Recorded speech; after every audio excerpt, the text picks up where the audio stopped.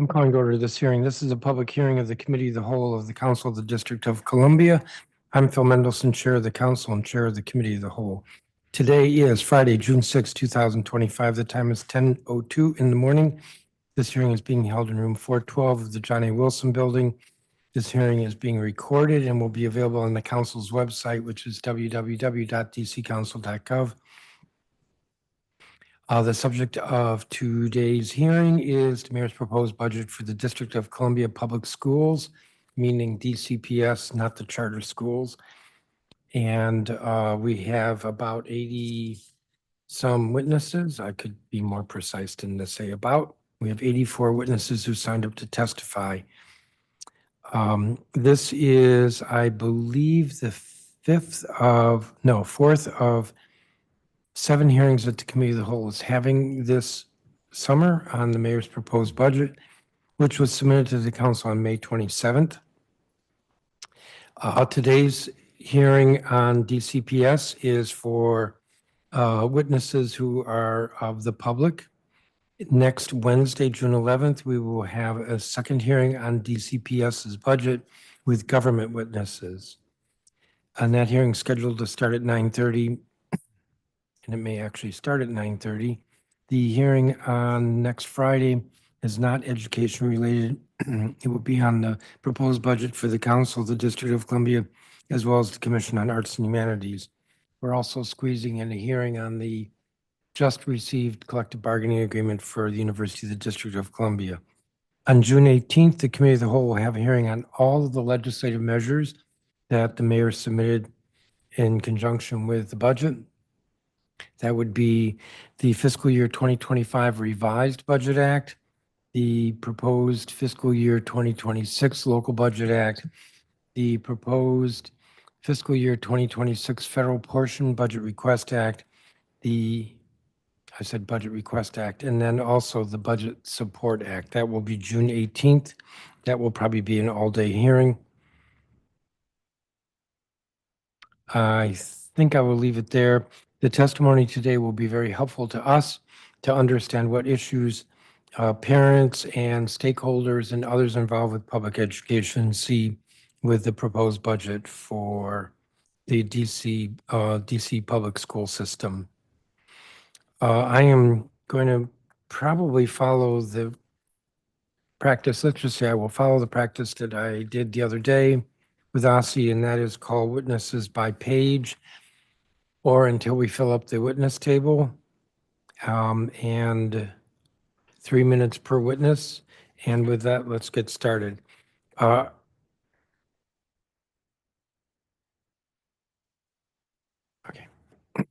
Robert, was just told Eric Goulet will be at the end of the hearing. Robert Henderson, Ward 5 Representative, DC State Board of Education. John Rawl, Principal of Garfield Elementary School. Calvin Ruffin, Director of Career Academies at Ballou High School. And Mary Catherine West.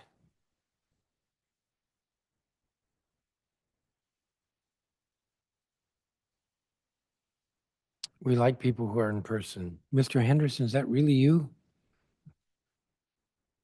I think that was like maybe a decade ago or something.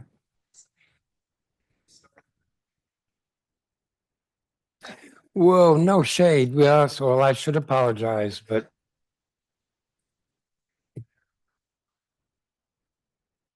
I appreciate that. Actually, the chairman has other duties, and so some communication with the mayor had to take place this morning. Why don't you begin? And make sure you turn on your microphone. Good morning, Chairman Mendelson. My name is Robert Henderson, and I am here in my individual capacity as Ward 5 member of the State Board of Education, and I'm not representing the views of the board as a whole. I'm testifying today to request that the council allocate $200,000 to $300,000 in the FY26 budget to support international educators with expiring H-1 visas to transition to green cards. Approximately 300 international teachers have signed up to work for DCPS with the expectation that they would be able to transition to green card status and remain in their roles for the long term. Yet with the recent discontinuance of the DCPS Green Card sponsorship program, all but the first cohort of 24 educators who have already been sponsored may be unable to stay at the DCPS schools where they have become rooted, growing as teachers and building relationships with students and families. Reconstituting this sponsorship program would advance the district's goal to improve teacher retention.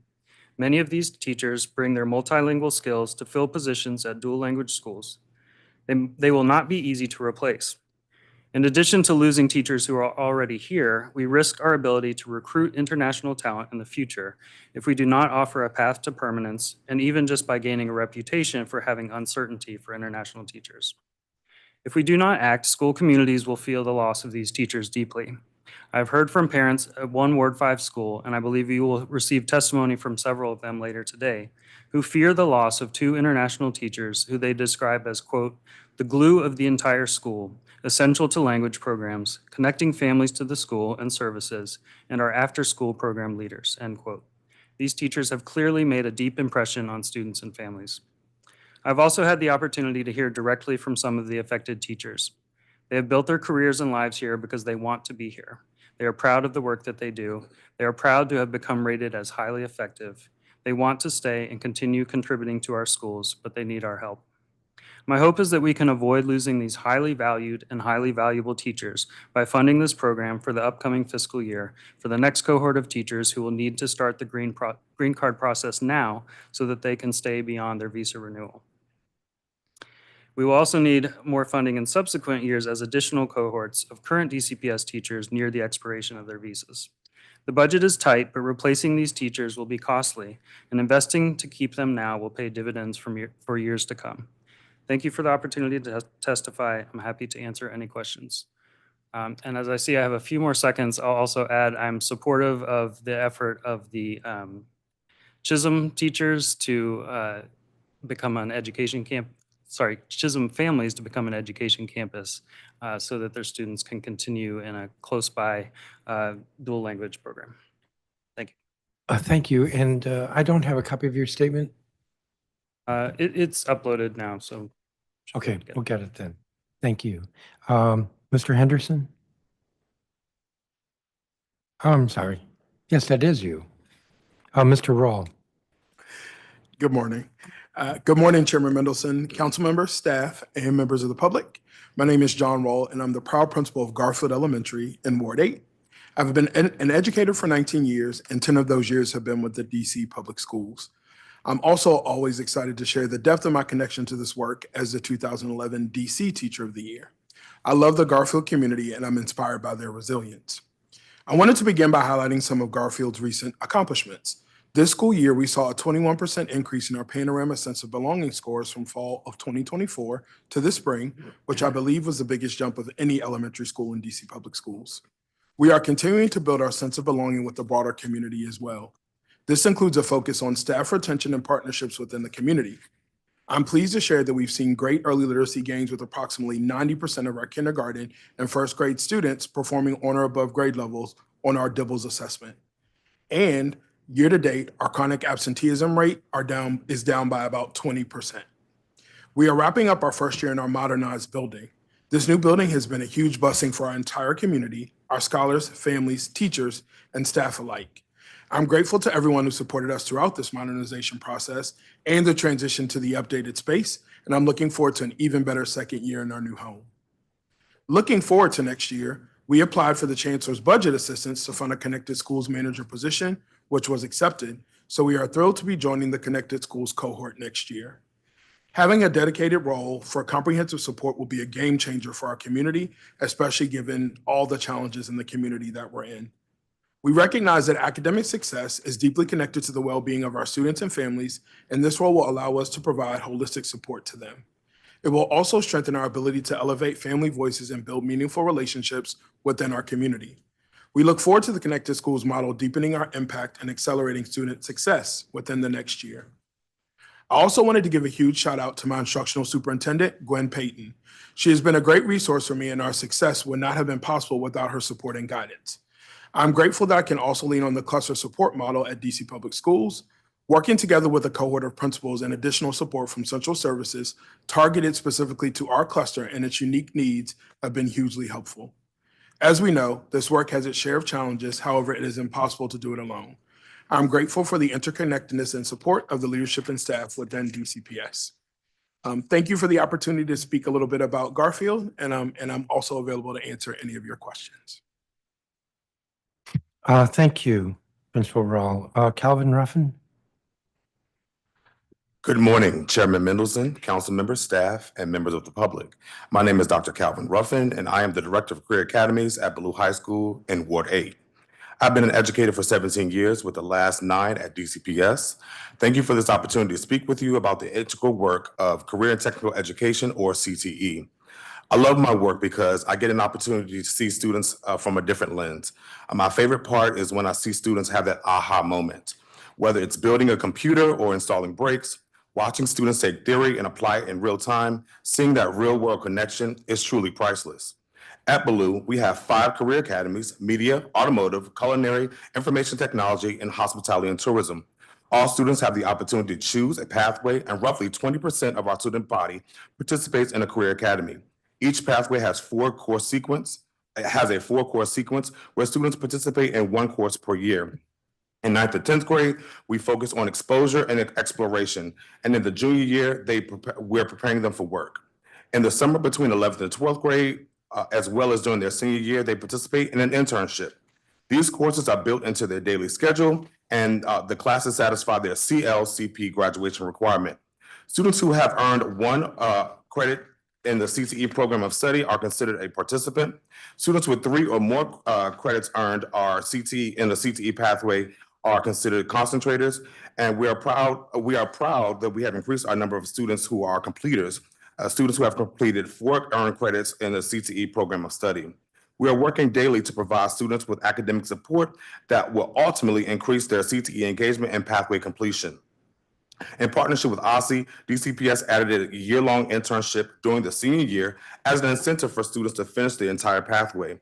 We saw trends that students wanted to leave the pathway once they earned enough credits to graduate. Now this internship provides them with work-based learning, a resume boost, and networking opportunities as they prepare for post-secondary pursuits. At Ballou, each February, we host a CTE week, which highlights each academy and our CTE students in action.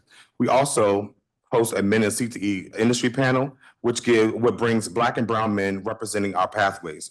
We do a similar program with our young ladies that highlights women in the industry as well. In May, we host our annual job fair and career expo, where students have a chance to engage directly with industry professionals, explore various pathways, and learn about opportunities within our region. We have amazing industry partners who support us and our students in this work. One of those is the American Experience Foundation, which is the nonprofit arm of Destination DC. We have 3 AEF interns this year and 1 for the summer. AEF also provides scholarships, and I'm proud to say that Ballou has 7 scholarship recipients this year, the most in the district. Career and technical education plays a vital role in equipping students with skills and experience that they need to thrive in their post-secondary journeys. So thank you for allowing me to share more about this today. I look forward to answering any questions you may have. Thank you, Dr. Ruffin.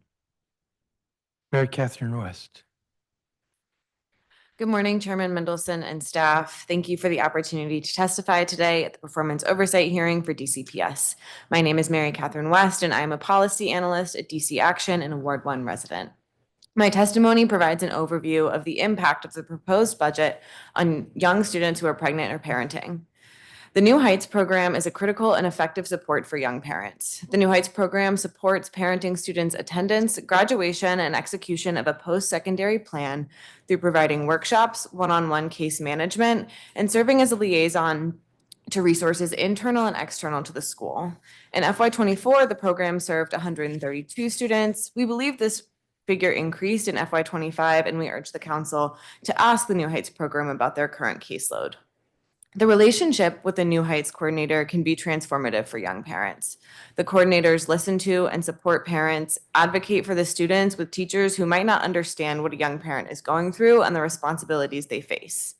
One young parent said that New Heights was actually real life-saving because I was like, I don't know how I'm going to do this by myself. But changes in budget structure and budget cuts limit New Heights' ability to support parenting students. Although a successful program for students who face some of the highest barriers in our schools, the New Heights program has had waning funding for years, with staff salaries now the only budget item. In FY25, DCPS Central Office funded 4 coordinators and a program manager to serve students in schools across the district. This is an average caseload ratio of 1 coordinator to 33 young parents spread across multiple schools who all have acute need for time and emotionally intensive support.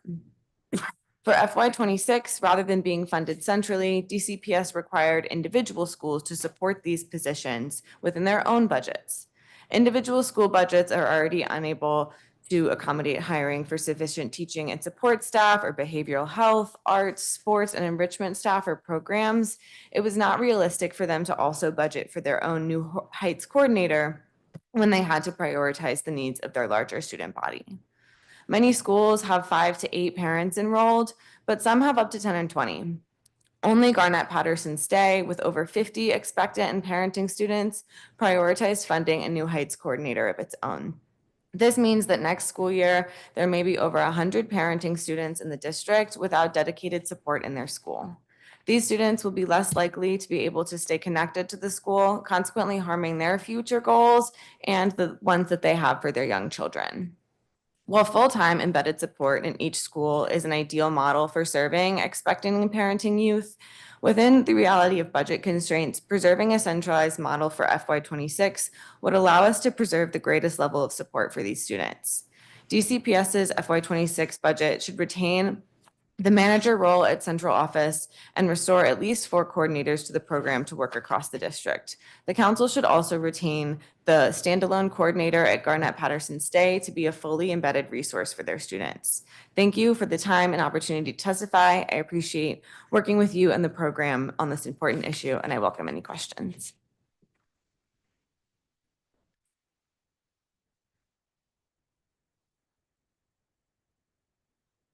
Thank you, Ms. West. I have your statement. I'm going to look at it more carefully to better understand this. So the amount in DC Central was zeroed out.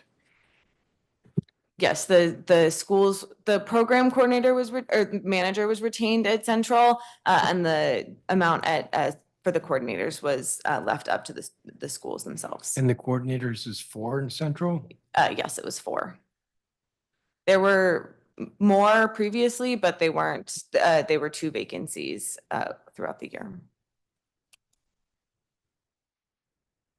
Unless a school has a lot of eligible mothers, it doesn't make sense that a school would have an FTE for this. Yes, and the program does support both young mothers and fathers. Yeah.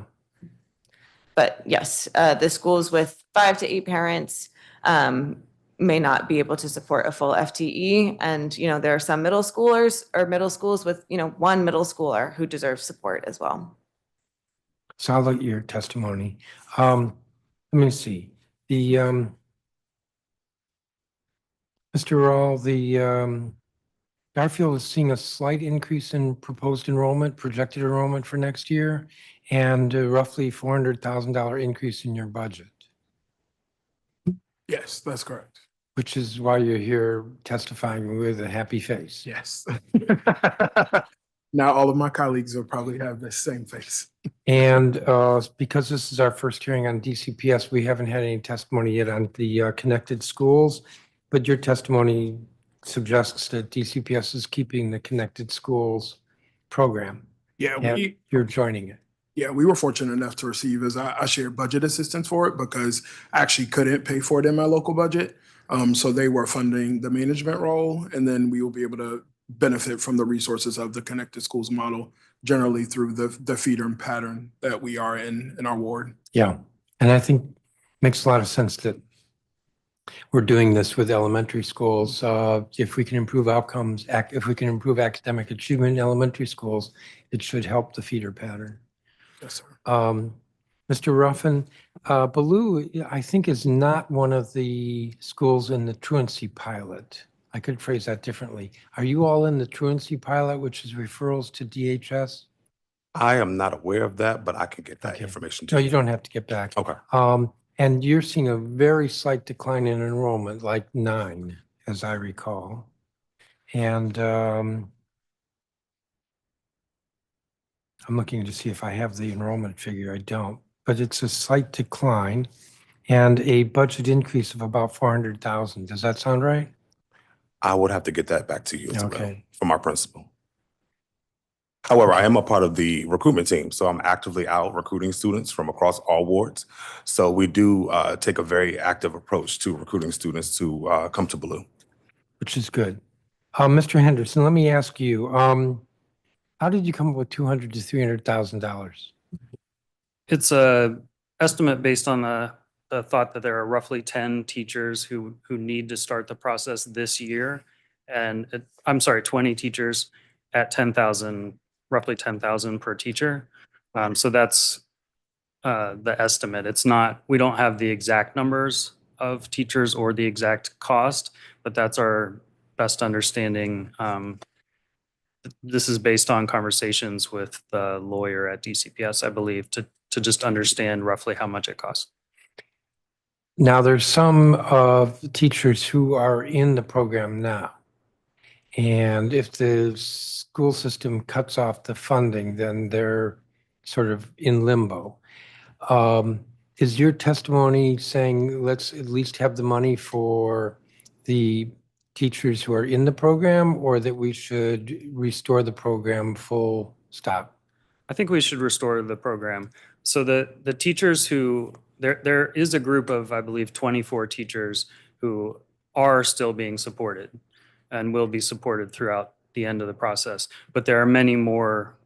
There's about 20 this year, and then there will be more each year that are reaching that time frame where they need to start the process to get the permanent sponsorship. But I think it's a benefit to us, and it's cost effective for us to be able to retain teachers who are filling hard to fill roles. Do you have any sense if we were to find the money and put it in the budget that DCPS would actually do it? Can't guarantee that. I would hope that the council could include language to kind of encourage that, force that. Well, if you look closely at the local budget, you'll see there are items we funded that never got implemented. And of course, on the federal level, we're seeing that played out on steroids. I don't have any other questions. Thank you, each of you, for your testimony.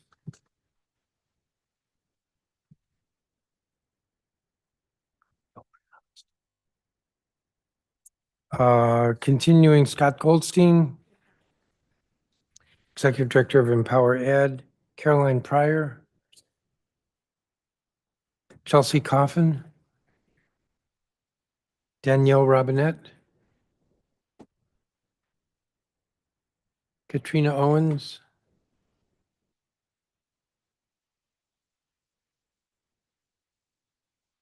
Tracy Williams.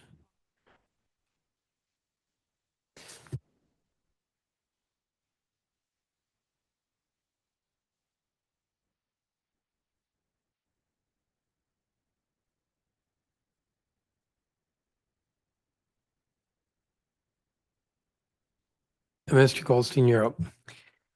Aaliyah Black wasn't prepared for how fast the plane would zoom down the runway during takeoff, or how small Washington would look below her as her plane rose into the sky. The 13-year-old rarely traveled outside the district, and now she was heading to Costa Rica. It was her first flight. That was the lead of a Washington Post article, July 2016, while I was teaching in DCPS. I remember reading this story and hearing our then Chancellor Kaya Henderson say this: "If our children can master standardized tests, but they can't operate in the world, we have not done them a service in terms of their education. So this is as important as anything they do in the classroom." The majority of DC-born students that I taught in DCPS classrooms had never left the city, let alone the country. I prioritized field trips and experiential project-based learning because I knew that if we wanted to expand the windows of what my students thought was possible, we needed to show them new places, introduce them to new people and new cultures. We now face a federal government trying to limit exposure to history and culture, including at our local museums. At the same time, DCPS has made it increasingly difficult for teachers to plan and execute field trips. Not only do we need the council to pass and fund the Bridge the Gap Fund, but we need DCPS to invest in affordable transportation options for field trips, lower the bureaucratic barriers and required submission times, and invest by ensuring field trip approval isn't the responsibility of only one DCPS employee for whom it's not even the majority of their role. We need at least one FTE dedicated to this work. And we need the budget to bring back the full DCPS study abroad program, investing $800,000 in the budget to double the number of students who can study abroad in the coming year. Well-rounded education isn't a nice to have. It's the reason students come to school. It's what activates the brain to absorb and retain information. It's the background knowledge they need to actually increase their literacy. And it's not just for elementary school. This is exactly the wrong time to run away from it, just like it's the wrong time to run away from our immigrant educators. We need DCPS to re-implement elements of the comprehensive staffing model to ensure all schools have arts, languages, music, and more. And we must do better on multilingual learner and special education ratios, not just on paper, but in reality. There are significant gaps in the DCPS budget as presented. If DCPS wants to continue to make progress in educator retention, it continues to have an enormous opportunity to address educator well-being and improve pedagogy and student outcomes at the same time. They need to continue investments in flexible scheduling and spread the models that have worked in their pilots through the district. Every school needs to have permanent in-building full-time substitute teachers who know the students and are prepared to step in when teachers are out with quality lessons. A month ago, I heard middle school students say that when their Spanish teacher left in the middle of the year, they were never replaced and they got packets the rest of the year that were not at their level. That breaks my heart. But it's also incredible malpractice by the school district. Hearing that at a time when educator absences are an urgent problem, the DCPS response is we'll leave it up to the school whether they prefer to budget for permanent substitutes is malpractice.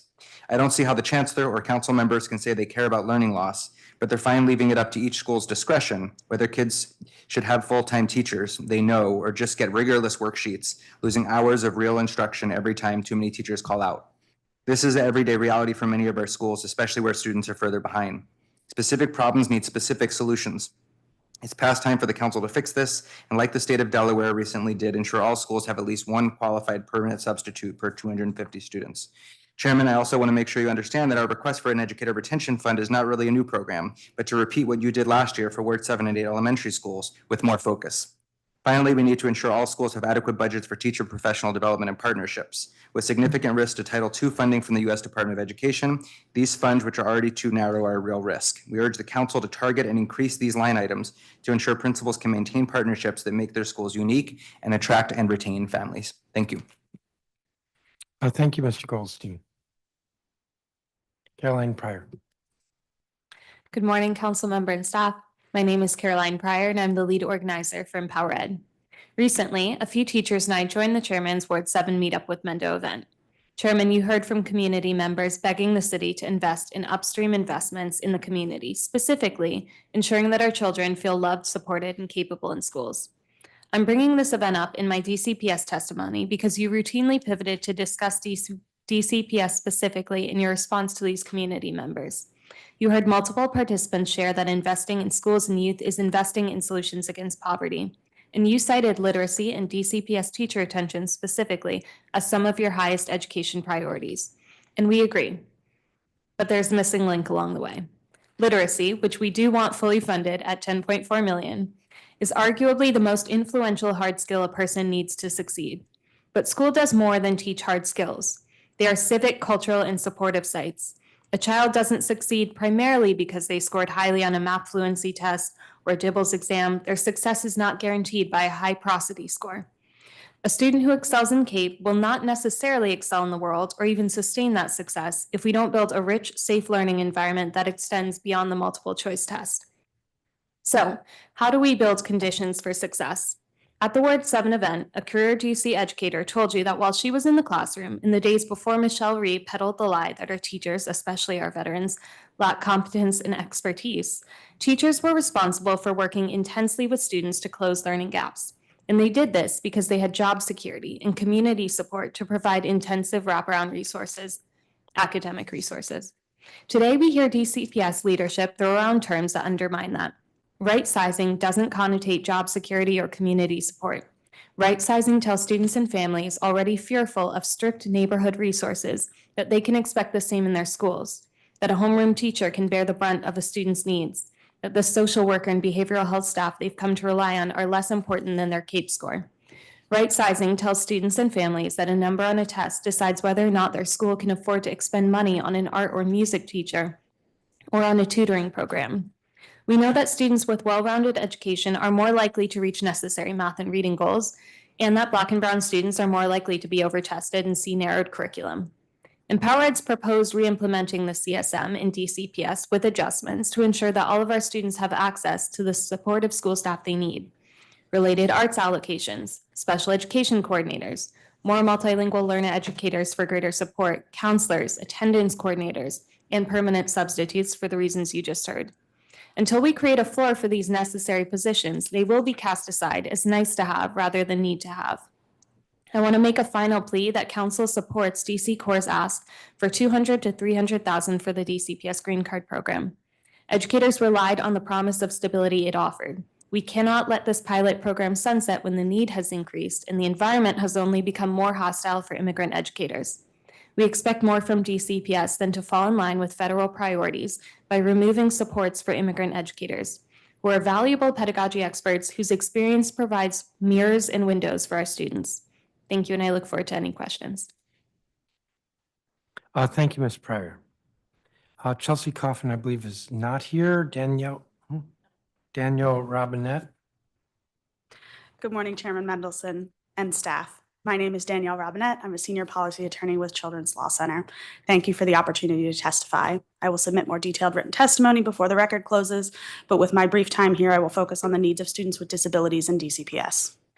As we testified at oversight, we are concerned about DCPS's reliance on special education litigation and its adverse impacts on students with disabilities.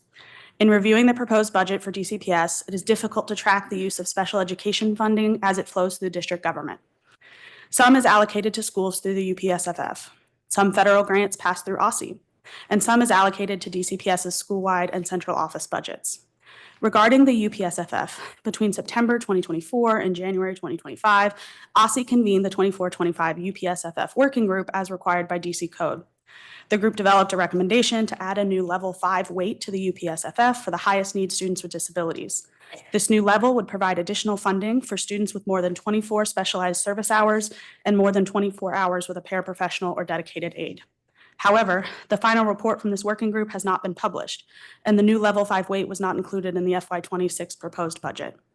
As such, DCPS school budgets will not see UPSFF-driven increases for students with disabilities. In DCPS's school-wide budget, there is a modest increase of $1.2 million or 3.3% to specialized instruction school support. However, within the school support budget, there are small cuts to specialized instruction school support and administration, as well as to DSI modified instruction and programming. Accounting for these changes, the net increase to special education services budgeted centrally is quite small. We urge the committee to seek further clarity from the chancellor regarding these allocations and how they will improve special education for DCPS students. The largest increase to special education funding is seen in the school's budget for special education staff wages, consistent with the collective bargaining agreement.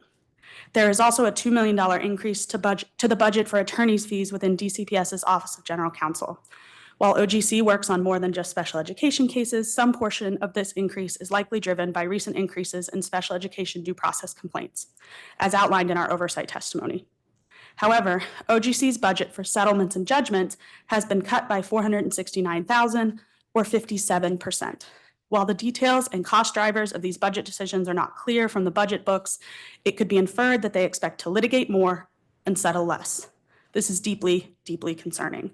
We would love to work with DCPS and the committee on possible mechanisms to ensure students are receiving special education services in the first instance and prevent the need to litigate denials of services later. Thank you for your time, and I welcome any questions. Thank you, Ms. Robinette. Katrina Owens. Good morning. Thank you, Chairman. My name is Katrina Owens. I'm the Executive Director at DC Scores and a resident of Ward 4. As you know, we are a nonprofit serving more than 3,500 kids in the district at 68 DC public and public charter schools through our soccer, poetry, and service learning programming, which we offer at no cost to families or schools. We're a legacy of the 1994 World Cup, and we're celebrating our 30th anniversary this year. We've always been working in partnership with DCPS since our founding by a DC public school teacher. Our young people participate in programming within their school buildings, guided by DC Scores coaches who are almost always recruited from staff already working in their school. This year, we will train, support, and celebrate over 300 teachers and school day staff who work to support our poet athletes during the out-of-school time hours. I want to thank DC Public Schools for their deep partnership, and in particular, Chancellor Farabee, who kicked off our East Side Poetry Slam this past November at Howard University. We are uniquely positioned to support DCPS's strategic plan, focusing on middle school, out-of-school time. Most DC Scores poet athletes who join our program in first grade stay with us through eighth grade if they have the opportunity, allowing us to have an outsized impact in the middle school space. In addition, our unique partnerships with the Washington Spirit and DC United have resulted in more kids, especially girls, staying in sports longer than the national average. I want to provide a shout out to Principal Roll from Garfield, who testified earlier. This year, we were able to expand our program to Garfield to ensure that all students in that feeder pattern, Turner, Malcolm X, Garfield, are able to access our program at Johnson as they move into the middle school space. We want to thank Mayor Bowser for the continued investment in OST and education, and we ask DCPS to continue to ensure that the cost of providing security for free after-school programs will be covered next year. We hope that we can find a long-term solution for security costs during the out-of-school time hour.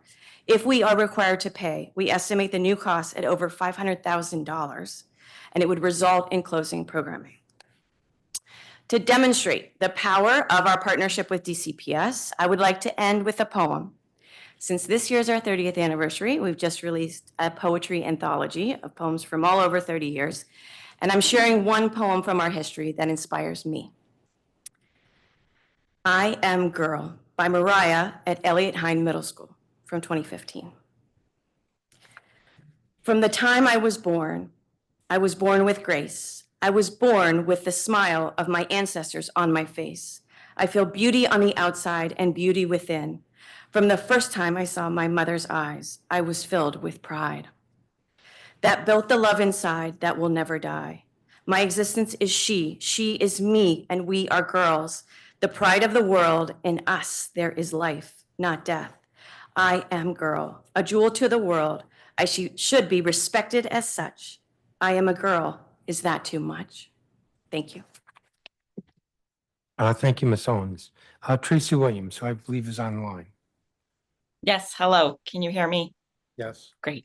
Thank you so much. I am a working mom in DC with two young children, 3-year-old and a 1-year-old, and I'm here to talk about the Bancroft Annex. So we moved to Mount Pleasant because we wanted to be part of a diverse and close-knit community, and we were so excited that one day we would be able to send our kids to Bancroft, which we really see as a high-quality, diverse, bilingual public elementary school. And I just want to start by saying I'm so grateful to the city's leadership.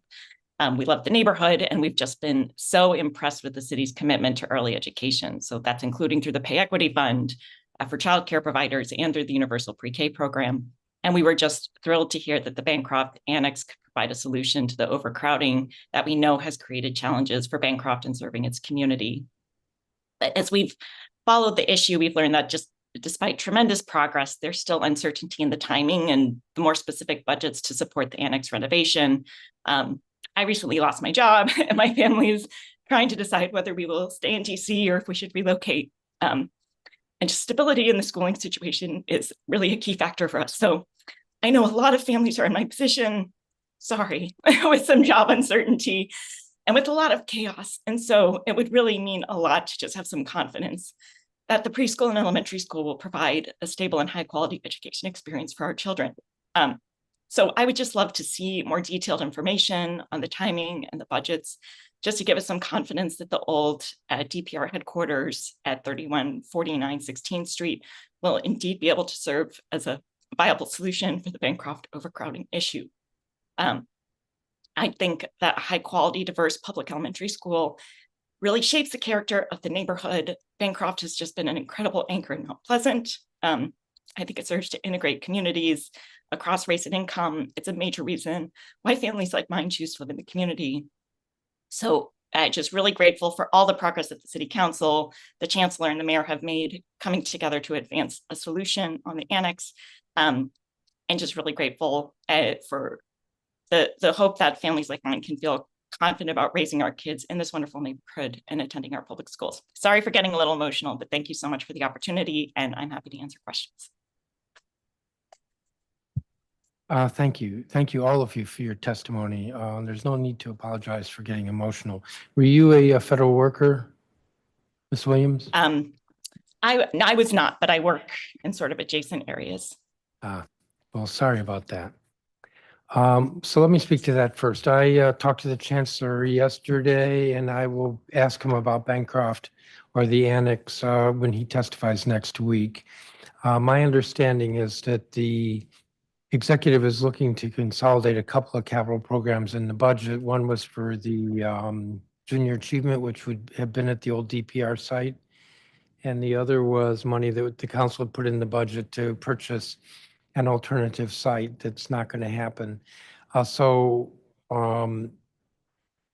Actually, my discussion with the chancellor was that we just simply, the council, when we adopt the budget, would clarify the funding for the Bancroft Annex, as you put it. But I'll ask him about this next week. Mr. Goldstein, I had a question for you. Our request for an educator retention fund is not really a new program, but to repeat what we did last year for Ward 7 and 8, but with more focus. What does that mean? If you remember, actually, this kind of generated out of a discussion we had over multiple years about the need for permanent substitutes. And what you decided to do in the budget was, okay, there's more of a need for permanent substitutes in Ward 7 and 8. We think elementary school should be the priority. So you gave those schools the extra additional funds. And one thing we argued for at the time was that because the problem specifically was permanent substitutes, to say in the BSA that this money is for either permanent substitutes or co-teaching or flexible scheduling, something that would directly address that problem and not just money for anything. So our suggestion of the retention fund this year is to go along the lines of your philosophy, which is let's just give schools some extra money to work with. But instead of just saying Ward 7 and 8 elementary schools, our recommendation is take the 20 highest turnover schools in the city, give them the extra 100,000 and say, here's 5 or 6 uses. So we make sure the problem is addressed, because we know if principals get an extra $100,000, all the incentives in the world are for them to put it into tested subjects, but we have a particular problem to solve with substitutes. I think I heard you say two different things. So yes, you're reminding me that your advocacy last year was for permanent substitutes, and what we did was leave more discretion to the principal. And it sounded like you were saying you're okay with discretion to the principals, although you just said no, because they'll put it into programs that they get tested on. So we're saying kind of a compromise between where we were and where you were last year, which is let's give the principal discretion and give them 5 or 6 options, right? Instead of discretion for anything at all. Because we know we have a problem with retention and substitutes at these particular schools. And we know if we give them complete discretion, right, there's every incentive in terms of their evaluation and everything else to put it into an extra reading person or a math person, which is great, but we're trying to solve a specific problem. So we could say it could be for wellness or retention or substitutes or co-teaching, but not to make it unlimited in what the fund is for. And also, instead of targeting Ward 7 and 8 schools, to target the 20 highest turnover. Because there are schools in Ward 5 or Ward 1 that have a significantly higher problem with it than a few of the schools in Ward 7 or 8. So we would say, let's look at. But you know, not to spend too much time on this because there are another 70 witnesses to follow. I believe it's important that we encourage principal autonomy, but then that also means that we have to hold principals accountable. Yeah. If there's large turnover in a school, it may be because the principal isn't very good. And rather than address that by giving them more money because there's large turnover, we ought to be addressing it by saying there's something wrong with the principal. Yeah. Similarly, the principal, if the principal's good, the principal is going to be looking at the whole child, is going to be looking at more than just test results. I remember having this conversation with the principal of a Ward 7 elementary school a couple years ago. If the principal's good, they're going to be looking at that. I think we need to hold principals accountable. So if the principal chooses to put the money in just into name a subject. A coach, a reading coach. I mean, we need to hold the principal accountable. I have Yeah. to say, though, it's kind of hard to disagree with the principal who wants to put money into, or resources into improving literacy Of or course, improving math. of course. And I think that's the whole tension, which is we totally understand the desire to do that. And that's why I think unlimited autonomy means we're never going to solve a particular problem we know we have, right? Like permanent substitutes is a particular problem we know we have. And when we don't have them, kids get 6 months, 8 months of a year just getting packets in front of them and no instruction, right? And so if DCPS is not willing to say this is part of the staffing model, every school will get them, right? Then we have to try, I think, at the council level to solve this particular problem, either with retention or with substitutes, by being a little more targeted. We don't want to be completely, right, take away the autonomy, but we do want to say if retention is a problem, and I completely agree with you about the importance of principal leadership. So I do think it should be the principal saying yes to this, right? And not just we take the highest 20 turnover regardless of whether they want it. I think we have to look at the principal too. But then I think we should do it within a confine of here's 5 or 6 uses of the funds that Yeah. would solve the problem. Well, I think we're having a philosophical discussion here. Yes. What's the best way to improve education? It does remind me, though, to spend more time on this when we don't have time, more witnesses. You know that the council adopted school improvement legislation. OSSI testified about it last week. They're focusing on the 5% lowest performing schools. I think that's the right number. And then working with those schools on how to improve Yes. all the outcomes. So that's like saying to a principal, hey, you can't be putting all the money into endless number of literacy coaches. You've got to do this and Look that at what the as problem well. is. Yes, yes, and if that is tied to specifically where the metrics are low, I think that'll be a good thing. And I'll just mention real quickly, because Principal Roll was here, we've partnered with them. He mentioned their increase in educator retention as being a driver of the success they've seen on a lot of things. We were able to partner with them because they have that money in their budget, in part because you were able to give that to schools last year. There's other schools that implemented flexible scheduling. There's other schools that did permanent substitutes, but not everybody addressed that problem. And we've seen a real crisis at some of those schools with substitutes where the money didn't go to that. So that's all. And are we holding the principal accountable? Yeah, that's not my part of the responsibility, but good question for the chancellor. Yeah. All right. Thank you, each of you, for your testimony. I will try to move more quickly. Next group. Thank you again. Tara Vanikor, Trupti Patel, who's an ANC commissioner, David Wills, Siobhan Gordon,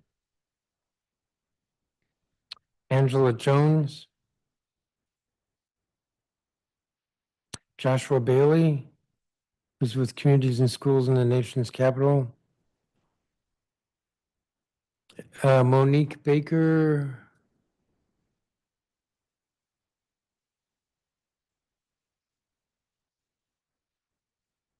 I have a group of, okay, well then I'm going to stop right. Well, I'll get you the next group. Tara Vanikor. Good morning, council members. My name is Tara Sun Vanikor.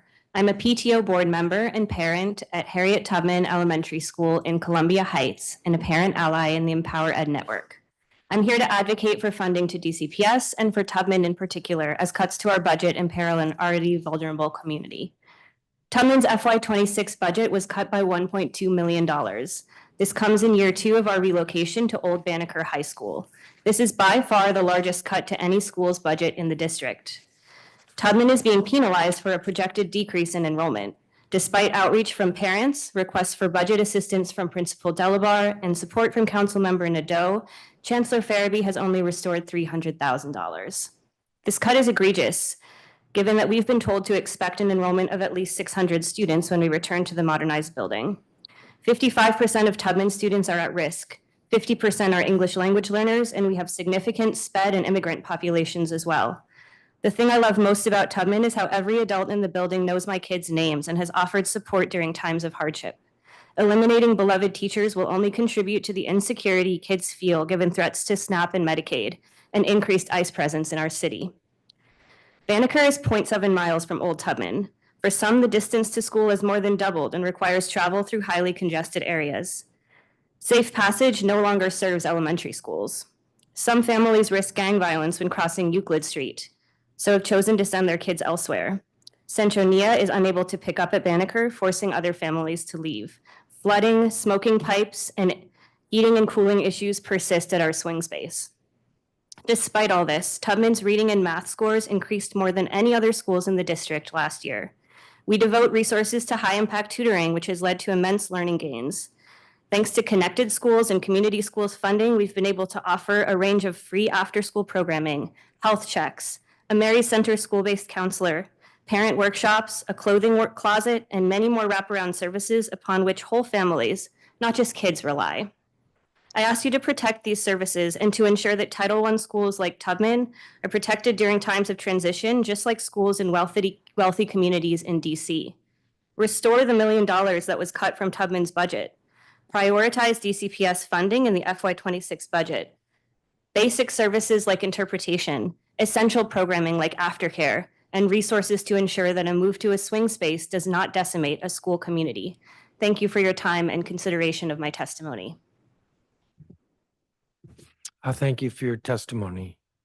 Commissioner Patel, we think is not here. David Wills.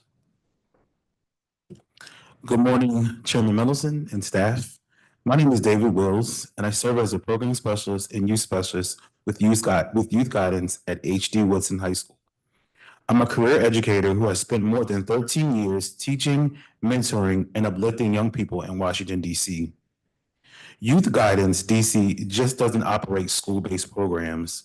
We build transformational ecosystems around young people. Our Becoming a Man Fellowship Initiative, BAMFI, is a program designed to support young men in grades 9 through 12 as they navigate the unique pressures and promise of growing up Black and brown in our city. At the heart of our work is simple, radical truth. When you see young men for who they are and who they become, you can unlock possibilities that ripple across classrooms, families, and entire communities. I want to share a story with you all about a student that I'll call Ron. We met Ron the summer after his freshman year. At 17, he was quiet, guarded, and carrying a great deal of pain. But when Ron entered the BAMFI space, he found something he hadn't experienced consistently elsewhere. He found people who listened, pushed him to lead, and who believed in his potential. Today, Ron is a leader in our Saturday academies, a gifted artist, and recently secured a prestigious paid internship to continue honing his craft. His journey is proof that when you invest in young people with intention, the return is immeasurable. BAMFI is more than a program. It's a commitment to public safety, community wellness, and generational change. Our students engage in weekly curriculum circles that foster emotional intelligence, personal responsibility, and conflict resolution. They show up every week ready to grow, lead, and contribute. They are not waiting for permission, they're waiting for partnership. We are calling on DC Public Schools to invest in this partnership, not just as a program collaborator, but as a champion of what's possible when we enter the social, emotional, academic, and civic engagement of our young men.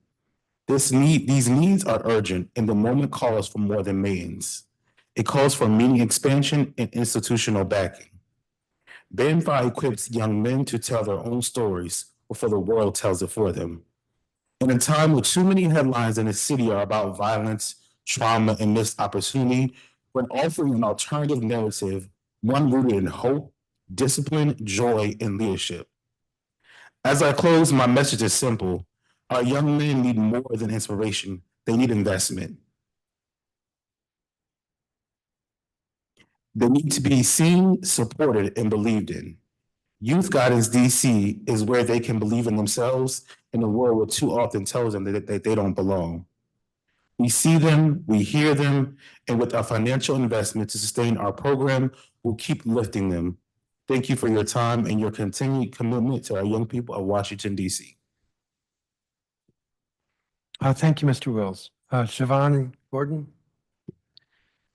Good morning, Chairman Mendelson, and members of the council. My name is Javon Gordon, and I have the privilege of serving as a youth specialist for youth guidance at Eastern High School and Dunbar High School for the last 2 years. In this role, I've worked closely with young men in the grades 9 through 12 with the Becoming a Man Fellowship Initiative, or BAM-5. Every day, I engage young men who are working to navigate a system that doesn't always see them clearly and doesn't always support them consistently.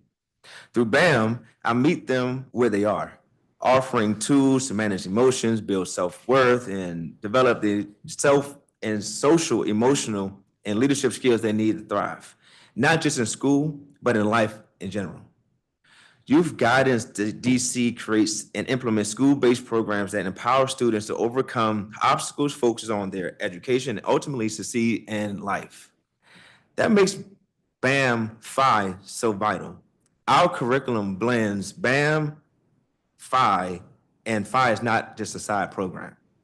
It's a school-based intervention designed specifically to provide mentoring, peer group facilitation, and real-world exposure opportunities to help young men develop key life skills, accountability, emotional regulation, decision-making, and goal setting.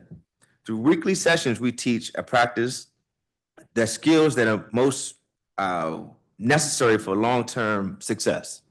The emotional regulation, accountability, decision-making, and goal setting. And here are just ways in which we've done that.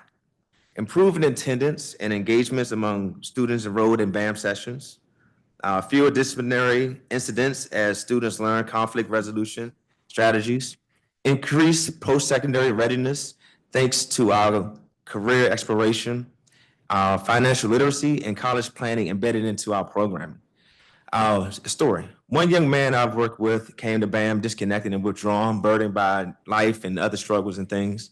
Through our Saturday academies, leadership workshops, and consistent, authentic mentorship, this guy changed. He's a new student as a whole. But we are only reaching a fraction of those who need BAM-5 currently. We only operate in 6 schools. Meanwhile, there's hundreds around DC that need this kind of support. So today, I'm calling on the council to invest in what works. Allocate funding in the fiscal year 26 DCPS budget to expand BAM-5 into more schools, especially in wards 5, 7, and 8. In closing, I want to thank you for your continued commitment to DC students, but I also want to be clear. This is the moment to go beyond commitment and to take a bold action. Thank you for your time. Thank you, Mr. Gordon. Angela Jones.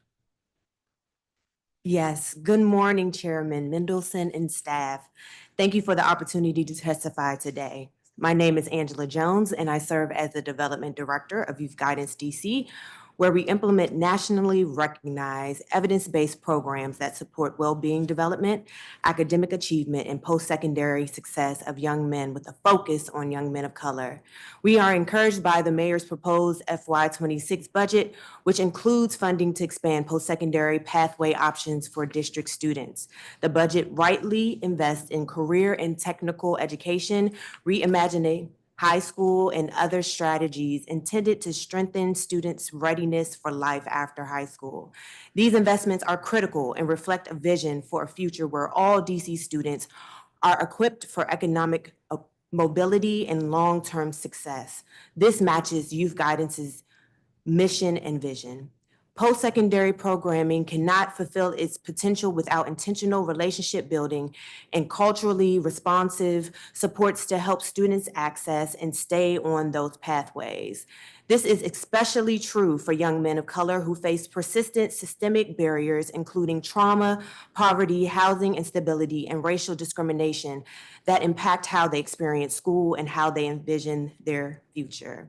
Through our BAM Fellowship Initiative program, we work in 6 DCPS high schools: Ballou, Eastern Ron Brown, Roosevelt, Dunbar, and H.D. Woodson, to support students with weekly school day sessions focused on emotional regulation, decision-making, accountability, and identity development with a 1 staffer to 55 to 65 student ratio average. Our students aren't just mentored, they are being challenged, affirmed, and equipped to lead. The data shows better attendance, higher GPAs, fewer disciplinary issues, and a stronger sense of purpose. Last school year, 95% of our students reported the program helped their school performance.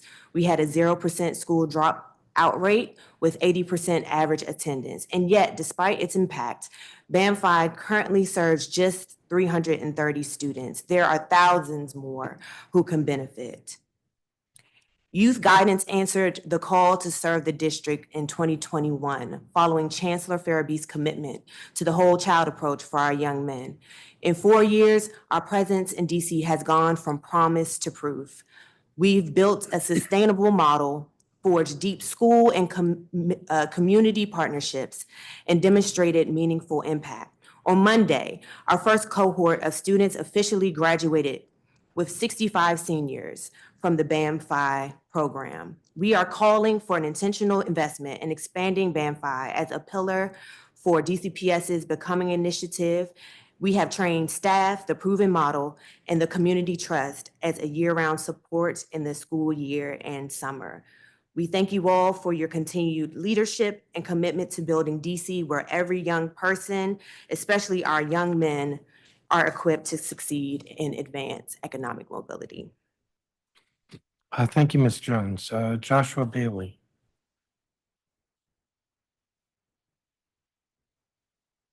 Please proceed. Hello, good afternoon, everyone. Good afternoon, council member and members of the city council. I do apologize for my absence. Currently, I'm at MacArthur High School, where we're actually preparing to celebrate our students for their improvements in attendance. Right after this call, so I'll be running to grill up some burgers and some wonderful things for our students. But I'll jump right into my testimony.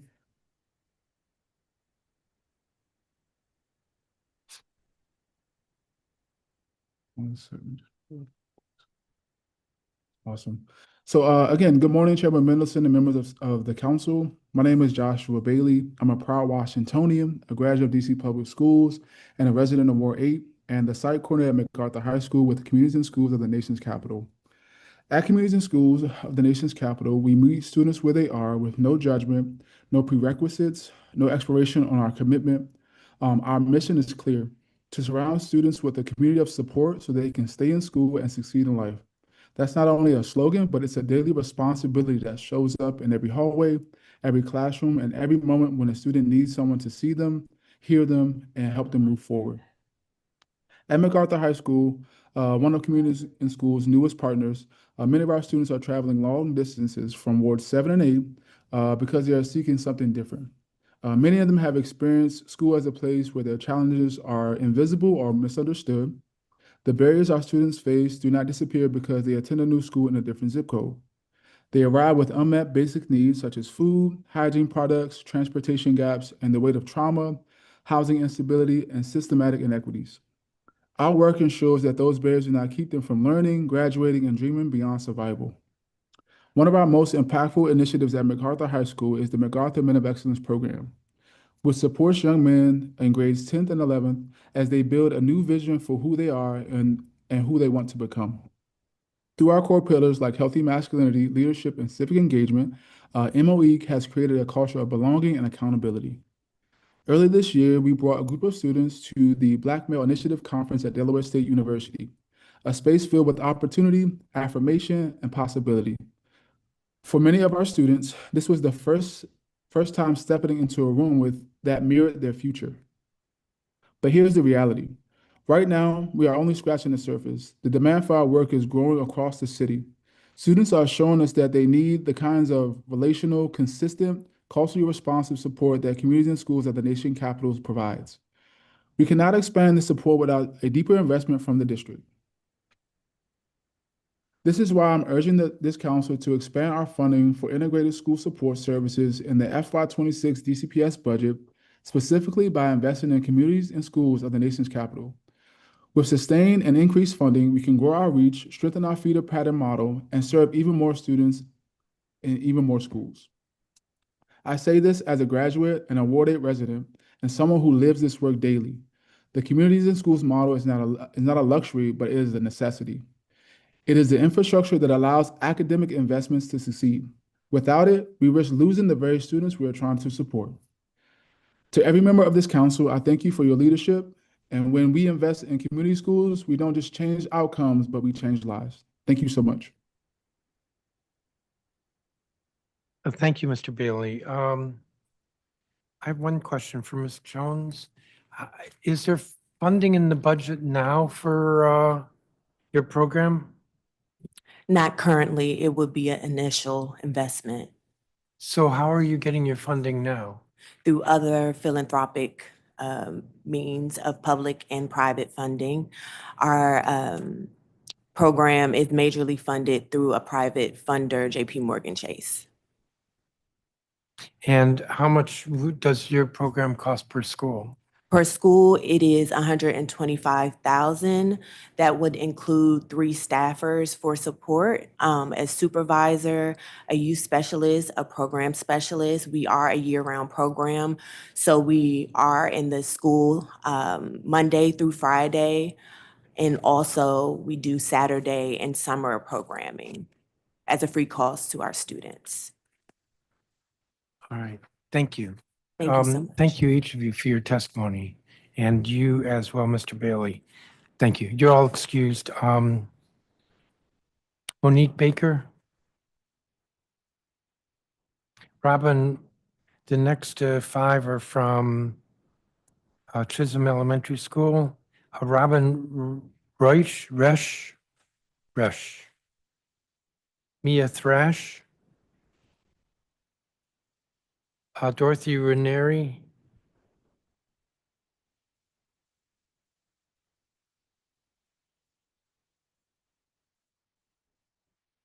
I've got 4 people. Is Allison Mueller here? Oh, stay there. I don't think we have room for you. Unless I make people get up. Is Joanna Kreiselman here? I think what I'll do is go through the 4 of you and then, so I'll stop with Miss Ranieri. Okay. But let me first, Monique Baker. Please proceed. Good morning, Chairman Mendelson and members of the council. My name is Monique Baker, and I have the honor of serving as Program Director for Communities and Schools of the Nation's Capital for the past 10 years. I have come to you today not just as a program leader, but a native Washingtonian and a social worker who has dedicated her life to supporting students and families in this city. At CIS, our mission is simple but urgent: to surround students in marginalized communities with support so that they can stay in school and succeed in life. We do this by placing trained site coordinators directly inside of schools who walk alongside students every day, helping them navigate complex challenges that threaten their academic success and well-being. We're proud to partner with DCPS to implement the community schools model in 10 schools, providing integrated student supports that are relational, responsive, and rooted in equity. This past year alone, we supported more than 4,600 students across the district with intensive individualized case management and with 4,600 students across the district with intensive services and 450 of them with individualized case management. Our feeder pattern model allows us to build long-term meaningful relationships with students and families from elementary school through high school graduation. This continuity is what allows our team to go deeper, respond faster, and support stronger outcomes academically, socially, and emotionally. I think of students like Jay, a senior at Cardozo Education Campus, when I reflect on the true impact of communities and schools. Jay comes from a family that has faced chronic generational poverty as well as ongoing mental health challenges.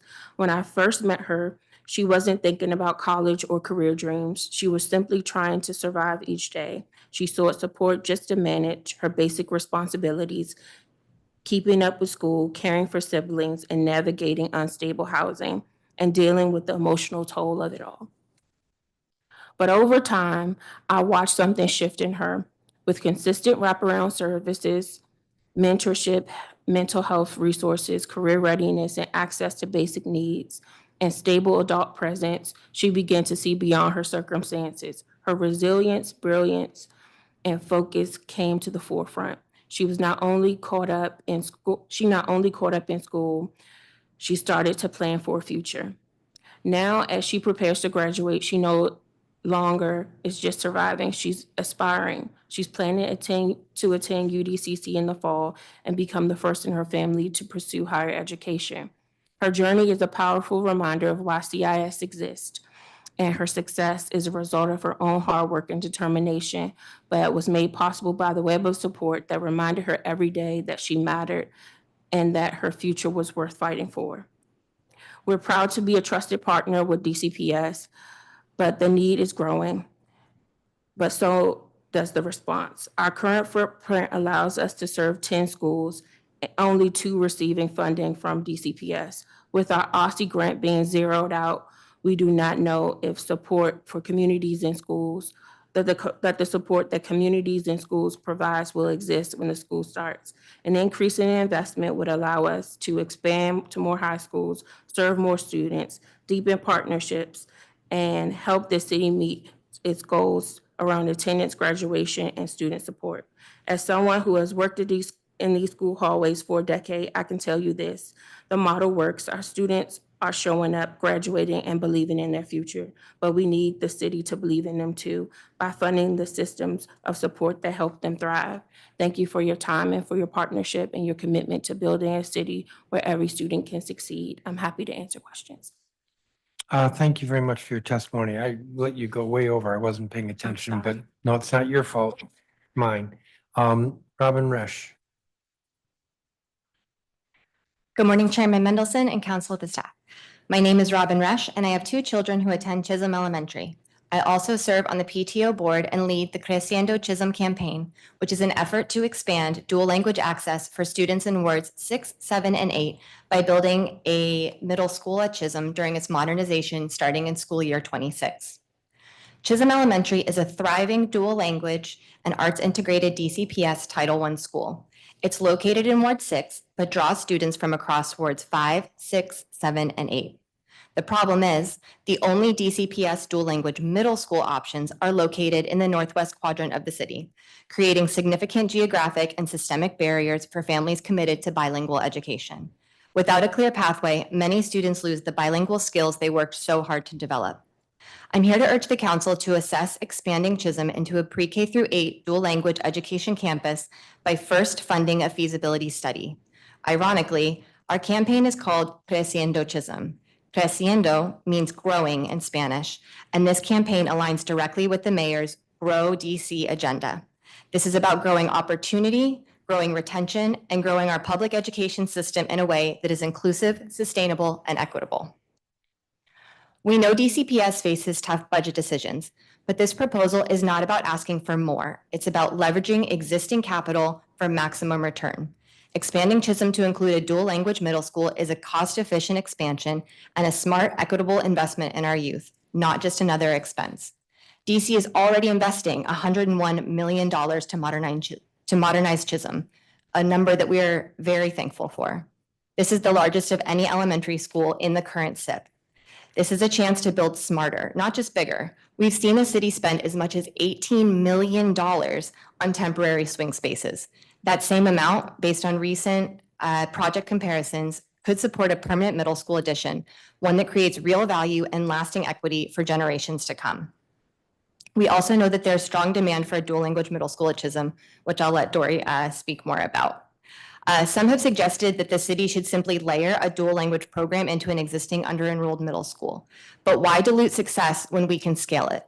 Chisholm is a healthy, growing, successful school. Let's build on that. And let me be clear, Chisholm is not just a good school, it is a great one.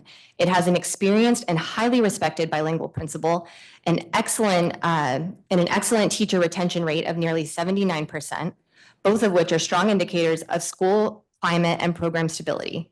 Chisholm is a success story that continues to grow stronger each year with upward enrollment trends and long lottery waitlists. This campaign also responds directly to the DME and DCPS's own 2023 Boundary and Student Assignment Study, which calls for a public plan by 2026 to ensure all dual language elementary schools have an accessible middle school pathways. Chisholm and Houston were specifically named as lacking any viable feeder. I've spoken with the DME. There is no plan. I've asked the chancellor. No plan. He even suggested that sending Chisholm students across town to McFarland is sufficient. But that's not a plan because according to enrollment data, actually this past year, I was just looking at it, 0 students went to McFarland. This is our chance to budget for equity, not through empty promises or future ideas, but through a funded feasibility study that lets us make informed, efficient, and inclusive decisions now. Let's not wait until 2026 to admit that we've fallen short. Let's grow together. Let's grow Chisholm. Thank you. Thank you. Mia Thresh. Good morning. My name is Mia Thrash. I am a single African-American property owner and mother to a bilingual Afro-Latina daughter. I am here on behalf of Crescendo Chisholm. DCPS claims to champion equity, yet today there is no dual language middle school in Ward 6, 7, or 8. Not one, not even a plan for one. This is not just a gap, it is systemic neglect. It is disproportionately affecting Black, Brown, and multilingual learners. To be clear, DCPS has successful education campuses all over the city, schools that offer specialized programming and thrive in the K-8 model. But dual language middle schools exist only on the other side of town, in more affluent and connected neighborhoods. Those families benefit from academic continuity, fluency retention, and stable learning environments. Our children are offered a lottery number in a 45-minute commute. We keep hearing the rebuttal that a K-8 model is not desirable, but most elite private schools and many successful DCPS campuses already follow this exact structure. I know firsthand the elite privilege of academic continuity because I had it. I attended a private K-12 school in New York City. I benefited from growing up in one learning community where older students mentored younger ones and transitions were minimalized. It was a gift and one every child deserves, not just those who can afford it. We know transitions cause harm. We know relationships build achievement. And if we're serious about public safety and student outcomes, we need to be serious about continuity. DC is facing record levels of youth crime and chronic truancy. Maybe part of the reason is that we remove children from the nurturing lower school communities that ground them, then scatter them into unfamiliar middle schools at a moment when their identity is still forming. In his written testimony submitted for today's hearing, Greg Dolman, Senior Director of Graduation Success Initiatives at DCPS, outlines the 6th grade academies designed to address the drop in student morale and performance after 5th grade. But with a K-8 model like ours, that drop wouldn't happen. Right now, Shirley Chisholm Elementary is scheduled for modernization, and we still have time to change the scope and plans. We have the land, we have the school, and we have dedicated modernization funding that is unaffected by the current budget crisis. The student demand exists, the families are committed. The only missing piece is your political will. We are not asking you to imagine something new. We are not asking you to buy land. We are offering you a solution, a model for a bilingual middle school that builds on what's already working. And if you choose not to act, we already know what's coming. There's no land, there's no infrastructure, there's no money. But those excuses are only offered to us on our side of town. We are not here for photo ops. We are here for policy, for continuity and equity. If this city has time for ribbon cuttings, it has time to finish what it started. If this city has money for stadiums, it has money for students. This is your moment. Please don't fumble it. Thank you, Ms. Thrash. Dorothy Ranieri? Yes, thank you, Chairman Mendelson, staff, for the opportunity to testify.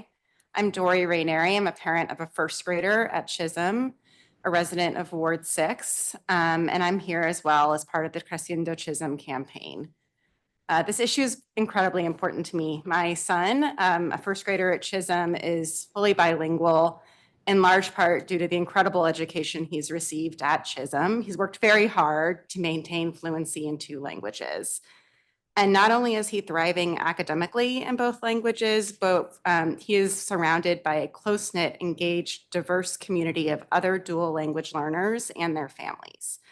And he has dedicated school leadership, teachers, and staff supporting him.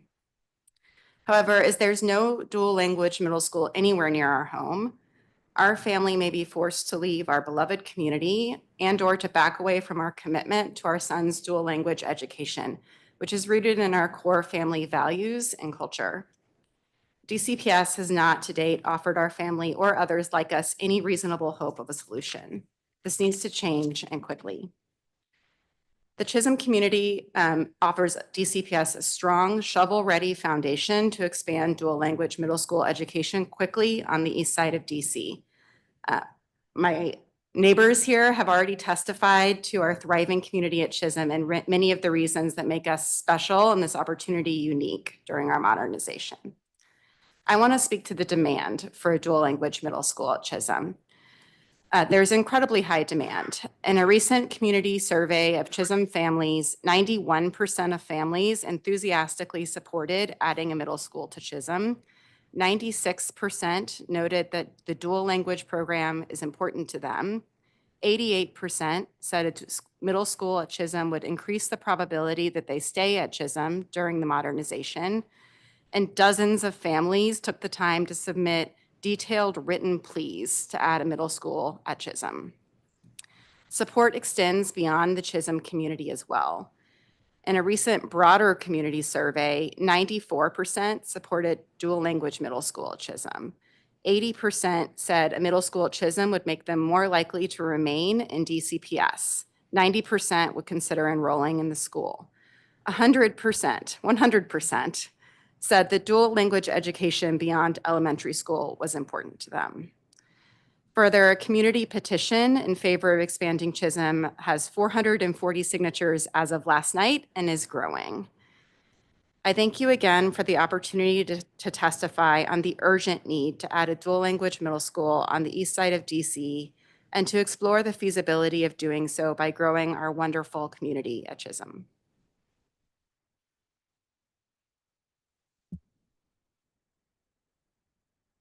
Thank you for your testimony. Thank you, all of you. With regard to Chisholm, so who would do this feasibility study? I think it would probably come from DGS. The way I understand it, and correct me if I'm wrong, the budget comes technically from DGS's wallet, but DCPS is the one that tells them what to do with it. So it would, I'm not entirely sure, but all I know is that the reason we're asking, the end goal is to get a middle school at Chisholm, but I think a good first step is actually doing the feasibility study because we frequently hear that's going to cost too much money, that's going to take too much time, but no one's actually willing to give us, okay, well, how much more money, how much more time? Because truly, based on other recent modernizations that I've seen, I don't think that, but I'm not an expert in this field, so we just want to be able to have a productive conversation about that. I think the issue is this. Chisholm right now feeds into Jefferson, I believe. Correct. And so if Chisholm becomes an education campus, that knocks some enrollment out of Jefferson. Also, the discussion about dual language east of the river is about dual language east of the river. That's not to take away from the arguments you're making, but just to be candid, politically, Chisholm is not east of the river, and if the demand is for dual language east of the river, that works against Chisholm. Now, having said both of those things, that is Jefferson and east of the river, that does raise the question, well, why don't we look at this to see whether it's feasible? I'm saying that in part because you said feasibility in terms of cost. I don't think that's the issue. I think it is, does a school system, meaning DCPS, which is over-enrolled on the west side of the city and under-enrolled on the east side of the city, need to be building more seats, particularly since Ward 6 is, I think, not under-enrolled.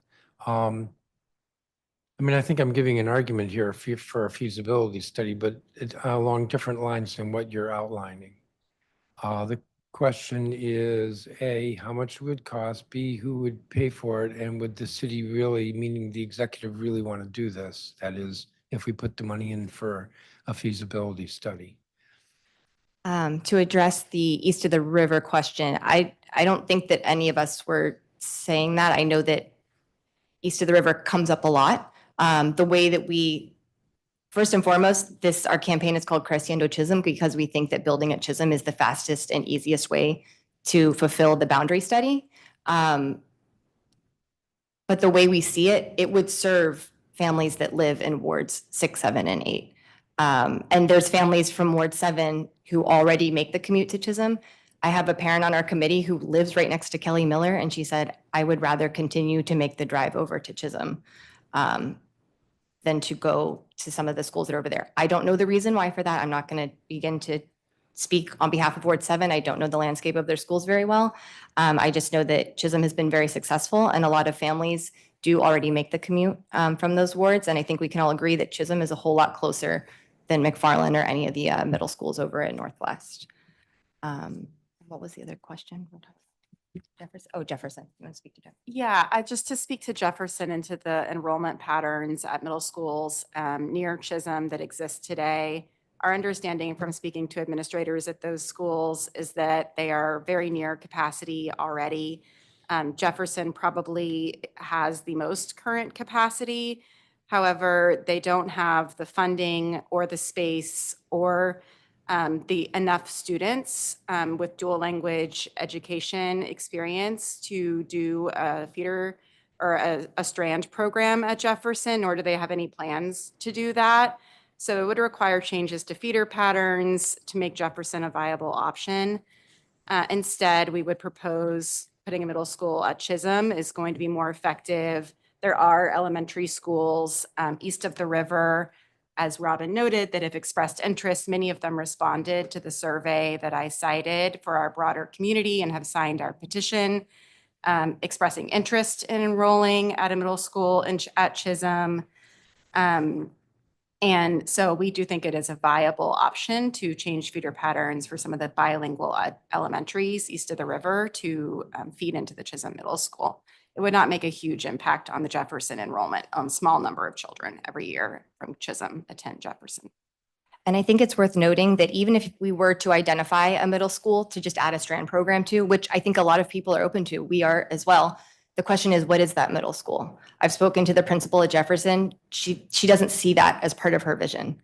I don't really know what other school would be able to support that at this point. I understand. I think this discussion is making the argument for a feasibility study. Now, don't think I'm committing to that. We're in the early stages of the budget. Sure. But I appreciate that the thrust of your testimony has been, instead of the city just saying no, that they actually undertake a study to look at this.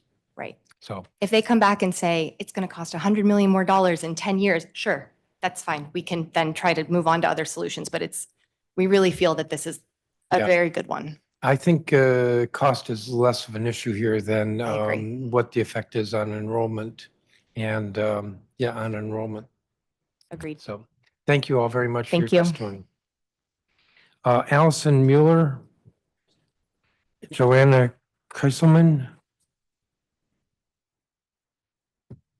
Robert Vincent Branham. Online. William Kane, Davinia Say, Kathy Riley, Lucy Santiago,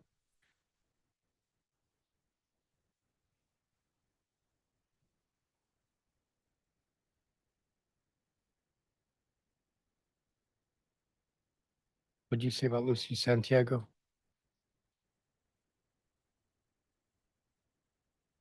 Maya Martin Cadogan,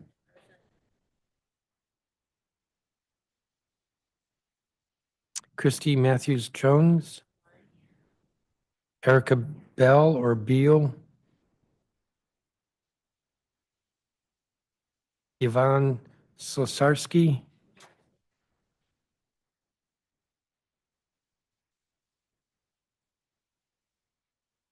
You are Ivan and Greg Dolman. We'll stop there.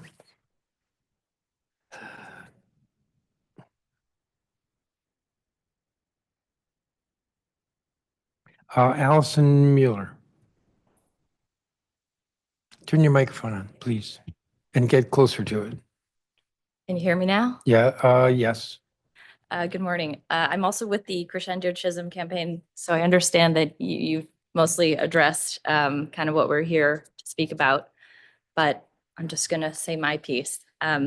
Please. Thank you for the opportunity to testify. My name is Allison Strodel Mueller. I'm a lifelong Washingtonian, former DCPS student, lived in Ward 6 my whole life, and now I'm a parent of 2 DCPS students. I'm urging you to explore expanding Chisholm into this dual language education campus that we've been talking about. As a Hill kid who grew up in Ward 6 in the 1990s, I'm all too familiar with the sacrifices my parents and the parents of my peers made to get their children a quality education in the district. This was a time when DCPS were notoriously struggling, and many families opted to move to the suburbs or go charter if they did not lottery into their choice schools in Northwest. The lengths that my mother went to get me into Hyde Elementary, now Hyde Addison, and Hardy Middle School were not for the faint of heart, and neither was the commute from Ward 6. As a child, I never got to experience the camaraderie and community of attending my neighborhood school. Now I'm a mother of 3, and my 2 daughters are enrolled at our neighborhood school, Shirley Chisholm. We can walk to school, we can bike, we can scooter, we can attend school-wide events and participate in the PTO. We easily volunteer to bring snacks, school food. So we spend many weekends at the playground, bumping into friends and neighbors. My children are getting a dual language education at our neighborhood elementary school. This is something I would have never been able to fathom. When seeking out schools for my children, proximity was the paramount deciding factor. I was more motivated by convenience than dual language, to be honest. But after my exposure over the last 2 years, I've been blown away. My 4-year-old is speaking Spanish. She's learned to count, identify, and recite the alphabet. She's teaching her younger sister and brother Spanish. My family is truly benefiting from an immersive dual language education. Something very magical is happening at Shirley Chisholm, and we're truly honored to be included. When we learned that the school would be modernizing and swinging to a new space, we became very disheartened. Will we lose this magic? Will enrollment and financial support suffer? What about teachers and staff? Is our swing space safe? Will our friends and classmates stick it out? While there are a lot of questions that remain, we have committed to finding a solution to this. If we're going to continue to invest in Chisholm and the dual language process, why not make the most of the upcoming modernization period? What plans does the city have for our dual language educated students? Where are all these now Spanish-speaking students expected to go for middle school? Here we are again, back to the situation my family was in when I was growing up in Ward 6. Please consider the myriad of benefits and needs served, including those indicated in your very own boundary study, and provide for the funding of expanding Shirley Chisholm into an education campus. Thank you for your time. Thank you, Ms. Mueller. Joanna Kreiselman? Hello, Mr. Chairman, council reps, and committee members. My name is Joanna Kreiselman, and I am a parent in Ward 6. My eldest is in pre-K 4 at Shirley Chisholm Elementary, and we plan to enroll her younger sister there at age 3. I am testifying as part of the Crescendo Chisholm campaign to advocate for adding a dual language middle school to Chisholm during its upcoming modernization beginning fall 2026. This is a rare, cost-effective, time-sensitive opportunity to provide equitable access to bilingual middle school education for residents on the east side of DC. Demand for bilingual education is soaring, and Chisholm has become a coveted school. This year's lottery results show 196 students waitlisted for 40 pre-K spots. 96% of Chisholm families in a recent survey indicated dual language education is important to them. Nevertheless, our families are forced to make difficult decisions regarding the next level of education. Chisholm's Feeder Middle School does not offer a dual language program. Rather, it only offers a 7th and 8th grade Spanish humanities course, which does not meet the dual language threshold and currently is not offered to 6th graders. This scenario sets up Chisholm students to lose much of the bilingual ability they've worked so hard to gain. Even if students are accepted into a dual language middle school via the lottery, all present programs are in Northwest, forcing Northeast and Southeast residents into lengthy commutes in pursuit of bilingual education. This is not only a burden on individual families, it is also detrimental to our community.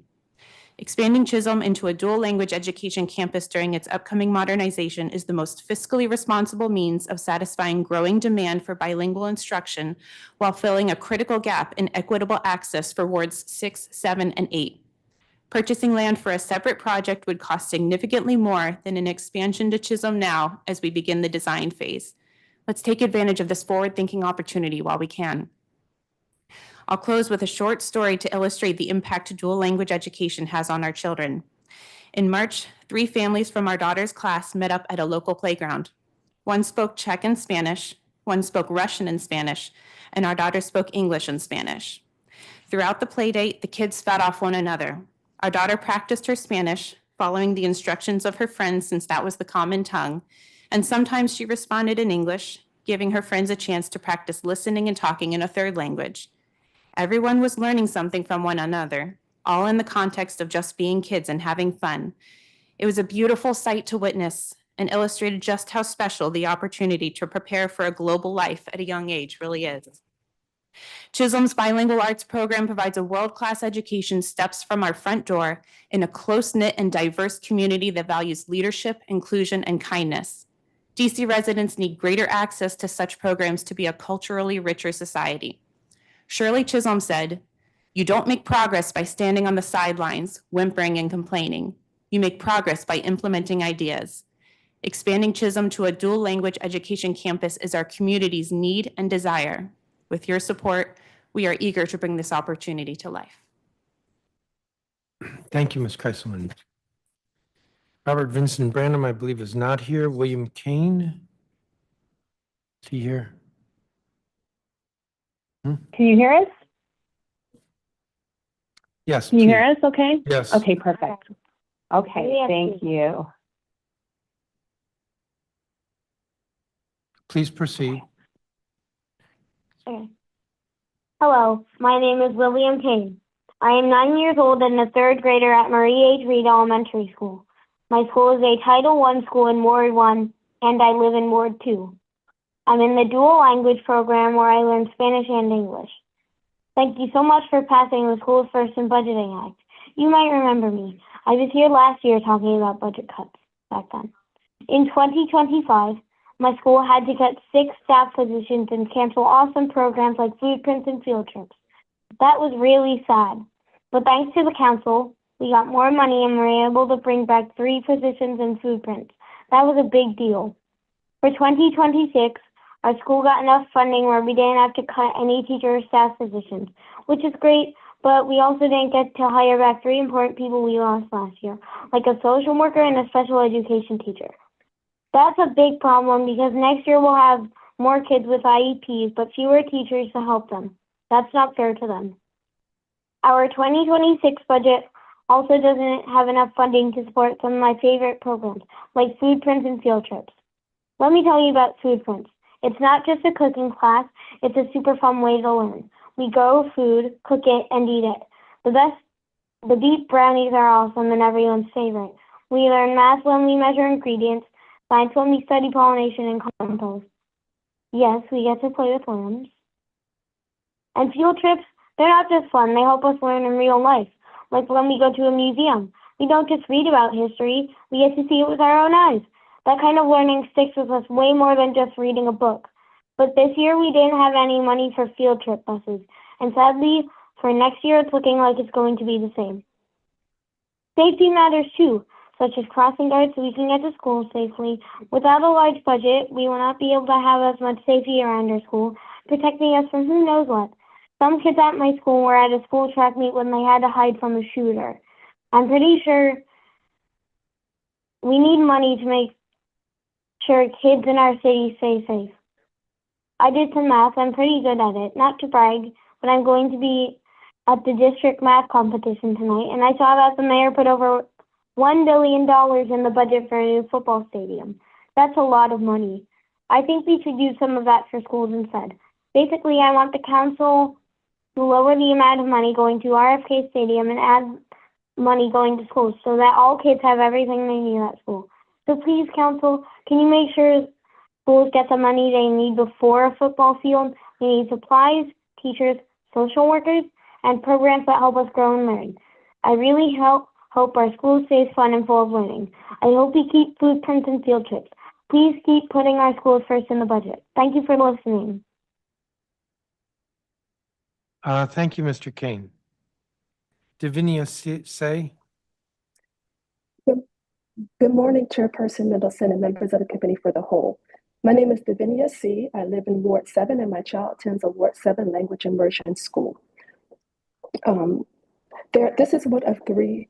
Thank you. This school is one of 3 language immersion schools in Ward 7, none of which have a feasible feeder pattern. I'm testifying today to urge DCPS to fund a language immersion middle school east of the river. Specifically, my request is for DCPS to include funds for the demolition and reconstruction of Winston Education Campus to house a language immersion middle school in Ward 7 in the FY26 budget. There's a clear demand for educational programming east of the river. Currently 53% of Ward 7 middle schoolers decide to attend middle school in other wards for real or perceived better educational programming. There's a clear educational benefit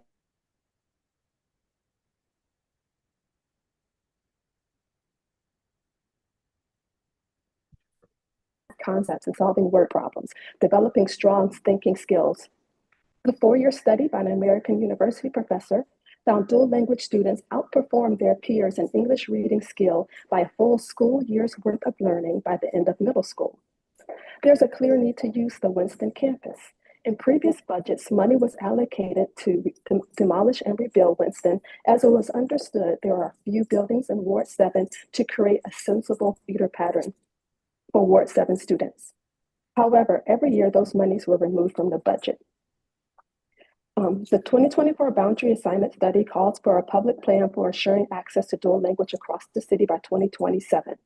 I'm appreciative of the work, but that timeline is unacceptable for a problem DCPS has known about since at least 2019. I respectfully ask DCPS to be in dialogue with East of the River Language Immersion School community and Ward 7 education leaders about the challenges they foresee in building out a language immersion middle school so that we can help them get to solutions. I want to stress language acquisition is not just a nice to have. Language acquisition has played a key role in my own professional trajectory, allowing me to acquire a job that pays me, someone born in DC, enough to afford to stay in the city and importantly pay my taxes. This is not the budget year to decide language immersion students east of the river can wait yet again. We've essentially been waiting since at least 2018 for the city to address a language immersion feeder pattern for our east of the river students.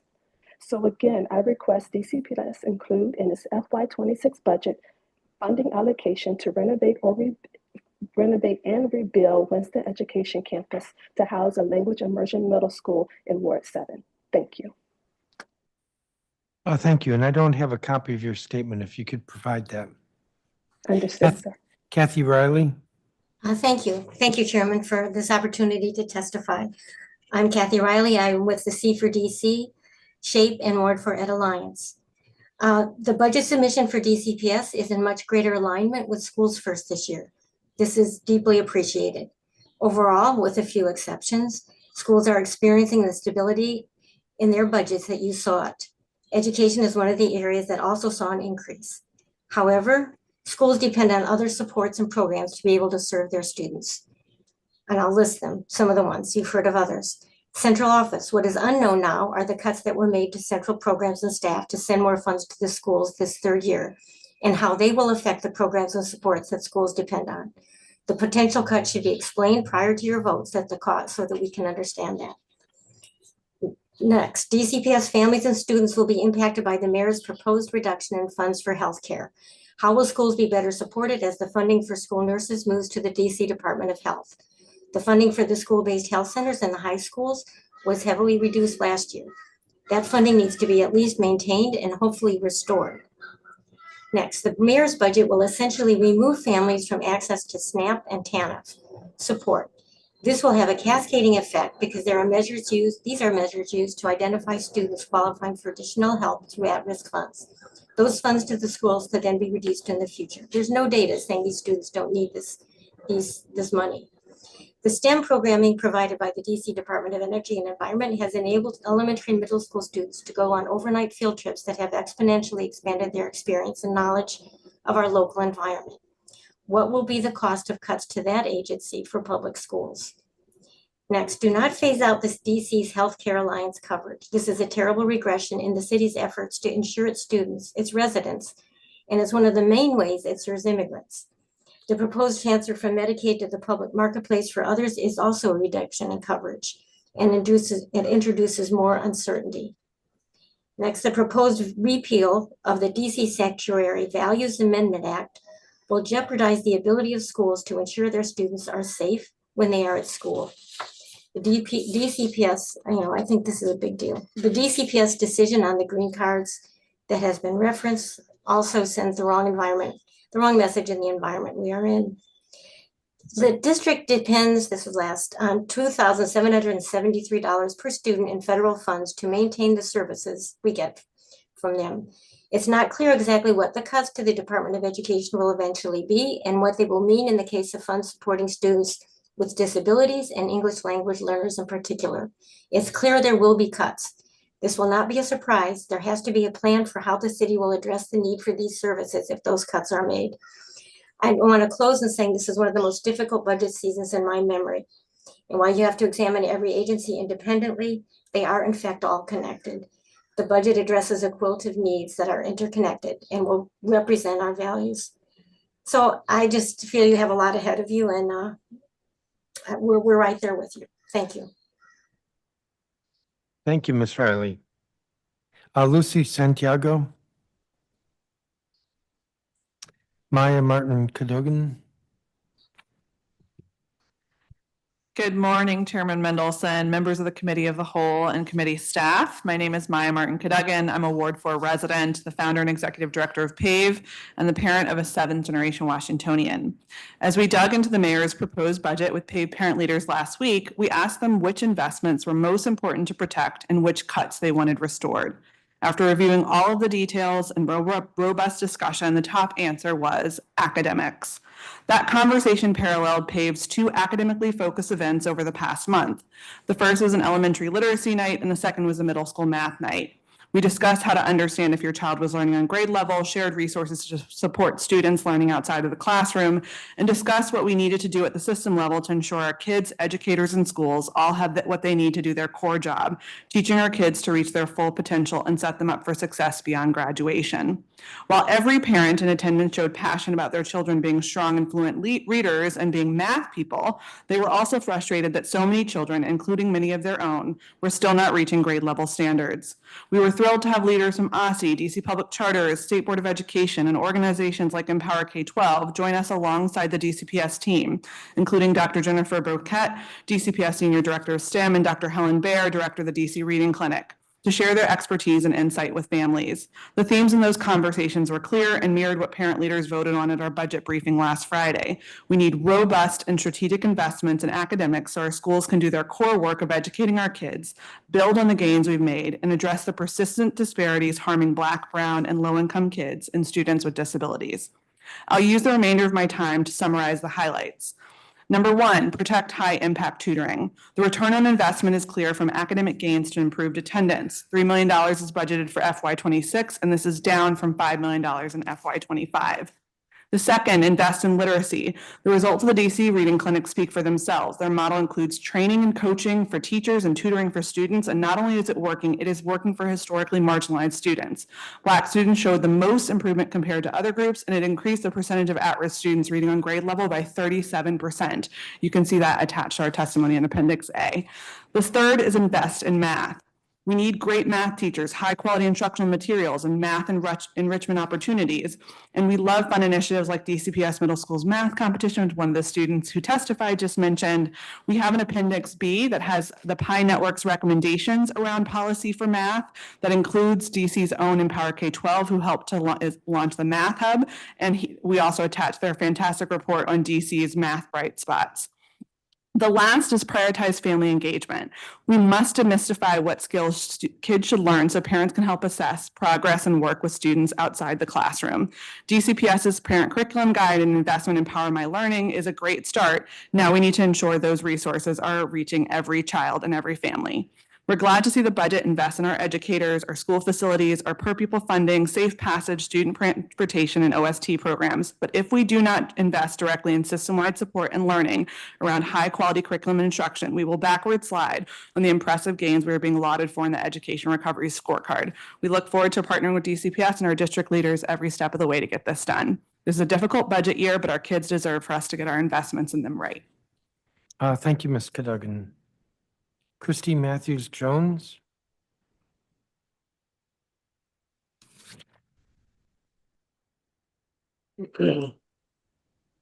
Hello, can you all hear me? Yes, please proceed. Good morning, Chairman Mendelson. My name is Christy Matthews, Christy Matthews Jones, and I'm the director of DC Girls Coalition. DC Girls Coalition works to elevate and amplify the voices of young girls of color, young women of color, and gender nonconforming people of color in DC. Composed of youth serving and youth advocacy organizations. We are led by a youth advisory board. And I will spend my time today talking about some concerns we have about DCPS budget overall and what supports we see needed within schools. I have submitted my longer testimony, so I'm not going to read through everything, but we'll highlight. First, we are very concerned about some of the cuts made to the school behavioral health services. We feel like we have been advocating for a significant amount of years for increase to support services for social emotional support. And it's critical time that we ourselves find ourselves in as a community and a society. We have to be very aware of how this is affecting young people, and we need to make sure that we are increasing support for them in order to improve their ability to learn and grow within their education programs. So we would like to see the restoration of the 2.3 million decrease, and we hope that this committee can work with the Committee on Health to find that funding.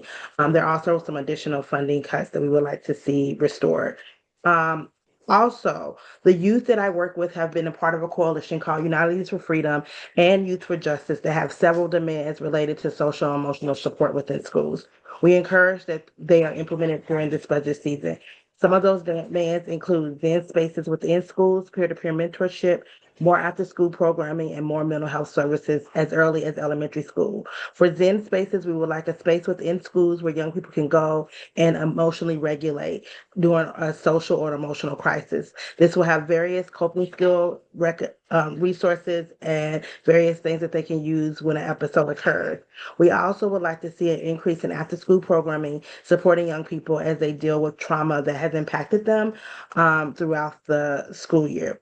We would like to see more courses and educations on schools around mental health to decrease the stigma. We would like children as young as elementary school age to be learning the symptoms and issues associated with mental health in order to help themselves in a crisis, as well as understanding when their peers are in one.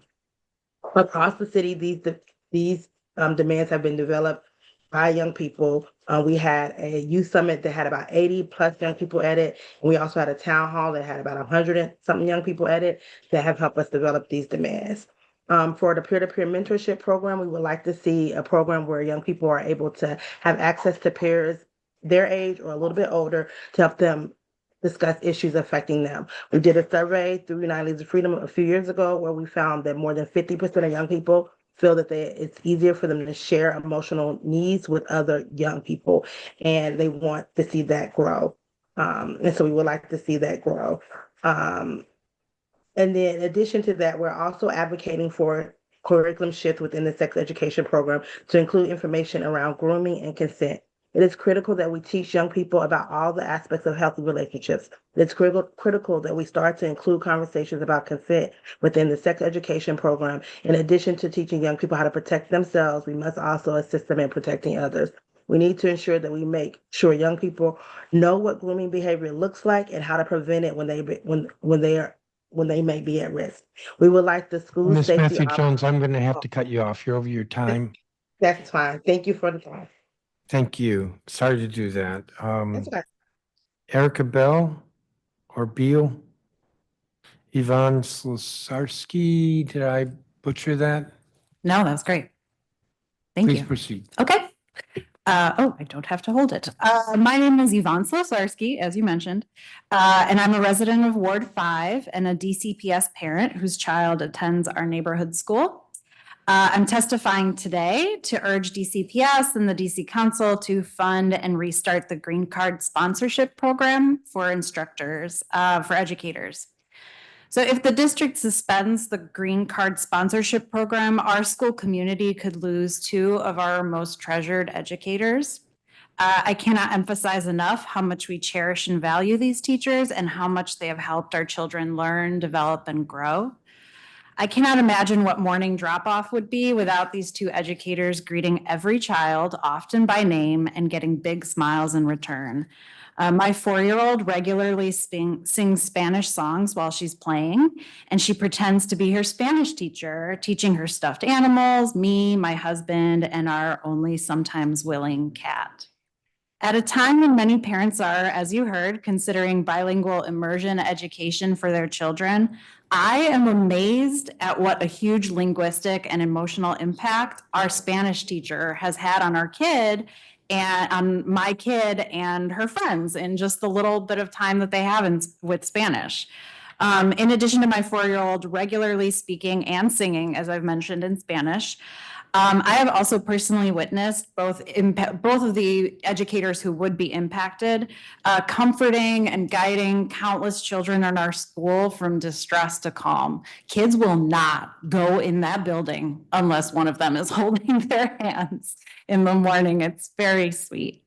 It would be a deep loss for my kid, her classmates, our school, our community, the district, and our country to lose such dedicated educators. And it would be especially awful to lose them to a broken promise that could upend their entire lives. It is wrong and destabilizing to our whole school community for the district to offer a pathway for permanent residency to teachers and school staff and then to suddenly remove it. Ultimately, our kids need more teachers and more support staff, not fewer. We need attendance coordinators, SPED coordinators, arts educators, and permanent substitutes. I remind you that the future of the district directly depends on how we support our children today. Thank you for your time, and thank you in advance for finding a fast and fair solution so we can keep our educators. Thank you. I can't promise we will, but it's definitely on the list. Great. There's many more parents you'll hear from our community to urge you to do the right thing. Thank you. Thank you. Greg Dolman. Yes, good morning. Good morning, Chairman Mendelson, council members, staff, and members of the public. My name is Greg Dolman, and I'm the Senior Director of Graduation Success Initiatives at DCPS. I've been with DCPS for a total of 13 years, including 6 years as the principal of Jefferson Middle School Academy. In my current role, I support our 6th and 9th grade academies, as well as our graduation team. As we prepare students for what's next and strive for an 85% graduation rate by 2028, it's imperative that we continue to invest in critical transition years that ultimately can make or break a student's chance of graduating high school on time or at all. We have witnessed the great success of 9th grade academies over the last 12 years, with a nearly 30-point increase in promotion rates for first-time 9th graders. It's no coincidence that during that same time frame, we have seen DCPS's graduation rate climb to unprecedented heights. But 9th grade isn't the only year that is high stakes. We understand how pivotal a positive middle school experience is to a student's long-term success. As such, we want every DCPS 6th grader to have a strong, supportive entry to middle school that jumpstarts their path to high school graduation and beyond. That is why DCPS began the Sixth Grade Academy Initiative in 23-24 school year. Sixth grade academies work to maximize students' attendance, academic performance, and sense of belonging by training grade-specific staff members, facilitating weekly team meetings focused on data analysis and action planning, providing quarterly signature experiences for students, and implementing proactive interventions aligned to student need. In FY26, the Sixth Grade Academy proposed budget includes approximately $2.2 million to staff 11 Sixth Grade Academy assistant principals and 1 academy director at Central Services, $195,000 for quarterly signature experiences that promote student sense of belonging, and $55,000 for administrative payments to compensate teachers for tutoring and other support outside the school day. As we finish year 2 of our Sixth Grade Academies, the investments we've made in this program are indisputable, or have translated into significant growth across several metrics. In year 1 of Sixth Grade Academies, we saw a 10-point drop in chronic absenteeism compared to only a 1-point decrease for non-academy sixth graders in DCPS, a 7-point increase in student pass rate, which translates to 100 more sixth graders being promoted than the previous school year, a 6-point increase in students' iReady math goals, and a 14-point increase in students' sense of belonging. Prior to the academies, sixth graders' perceptions about school were much less positive compared to our fifth graders. In spring 2023, students' sense of belonging was 17 points higher in fifth grade than sixth grade. Last year, we were able to narrow that gap to 3 points, and this spring, we eliminated the gap entirely. Maybe the greatest measure of success for our academies is our families choosing our Title I middle schools because of the program. And we saw enrollment in our sixth grade academies increase by nearly 10% from year 1 to year 2. I believe in the power of our grade level academies 6 and 9 to keep students on track towards graduation.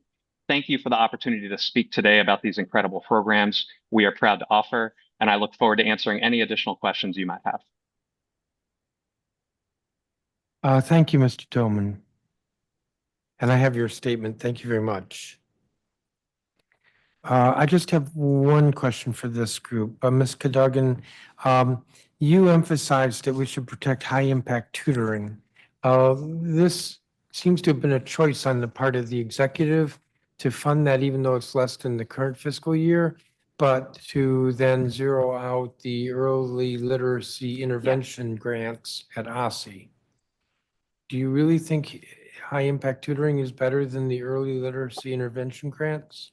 I think it's all important and all necessary. And I think part of what we know from the education recovery scorecard is that all of it made a difference in the gains we were able to make around reading, especially pandemic recovery.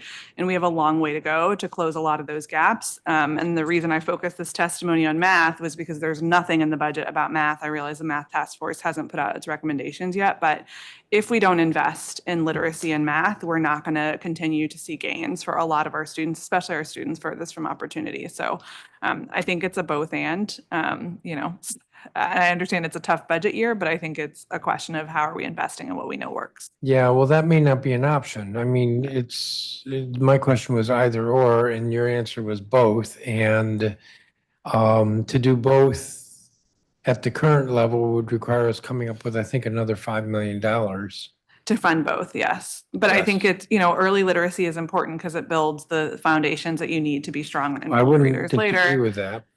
And tutoring is necessary because our students who are, need the additional support and intervention are able to get that through our high impact tutoring partners. Sorry, I know how hard it is on your end, but I just have to take my groundlings learnings and say it's a yes and. So. All right. Thank you very much. I don't have other questions for you all. Thank you for your testimony, though.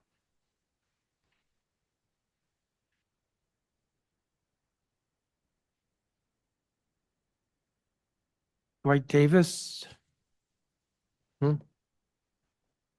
Kristen Santiago.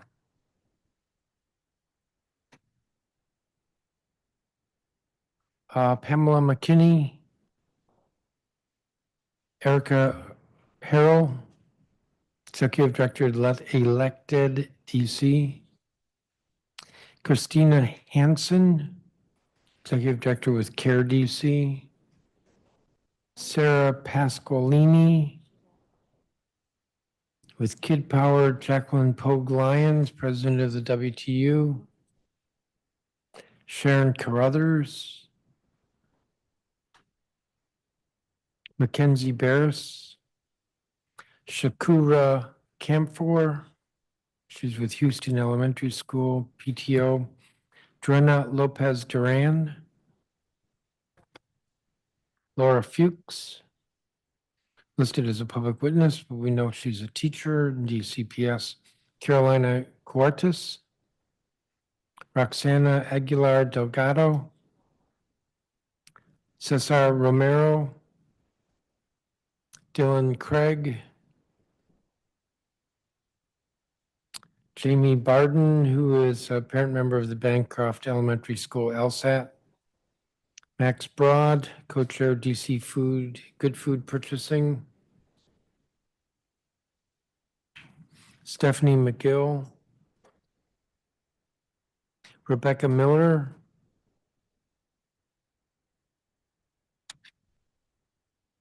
The next three are listed as allies with Empower Ed. Paige Rothblum, Sobin Perkins, and Emily Burr.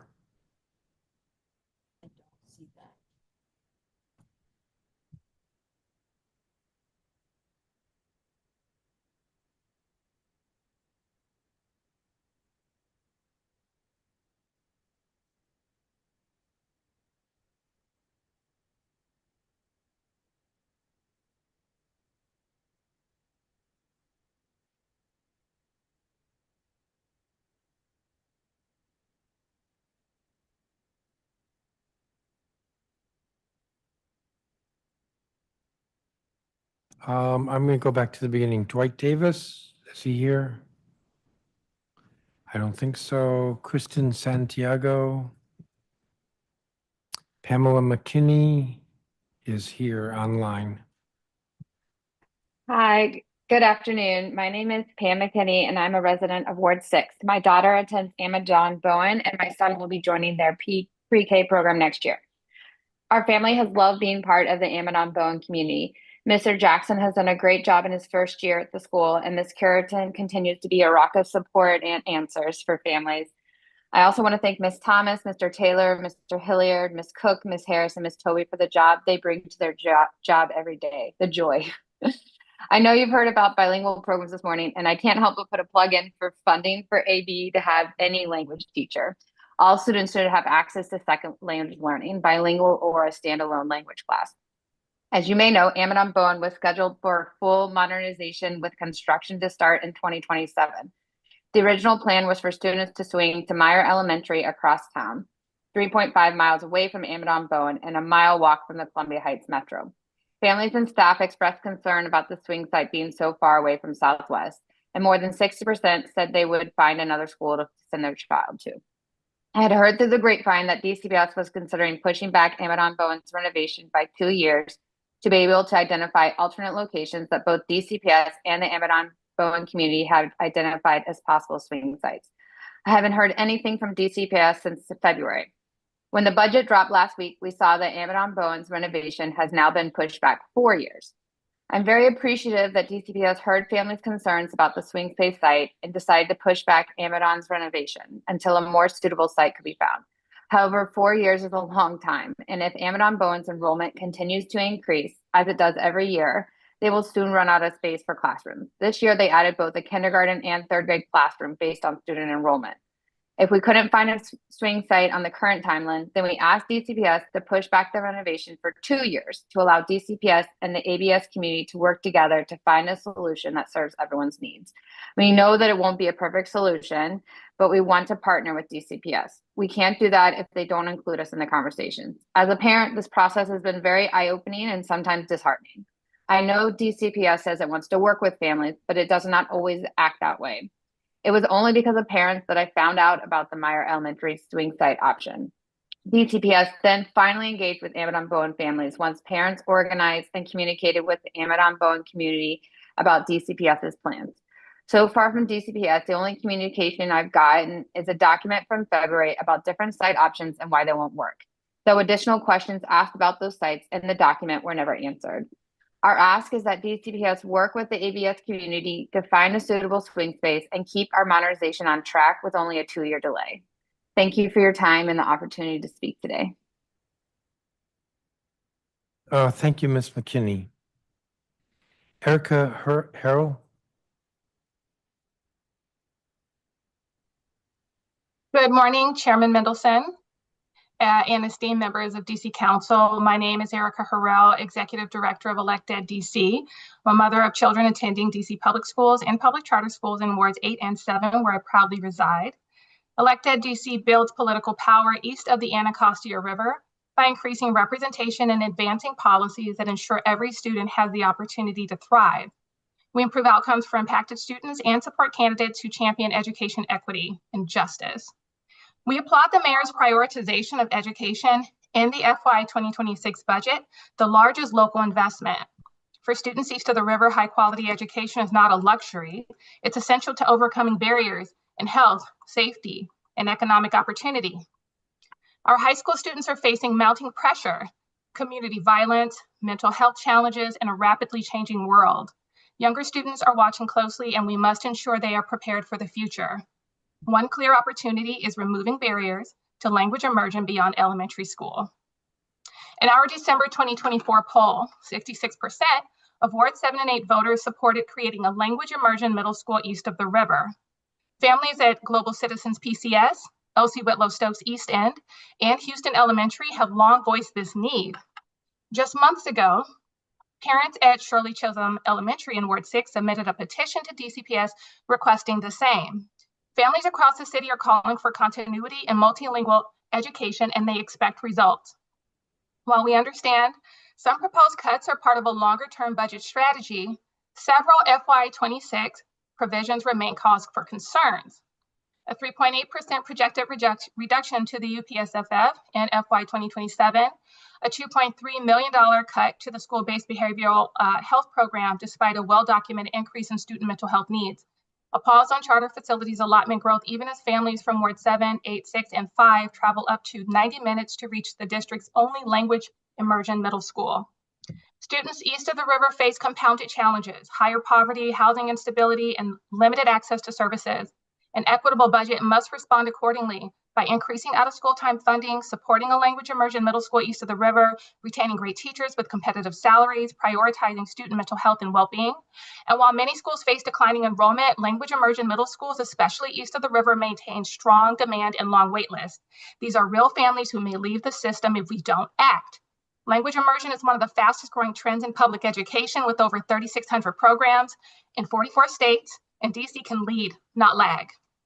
In Ward 7 and 8, families know two things to be true. Our children must be safe in our education system, and that system must prepare them for the future. We cannot afford to choose one over the other. Thank you. Thank you, Ms. Harrell. Christina Hansen? Good afternoon, Chairman. I'm Christina Hansen, Executive Director of CARE DC Anacostia. We support 5 Ward 8 schools: Boone Elementary, Ketchum Elementary, Savoy Elementary, Kramer Middle School, and Anacostia High School in organizing families, students, and educators for the schools our children deserve. And today I'm asking you to lean into priorities that center equity, healing, and agency, especially for Black and Brown students in historically under-resourced communities. As I shared in previous testimony, budget justice is racial justice, and every cent allocated through DCPS matters. So the call to action I put before you all today is to, 1, expand Connected Schools. You've already seen how the Connected Schools model embeds wraparound services, mental health support, family engagement, and community partnerships directly into schools, seeing our students as whole people and not just test scores. This should not just simply be preserved in fiscal year 26, but it must be scaled district-wide so that every school benefits from culturally responsive, trauma-informed support. DCPS's capital commitment for 2023 to 2028 outlines 3 strategic pillars: succeeding academically, being connected to school, and being prepared for what's next. And Connected Schools aligns directly with those pillars, fostering cultural affirmation, safety, and belonging. I urge DCPS to formally incorporate connected schools into its equity imperative, centering students furthest from opportunity in implementation. The second call to action is moving beyond short-term tutoring. That high-impact tutoring, as I've mentioned before, may feel like a quick fix, but tutoring won't solve systemic inequities. And what we need are full-time literacy staff, culturally relevant curriculum, and family literacy engagement programs to rebuild infrastructure for the long haul. 3, tangible budget actions.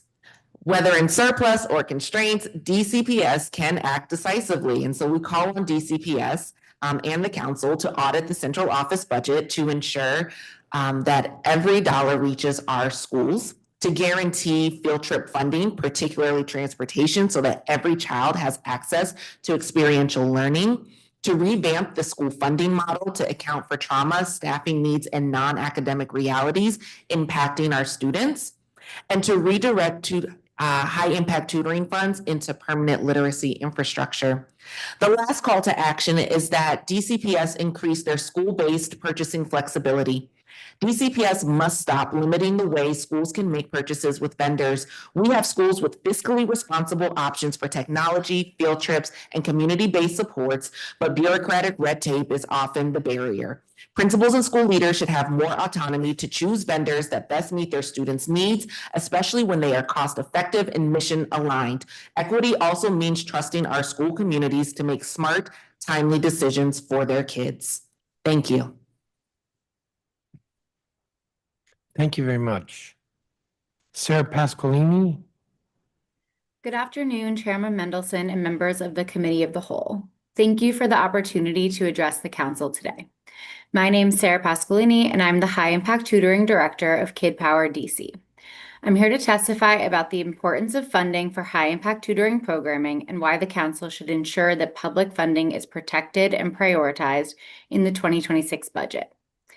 Kid Power has had the privilege of providing high-impact tutoring services to students in the district for the past 3 years, and we've seen an immense impact on the students and communities we serve. Our high-impact tutoring program has been so successful due to our deep partnership with DCPS. We work to maximize impact for students by collaborating with both school partners as well as the central office staff at DCPS. DCPS school leaders and instructional staff partner with us on student enrollment, program quality and effectiveness, and logistics, while central office staff supports our endeavors with problem solving, curricular alignment, and consistent communication. We are so grateful for the commitment to quality high-impact tutoring that DCPS has made and the work they continue to do to ensure that every student succeeds. This partnership is what makes DC so special in the high-impact tutoring landscape. As you may know, 68% of 3rd through 5th grade students in DC are not meeting grade level literacy expectations. That is a statistic that weighs heavily on me and one that drives our unwavering commitment to this work. So how does high impact tutoring specifically address these needs? Last year, students in our 25-week program gained an average of 1 full grade level in reading, with some schools seeing gains of more than 1.5 years. This type of intervention works, and it's become a structural part of many schools' intervention plans for struggling students. What we hear most often from teachers and administrators is how shocked they are at the engagement they observe in our tutoring sessions. It's truly magical to watch students who previously avoided this type of work, in our case reading, open up and embrace their learning in a small group setting. This speaks to the truly unique environment that high impact tutoring offers for our students. We meet them exactly where they are, and we provide them with a safe space and tailored instruction for them to find those wins and success in reading. This confidence is important because it brings academic achievement in the short term, literacy assessments and benchmarks, but also impacts our students' academic identity and confidence, their ability to see themselves as readers, as learners, and that school is a place they belong, which can be transformative for many of our communities in DC. We are so grateful to see Mayor Bowser standing with high impact tutoring through a $3 million proposed investment, and we urge you to protect and support this funding for our youth. We are also thankful to OSSI and DCPS for their continued collaboration and support. Thank you to the Council for the opportunity to testify today and for the support of our youth. Thank you very much, Ms. Pasqualini. I think I was told Jackie Poe, oh, she is here? Okay, go for it. Good afternoon, and thank you for giving me an opportunity to speak with you today. I want to first thank all members of the DC Council for your support throughout the WTU contract campaign. Your efforts are part of the reason why we were able to receive a historic contract in January. I also want to express my heartfelt thanks and deep gratitude to our WTU members, parents, Mayor Bowser, Chancellor Fairby, and the State Board of Education and City Administrator Donahue for giving us the contract that we received in January. Additionally, I want to thank Mayor Bowser for increasing the uniform per student funding formula by 2.7% and announcing that there will be no furloughs despite the financial constraints caused by the unprecedented federal layoffs. However, I want to discuss ways that we can improve the FY26 budget.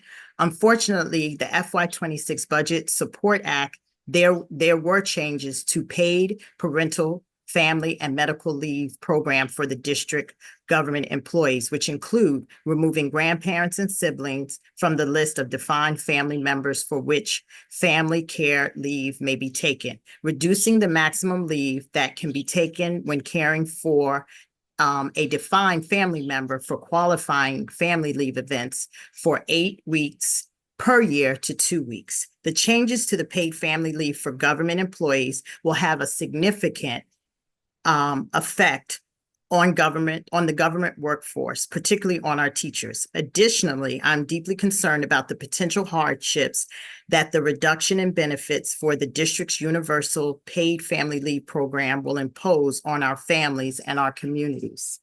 The WTU is deeply committed to increasing our students' literacy rates. This is why we are particularly concerned about the proposed cuts to the Early Literacy Intervention Grant Program for our kindergarten educators. States like Mississippi and Louisiana have seen significant growth in student reading scores after investing in structured literacy. I also want to ensure, in finishing up, that our union siblings with expired contracts have the ability to receive retroactive pay increases for FY24 and 25 if agreed upon by their union and management. We also want support for getting and retaining DCPS international teachers, continue funding for community schools, and we also want to reverse the 3.8 UPSF reduction in the FY27 financial budget plan. Thank you for giving me an opportunity to speak with you, and I am available for any questions. Thank you, Ms. Poglines. Sharon Carruthers? Mackenzie Bears?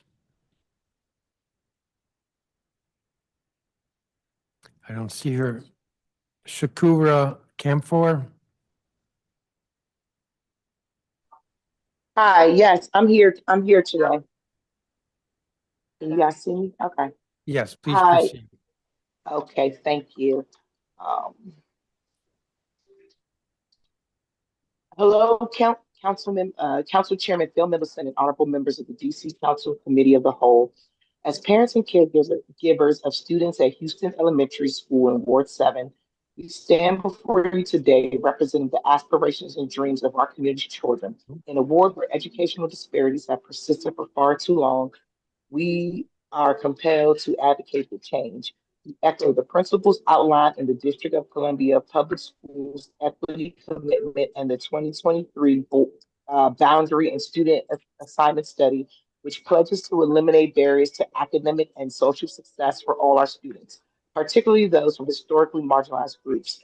This twofold challenge contributes, but is not the sole factor to Black public school students, DCPS, and public charter school traveling almost 2 times further to school on average compared to white public school students, 1.8 miles on average compared to 0.9 miles respectively.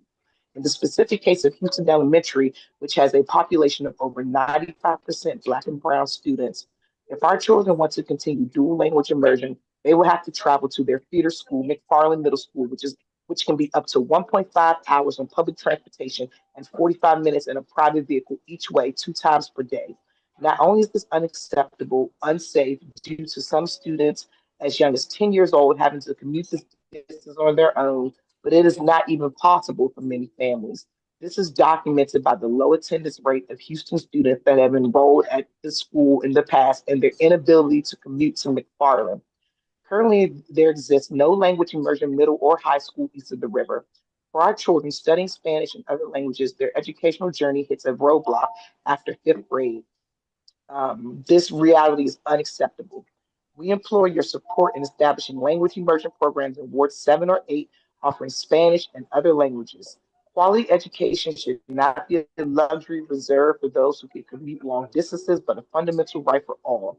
Moreover, the absence of feeder preferences for most language immersion elementary schools further exacerbates disparities, limiting our children's chances of accessing quality education. This inequity disproportionately affects Black and Brown children who form the majority at Ward 7 language immersion elementary schools.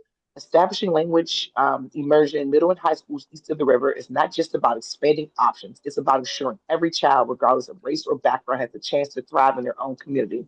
After speaking with the principal at Kelly Miller Middle School, Dr. Cox, it would be advantageous to provide additional funding to expand language programs at that school for East of the River students. Advancing and expanding the existing language humanities program would not only shorten the commute for our Black and Brown students, increase enrollment at this DC public school, enhance a feeling of community for the local residents, let families know that we care about their safety, create better work opportunities for parents, but also show that we can produce a program for our underdeserved communities that can, in the long run, create better job opportunities for students that would ultimately be at the minimum bilingual upon high school graduation.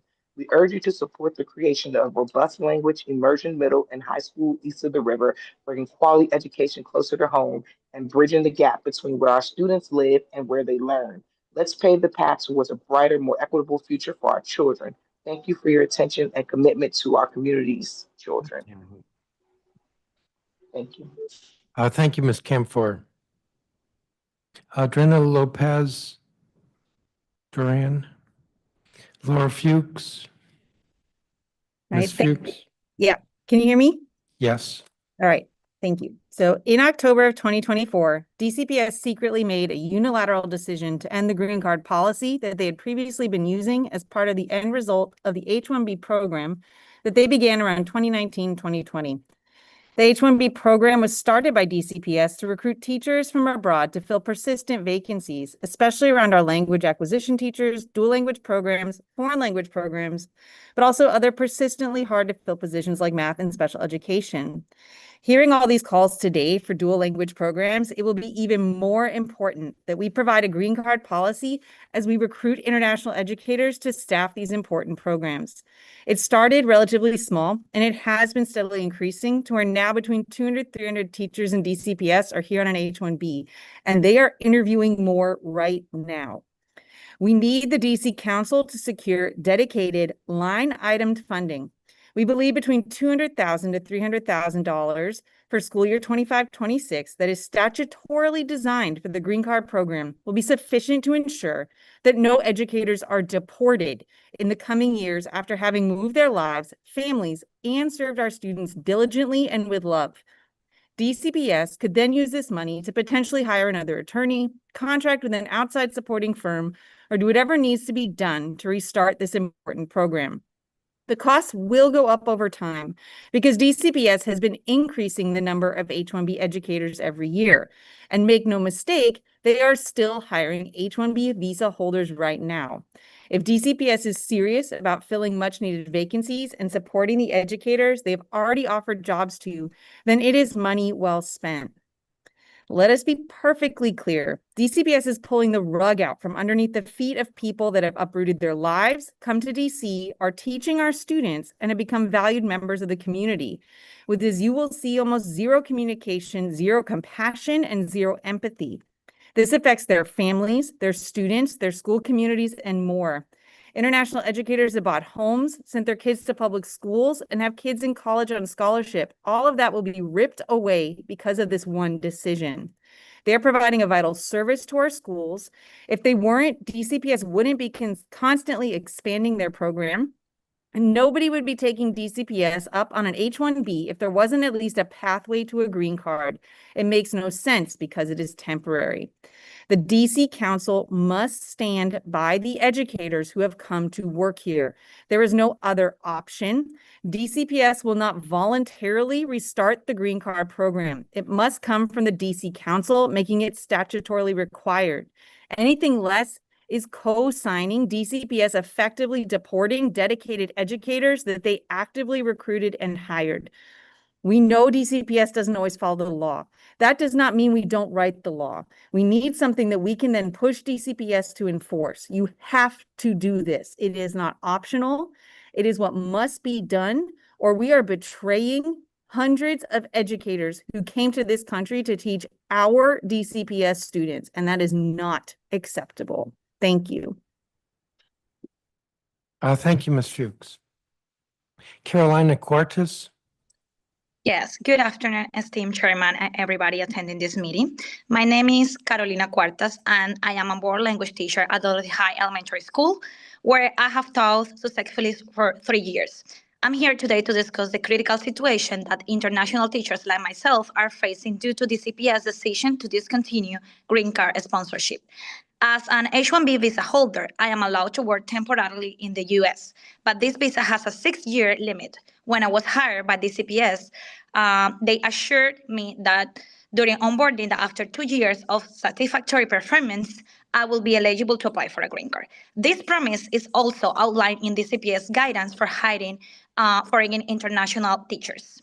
Last year, in October 2024, I had a meeting with Mr. Mossman, who is DCPS attorney, regarding my visa extension. During the meeting, he mentioned that the green card policy had been discontinued. In January, I followed up with this conversation. Since the green card process takes around 2.5 up to 3 years, my principal had asked me to start preparing the necessary paperwork. However, it was during this follow-up conversation that the DCPS attorney confirmed that DCPS was no longer sponsoring this policy due to budget constraints. He suggested some options for teachers, but they were unfeasible. I firmly believe that discontinuing the pathway to permanent residency without notice or explanation is utterly unfair and cruel. We understand that DCPS might not follow. We acknowledge that DCPS might not necessarily comply, and there are other past instances where they have not fulfilled their commitments. However, if we don't codify this provision into a law, we will lack clear basis for advocating for its implementation. We respectfully request that DC Council support a resolution allocating a portion of the education budget to green card sponsorship. Time is of the essence, and securing funding is crucial. We are seeking about 200,000 to up to 300 for 25-26 school year, specifically designated for the green card program. Currently, approximately up to 300 teachers, including myself, hold an H-1B visas. And given 3 years application process, some of us are running out of time to apply. To restart the process efficiently, it will be logical to begin with teachers who were originally slated to be part of the third cohort. We are committed to work collaboratively with DCPS to find a solution. Some of the schools are even willing to cover sponsorship costs that will reduce DCPS final burden and potentially free up funds to support upcoming applicants. Thank you for your consideration in advance. We truly hope to secure funding for our applications. Thank you so much. Thank you. I don't have a copy of your statement. If you could provide that. For sure. You can file that online as you registered. Roxana Aguilar Delgado. Yes, sir. Good afternoon, everybody. My name is Roxana Aguilar. I arrived in the United States in 2017 from Costa Rica with the hope of continuing my career as a Spanish teacher and with a deep desire to share my culture with my new students and my colleagues. I worked for 5 years in Prince William County Schools District, and later I found a promising opportunity within the DCPS system through the sponsorship of an H-1 visa. One of the main reasons I chose to joined DCPS was the promise that after completing 3 years of employment, the process to apply for permanent residency or green card will begin. During the remaining 3 years of the H-1B visa, I will work closely with the assigned attorney to complete that process. This opportunity was truly a dream come true for me. I meant that my experience, education, and dedication as an educator were being valued not only professionally, but also in terms of my immigration status. With that dream in mind, I had worked with passion, commitment, and joy during these 3 years at McKinley Technology High School that welcomed me with open arms. And I have built a strong relationship with my students, colleagues, and administrators. And I have found a place where I feel valued and where I can generally contribute to the academic and cultural growth of my kids. However, in October 2024, we received a devastating news that the green card process was placed on hold indefinitely with no clarity as to whether or when it might resume. This news has caused great uncertainty and concern among my colleagues and me. And many of us had placed our hopes and life plans on this immigration path. Today, I respectfully reach out to you and all the staff with all my heart in my hand, asking for your support and consideration for the international teachers who, like myself, wish to continue contributing to education and to the future of this country. It will be a great loss to our school communities to have to part ways with dedicated professionals simply due to administrative barriers that could be overcome with goodwill and collaboration. I deeply appreciate your attention to this delicate situation, and I'm convinced that with understanding and open dialogue, we can find a solution that allows dedicated teachers to continue contributing with the classrooms without having to abandon their dreams or the school communities they have to come to love. Thank you so much for your time and allow us to testify today. Thank you for your testimony, and I have your statement. Cesar Romero. He's a teacher and he got pulled away to attend to an urgent issue at school. Thank you. Dylan Craig.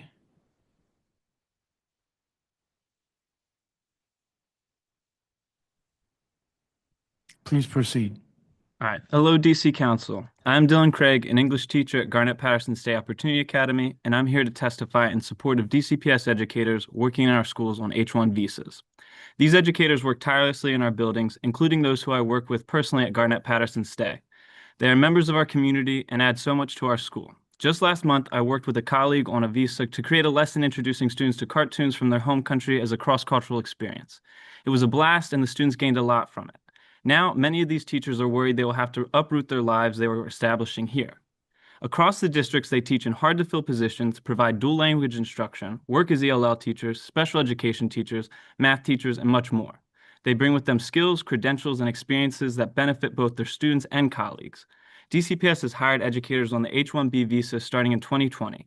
Between 200 and 300 educators have been hired since 2020 on H-1B visas, including some this year.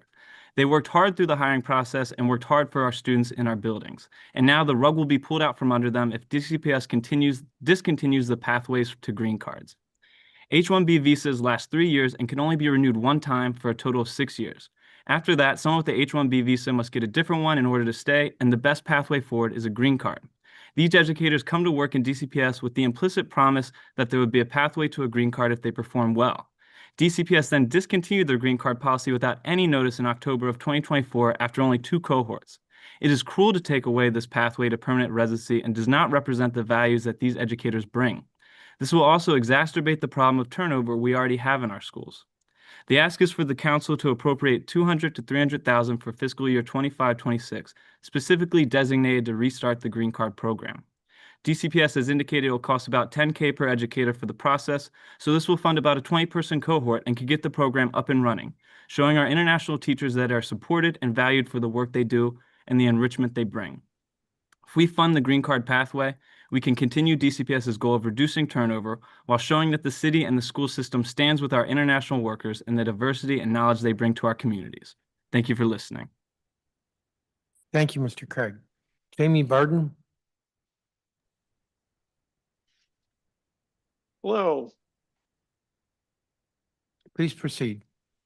my name is Jamie Barden. I'm a parent representative on the Bancroft Elementary School LSAT.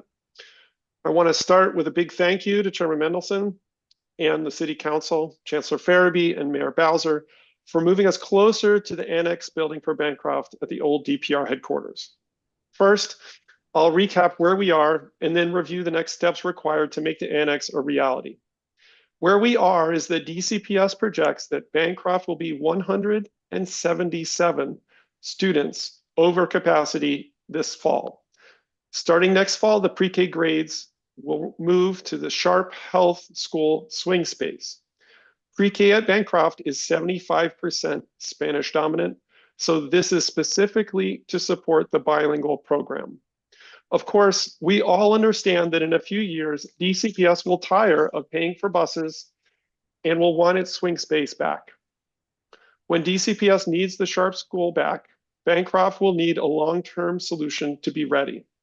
Last year, the City Council set aside $9 million available right now towards a long-term annex for Bancroft. In an April letter of this year that I attach, Chancellor Farabee outlined the annex project as a renovation of the old DPR building already owned by the DC government.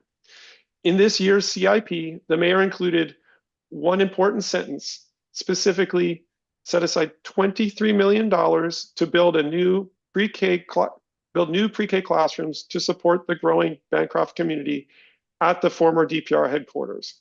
The community is so grateful for all this support, as expressed in testimony by Tracy Williams earlier and written testimony from our PTO president, Patricio Zambrano.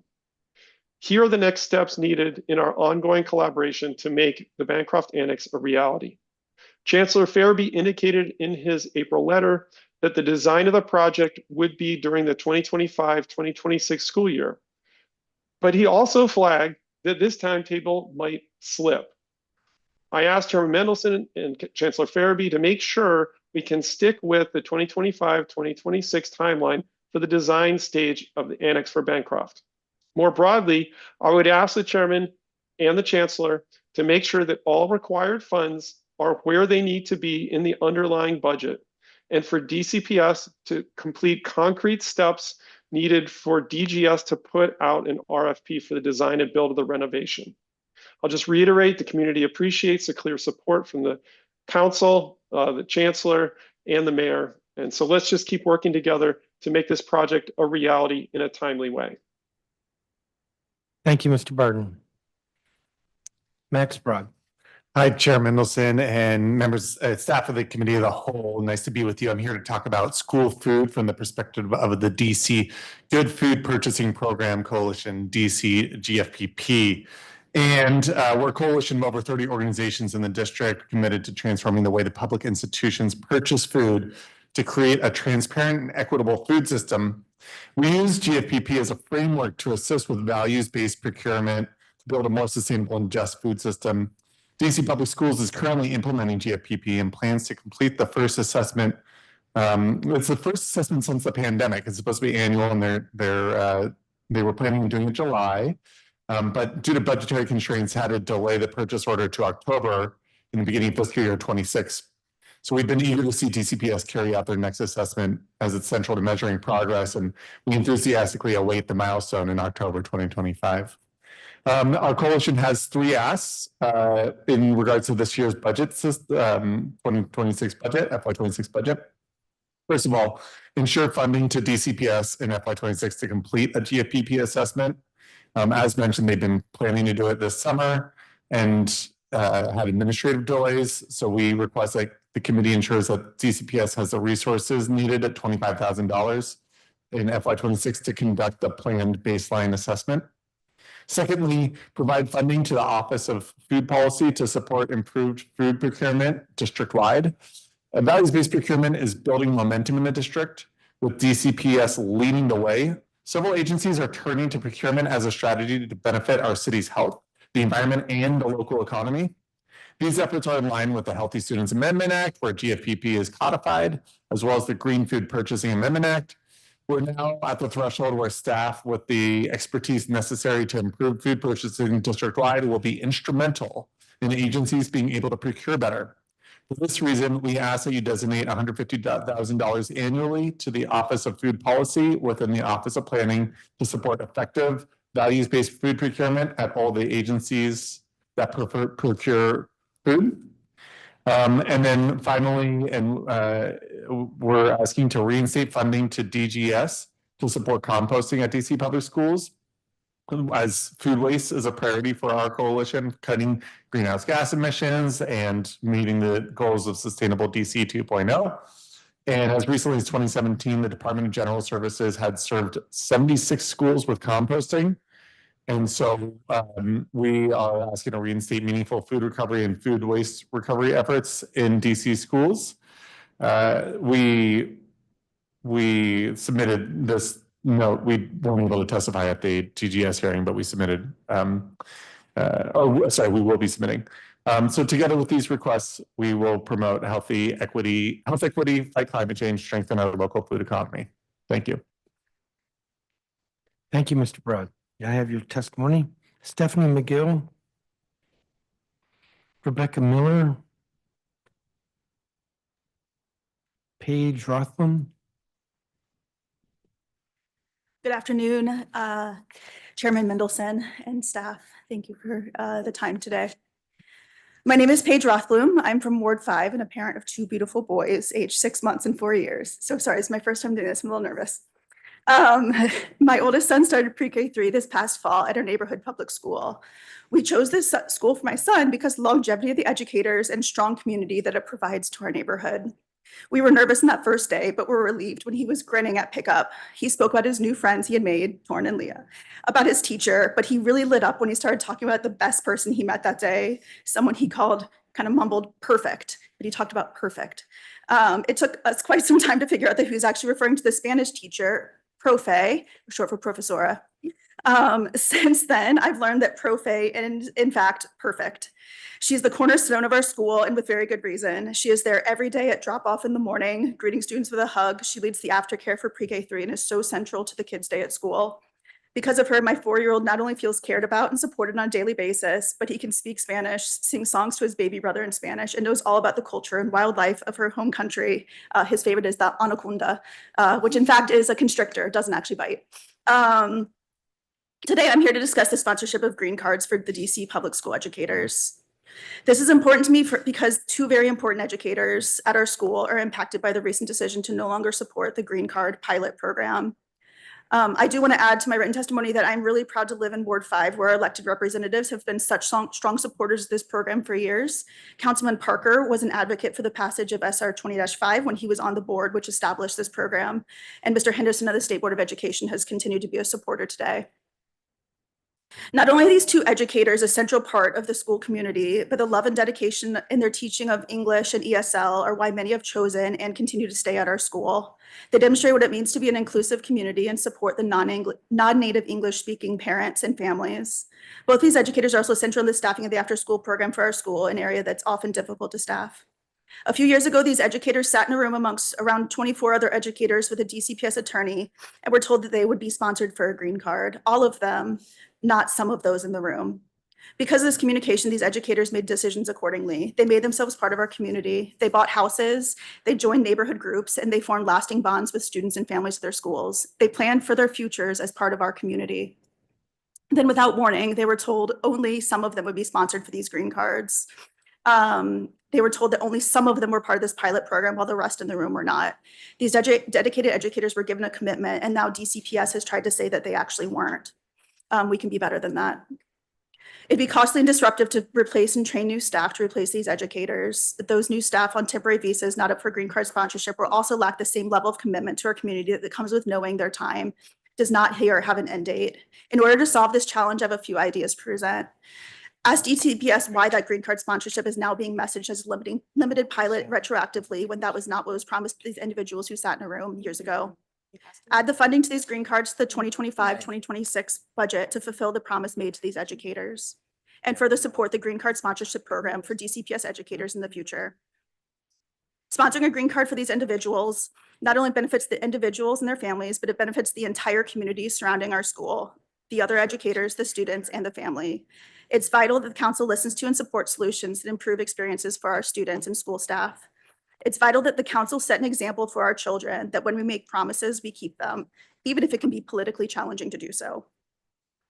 I again ask you to support the budget to sponsor green cards for these educators that was promised by DCPS. And as a parent of 2 in Ward 5, this will make our school and community stronger by supporting trust in DC promises and building further community to enable those crucial educators to stay here beyond their current visas. Thank you for your time and consideration.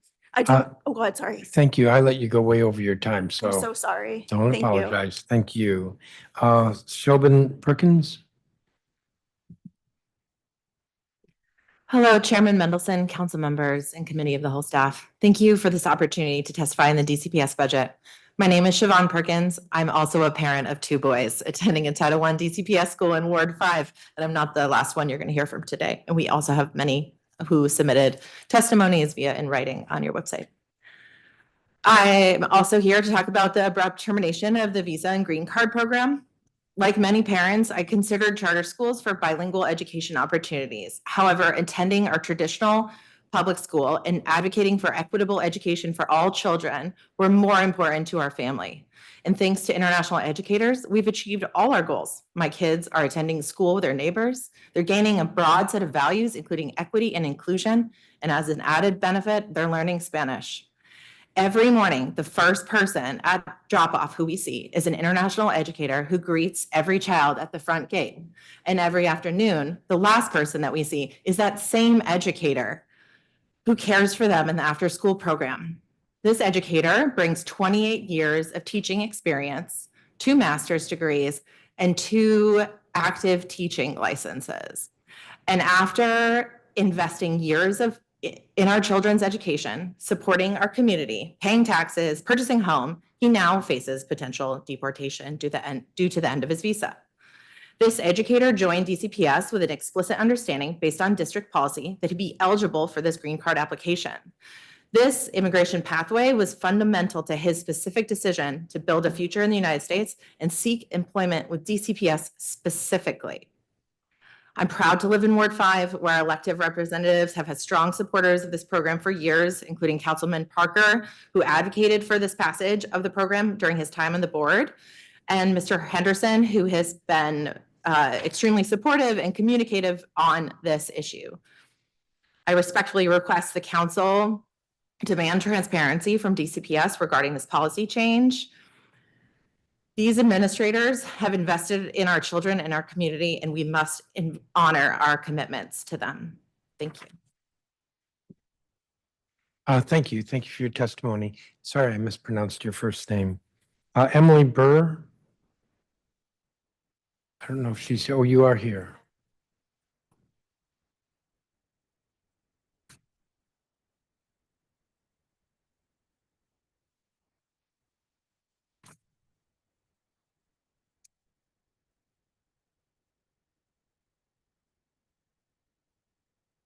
Oh, turn it on. Thank you. Good afternoon, council members. My name is Emily Burr, and I'm a resident of Ward 5 and a DCPS parent whose child attends our neighborhood school.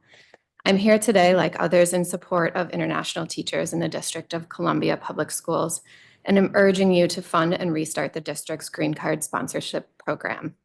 Like you've heard from the last 2 witnesses, I too am proud to live in Ward 5, where we've had strong support by our elected officials in this program for years. Councilman Parker was an advocate for the passage of SR 20-5 when on the board, which established this program, and Mr. Henderson has continued to be a support today.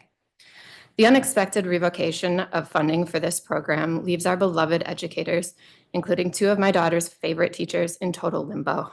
This is unacceptable. These teachers are so loved by the school, parents, and our kids. When my daughter started pre-K 3 this year, she really struggled. She was terrified to go into school and cried and screamed at drop-off for months.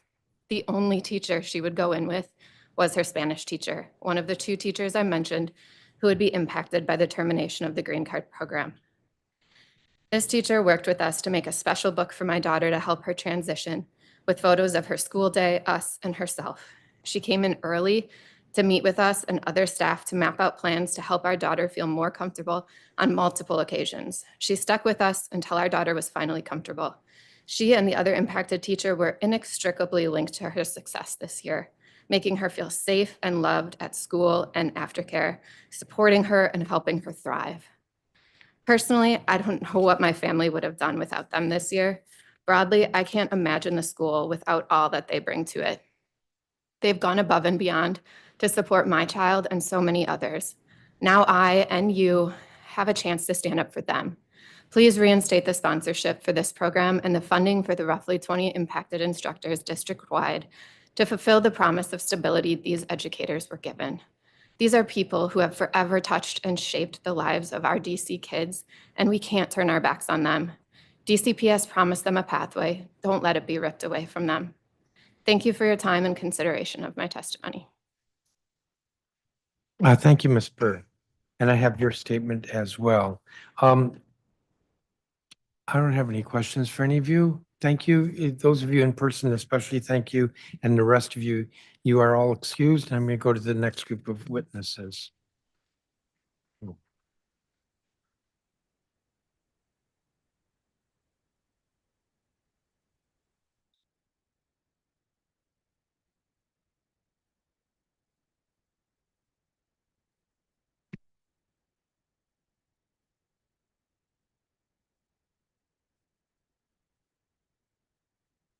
Yvette, let me see. The next group is parent leaders with PAVE, Yvette Selby, Sean Boone Ruffin, Deshaun Jones, Anna Rodriguez, Kristen Jones, Elizabeth Reddick, Brandy Reese, Ty Andrews, Kiana Lemons, and then the next five are with Crescendo Chisholm, that's Chisholm Elementary School, Rachel Nadelman, Ashley Julian, Rebecca Lindhurst, Daniel Grunert, and Kimberly Craig. Kimberly Craig. And then Najiri Jenkins, OST Advocacy Manager with DC Action, Sam Bertucci, and Sophia Boss Shadi. And I'll stop there.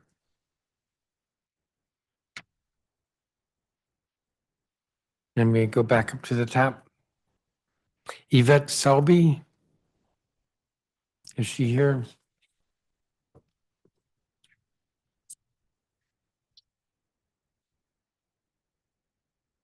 Ms. Selby? She's on. I don't think she's been elevated. No, she's a participant and she's not, so I'm gonna go to Sean Boone Ruffin.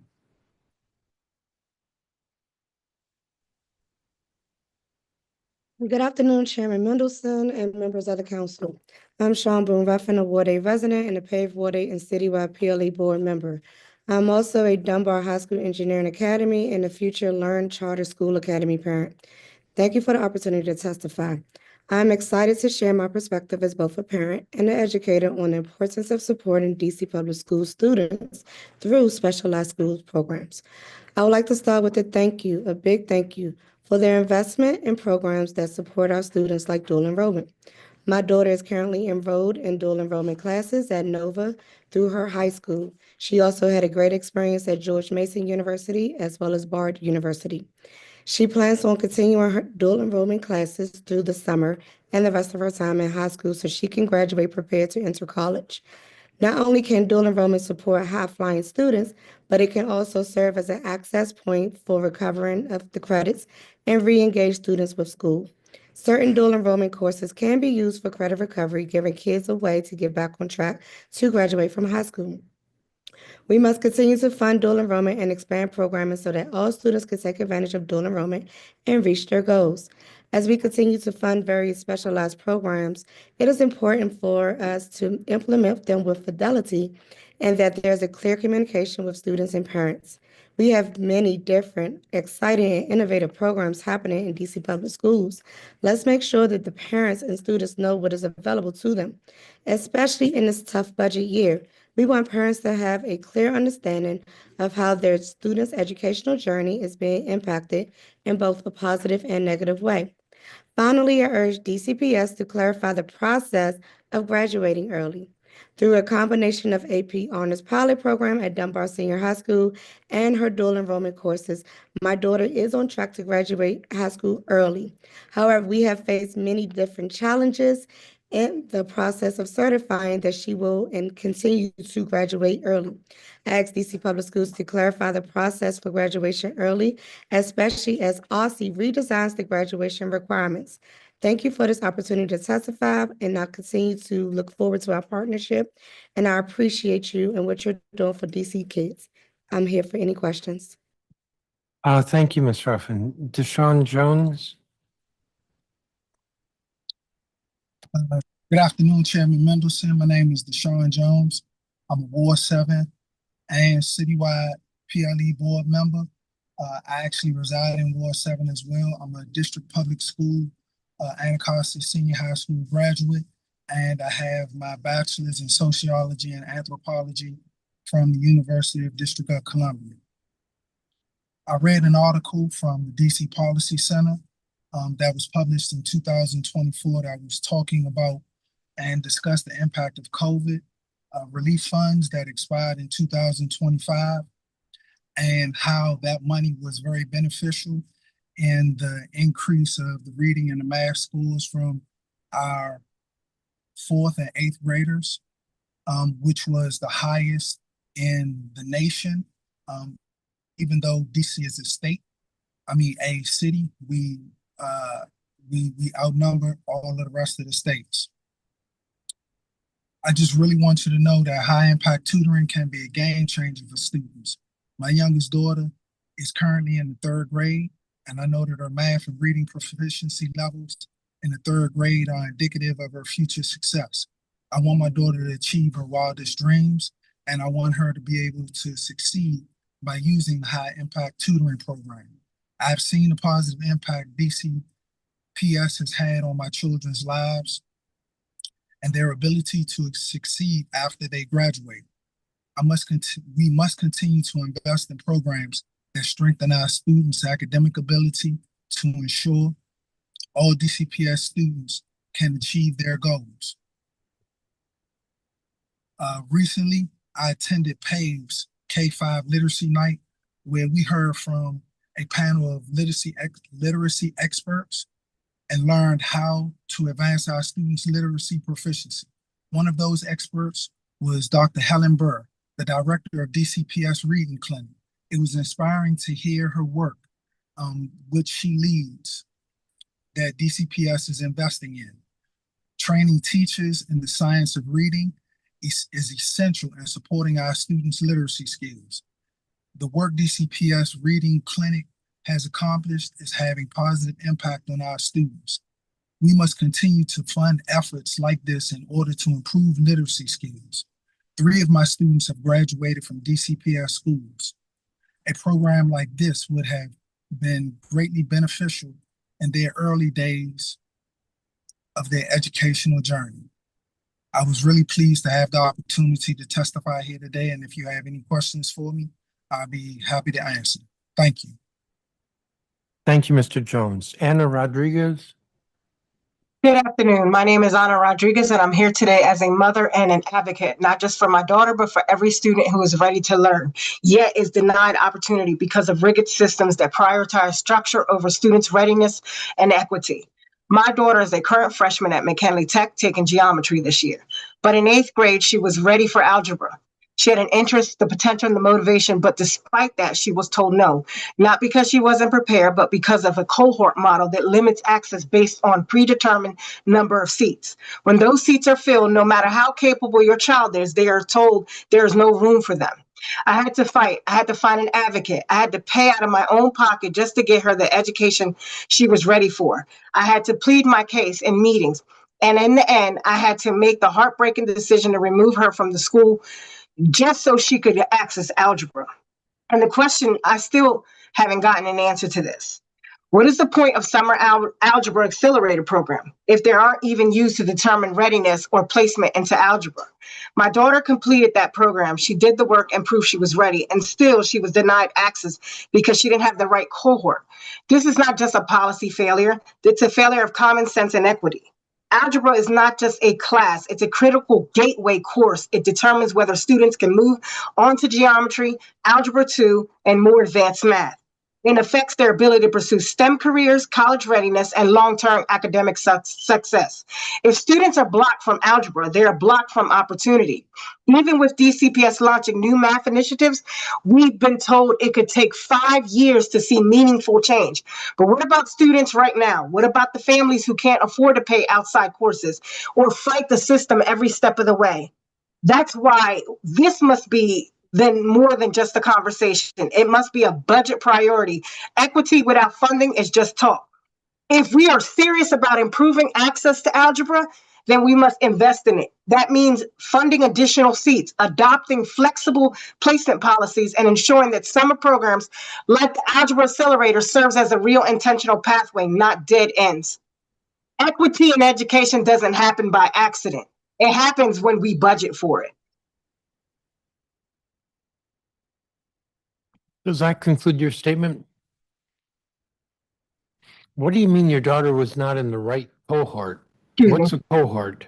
So a cohort, my daughter, I'm not going to name the school. When my daughter was in middle school, it depends on what cohort you with gave you algebra. So not all the cohorts. She was in 8C. She was moved from 8A to 8C. But 8D was the only cohort. That means in that class, they only had algebra. So 25 kids had algebra. If you weren't in that cohort, you couldn't be put in that class. You would only be in the path of that cohort. So if that cohort only had 8th grade math, that's the only math you could get, even if you were ready for algebra. The cohort's decided by the administration when they first start in the school year. It follows them. Sometimes they move kids according to where they see their placement is testing. But if your testing is high and you're still in that cohort, you won't get access to algebra. All right, thank you very much. You're welcome. Kristen Jones.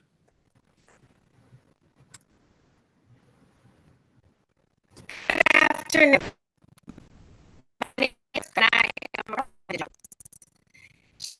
And Shirley Elementary School and Ward 6. Parents Amplifying Voices on the PL board as a representative. Thank you for the opportunity to say. I'm excited to share with you my thoughts on specialized school programs and how we can ensure that the academic behind. My daughter is a benefit from an art school that caters to Ms. Jones, I hate to interrupt, but you maybe if you survive. we're getting a very This poor would allow reception. children who are gifted in arts. Ms. Jones, we're getting a very poor reception. Maybe if you turn off your video, it will improve a bit.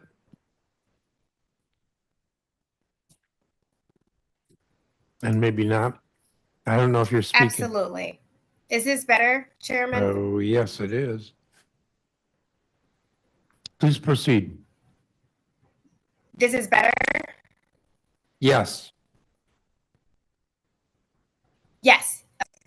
And dancer. She would benefit from an arts school that caters to pre-K 3 through grades 5. This would allow children who are gifted in the experience a great program where they can grow in their passion. As we all know, when a child finds something they can to keep them interested in their passion, I would love to see a school like Duke Ellington for children who are in elementary school.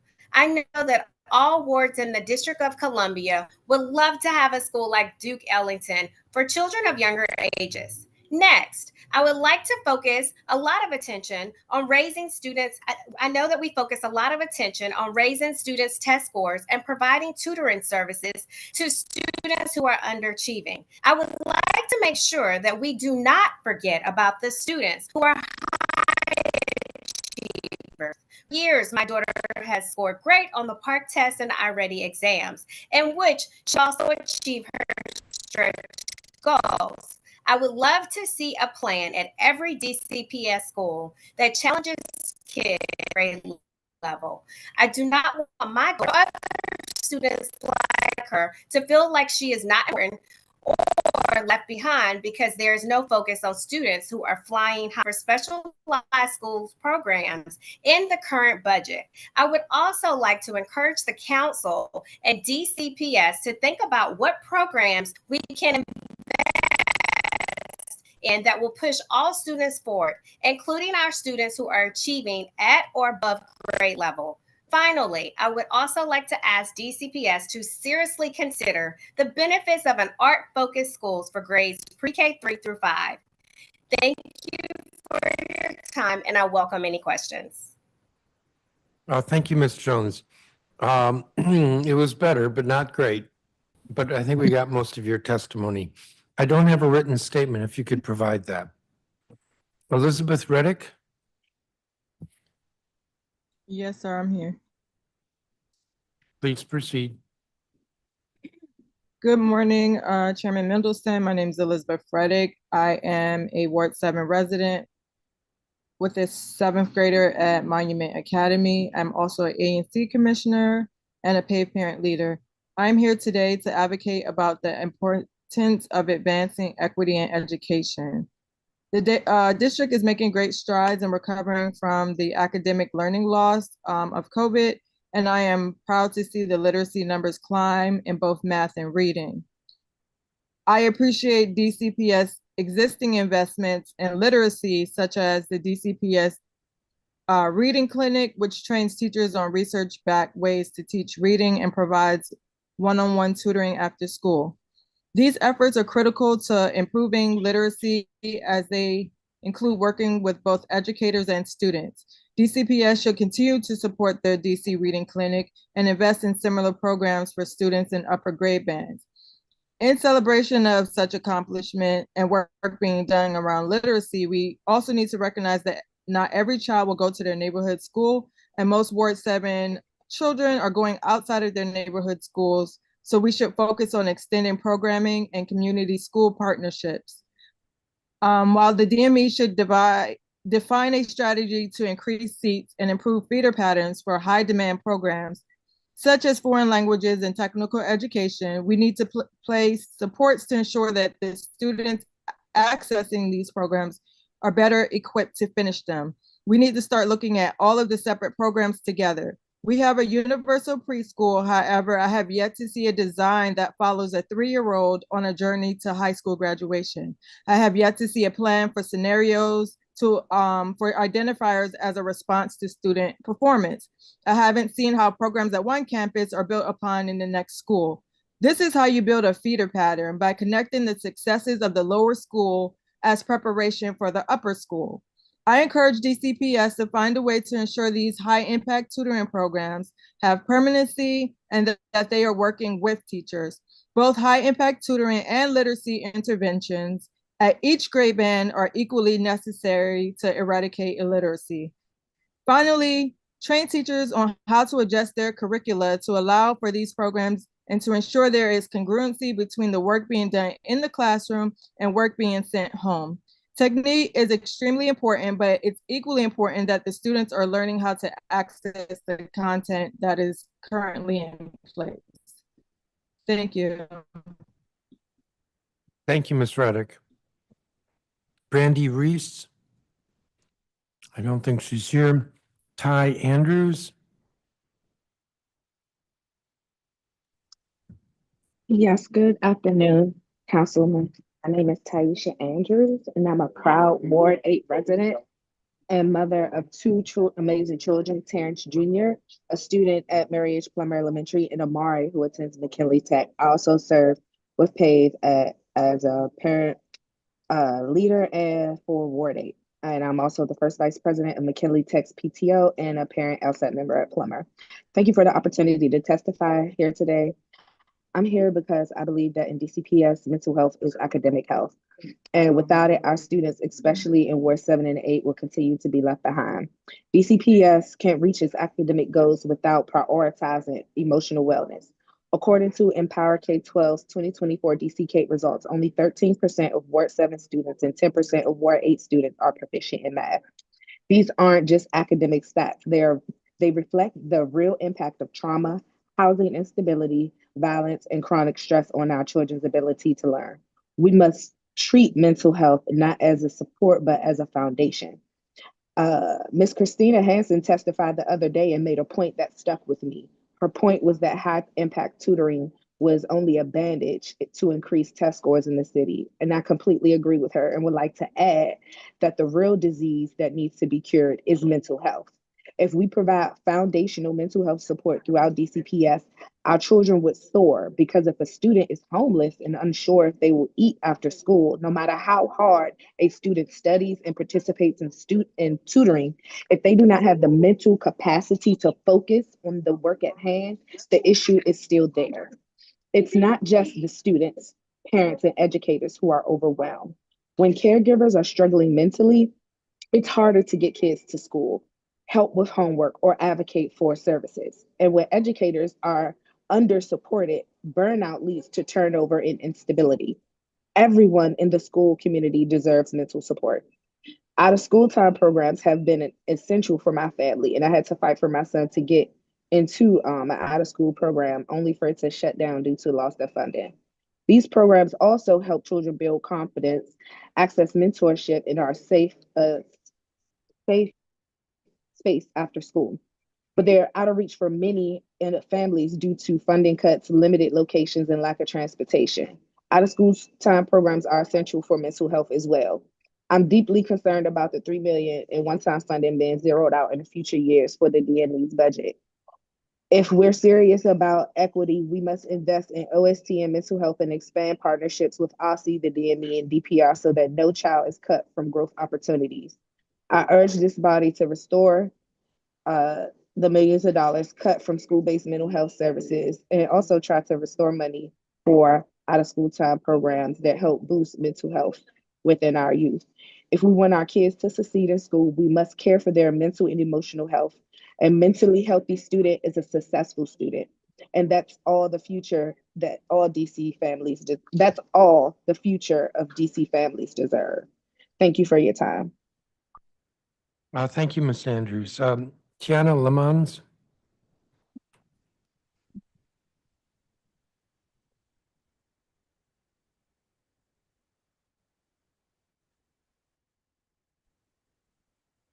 Please proceed.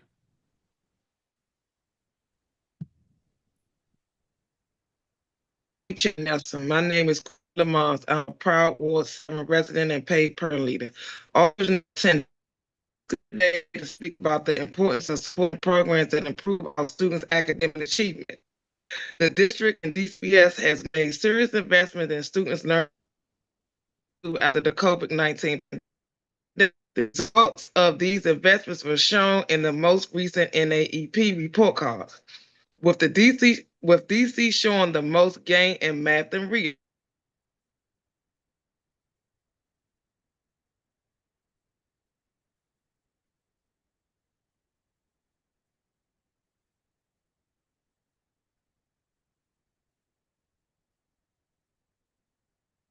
I think we just lost you. The connection wasn't very good. Yvette Selby?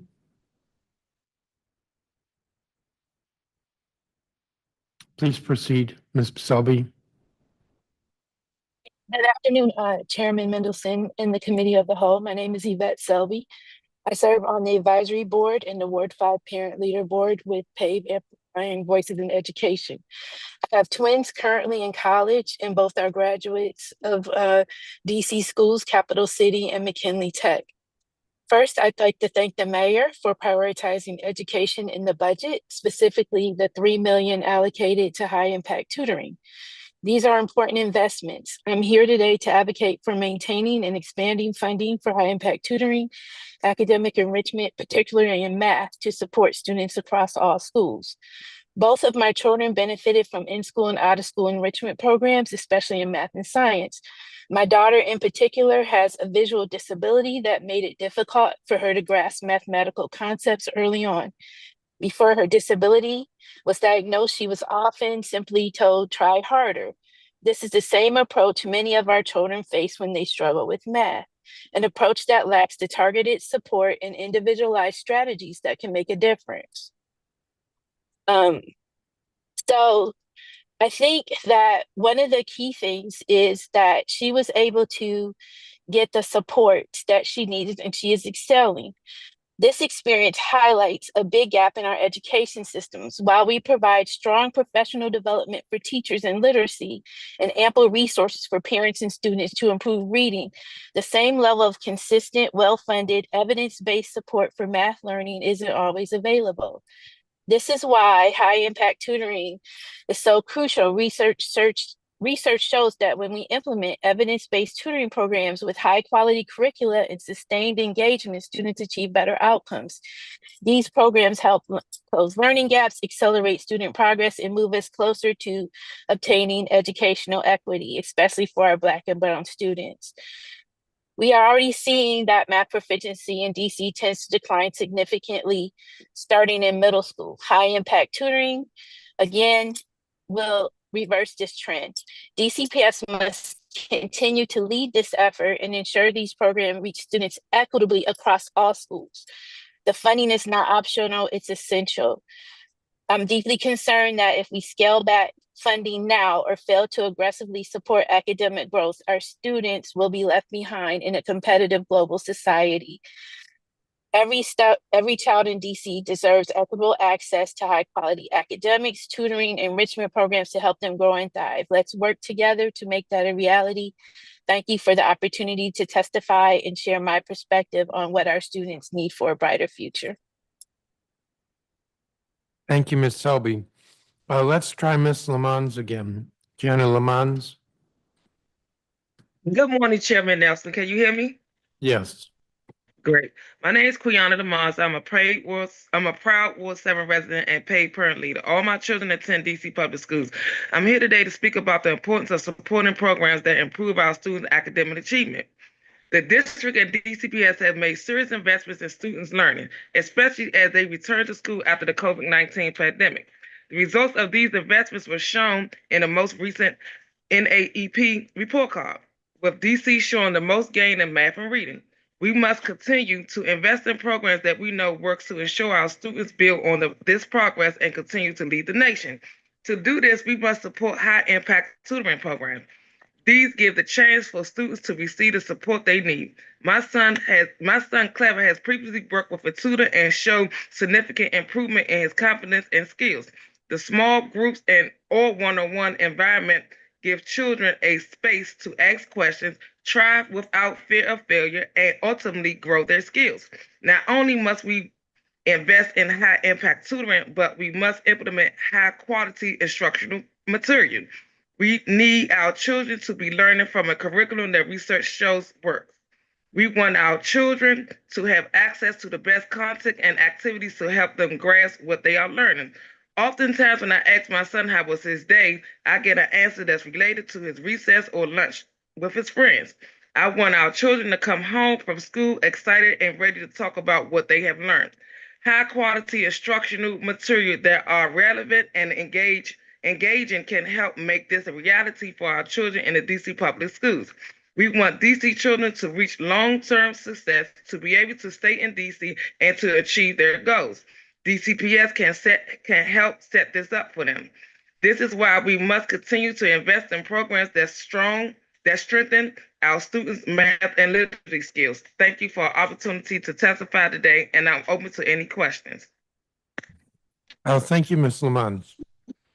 Rachel Naderman, Ashley Julian, Rebecca Lindhurst, Danielle Grunert,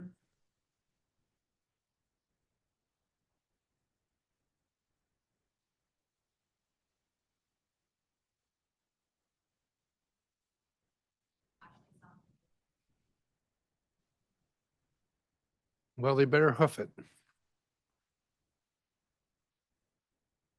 Please proceed.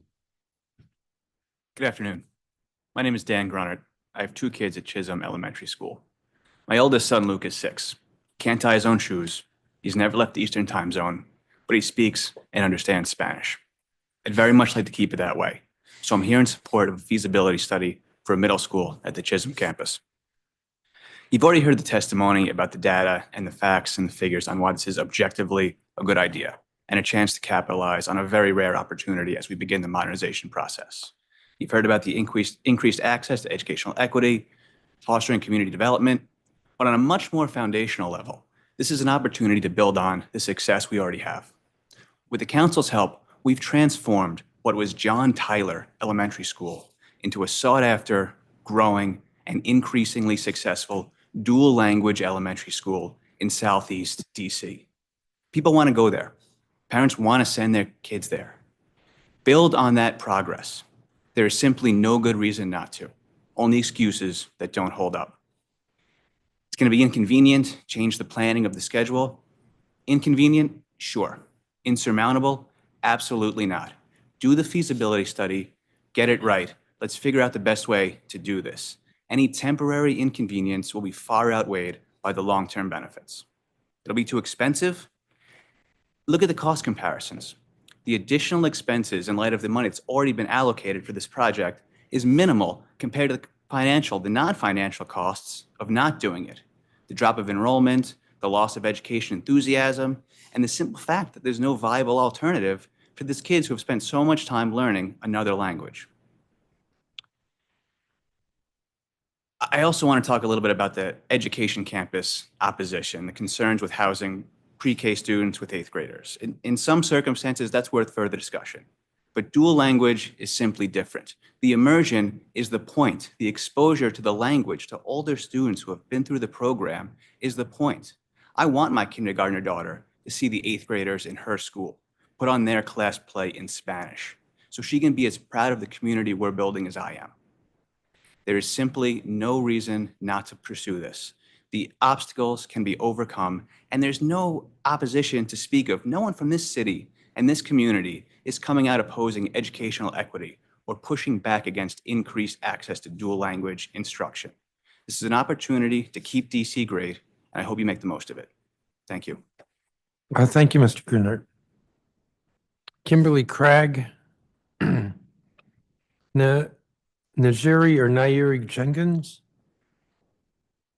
No, she's there. Good afternoon, Chairman Mendelson and staff. Thank you for the opportunity to testify today about the FY26 budget and its impacts on OSC programs. My name is Nairi Jenkins, and I'm the OSC Advocacy Manager at DC Action, testifying on behalf of the DC OSC Coalition.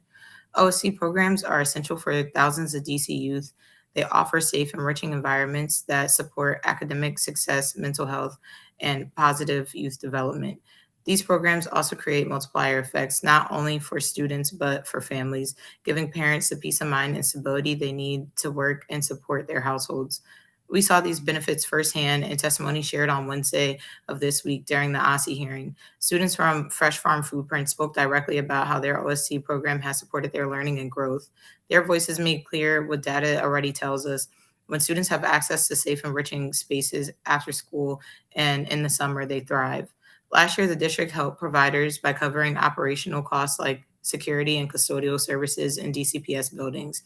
That investment made a real difference. More providers could maintain programming, retain staff, and expand access to families. But to maintain and build on that progress, especially during the summer, we need continued support.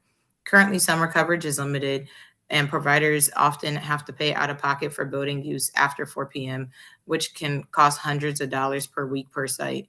For nonprofits, these are significant and unsustainable costs that can force cuts to services or even program closures, right when families need them the most. We respectfully ask Council to ensure that the FY26 budget fully covers security, custodial, meals, and other building-related costs for OSC programming, both during the school year and summer. These operational expenses are a small fraction of the district's education budget, but shifting them to providers threatens the sustainability and equity of OST access citywide. Please refer to my written testimony for additional detail and cost breakdowns. Thank you for your continued support of DC Youth, and I'm happy to answer any questions. Thank you, Ms. Jenkins, and I have your statement. Sam Bertocci. Sophia Boss Shadi.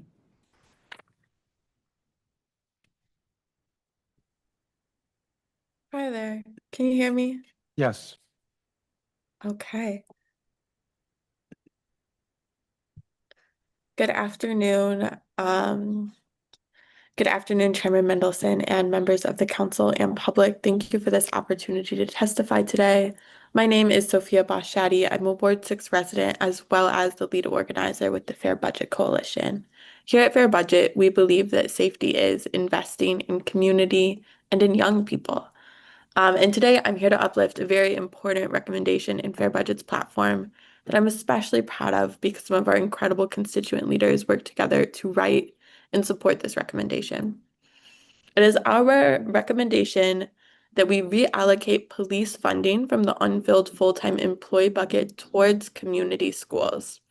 Well, we understand that much of the community school budget falls under OSSI. We're asking for $2.48 million to reinstate OSSI's community schools program, as well as $2 million in additional funds coordinated with OSSI to bring 8 new community schools online, either through DCPS or OSSI program, which is what brings me here today. Regarding community schools, the budget the mayor has put forward slashes the safety net in its entirety and will be devastating to those most vulnerable here in DC. In so many ways, it will make us less safe. As residents face inflation or recession, cuts to the programs they rely on to survive, community schools, which offer wraparound resources and support to both students and their families, will be more needed than ever. Children and their families having access to the resources that will help them navigate government systems as they change rapidly, and even just access a winter coat in the cold months and so much more, will stabilize families that are otherwise being pushed over the edge of poverty and despair by the violence of federal and proposed local policies. These services will make us safer, and the constituents supporting this recommendation on the fair budget side find it very important that we note that community safety must go beyond policing to preventing crimes at their roots. According to MPD's FY25 Schedule A list, which provided a list of all the filled and unfilled positions as of December 31st, 2024, there were 923 unfilled positions with a total of $88,121,611 in unused overtime or unfilled employee money that the mayor was able to reallocate outside of council's budget process. The money will be reallocated. We're asking that council take the lead there. And so in closing, we're calling on you to reallocate money from MPD's unfilled full-time employee budget towards that $2.48 million to reinstate OSSI's community schools program, as well as those $2 million in additional funds coordinated with OSSI to bring 8 new community schools online through either DCPS or the OSSI program. Thank you for your time, and I'm happy to answer any questions. Ms. Boss Shadi, I don't have a copy of your statement. It would be helpful to have that. Absolutely. Sorry, I thought I submitted. I will make sure I did. Please. And what are you saying we would cut at MPD? Yes, sir. So as of right now, not only did MPD get an additional $40 million in the FY26 budget, but as of last year, the unfilled full-time employee budget, so money that was set aside for employees that could not be recruited and filled, was over $88 million. And this money is reallocated by the mayor outside of council's budget processes once those positions are unfilled. So we're asking council to take just $2 to $5 million of those dollars and put them towards community schools, which we think would help address crimes at their root. Okay, thank you. And please do submit. Let's see, 2 people joined us at the table. Why don't you proceed and put your microphone on? Hi, I'm Rachel Nadelman. Thank you for this opportunity. I'm a parent of a rising kindergartner at Chisholm Elementary. And yes, I am part of the group that was here earlier. That's Creciendo Chisholm, a parent-driven campaign to add a dual language middle school to the already planned and fully resourced upcoming modernization of Chisholm Elementary. This is not a frivolous ask. To remind you of what my fellow parents said earlier today, right now, and for the foreseeable future, there are no opportunities for post-fifth grade dual language education in Northeast, Southeast, or Southwest. In fact, the dual language opportunities that do exist are not only in Northwest, but they're west of Rock Creek Park. It's not just kids from Northwest who should be entitled to access to K through 12 dual language education. If it's part of the city's offerings, shouldn't it be available to everyone? But don't just ask me. The district's 2023 boundary and student assignment study says, yes, it should. And building on Chisholm's already planned modernization project offers a rare, cost-effective, and time-sensitive opportunity to provide equitable access to bilingual middle school education for the first time in a quadrant that's not Northwest. So I've lived in DC for 18 years. I have lived, worked, voted, paid taxes, and built a life. And for 9 of those, I've been in Ward 6. My partner and I are strong supporters of equitable, high-quality education for all students in the district and deep believers in the value of dual language learning. We are multilingual, learned not native languages, and we have dedicated ourselves to this. And it has added an immense amount to our lives. And so we've prioritized Spanish immersion for our daughter at the earliest age possible so that bilingualism would be part of her identity. We are not in bounds for Chisholm, but we used the lottery, and we prioritize Chisholm over the other options because as strongly as we feel about multilingualism, we are committed to being and staying a part of DCPS. So you heard about the boundary study. To remind you, we are echoing what it said in 2023.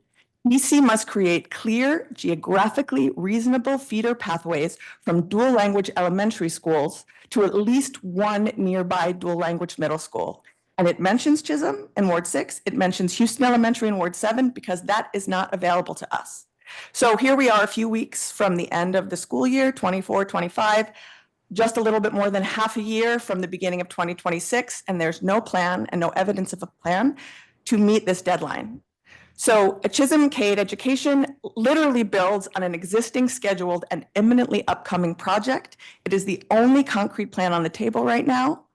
We are an accessible location for the dual language programs in elementary programs in Ward 5, 6, and 7, and leveraging Chisholm's already planned and resourced modernization to create a dual language education campus for K through 8 would directly address the 2023 boundary studies recommendations, maximize the return on the already allocated modernization dollars, and offer cost-efficient and feasible path toward greater equity.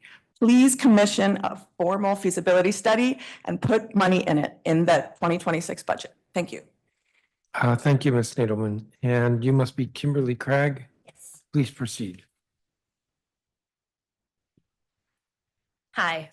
My daughter Cassie is 4 years old, and my favorite way someone has described her is a cannonball of curls and tulle. She's also a talker, my daughter, always has been.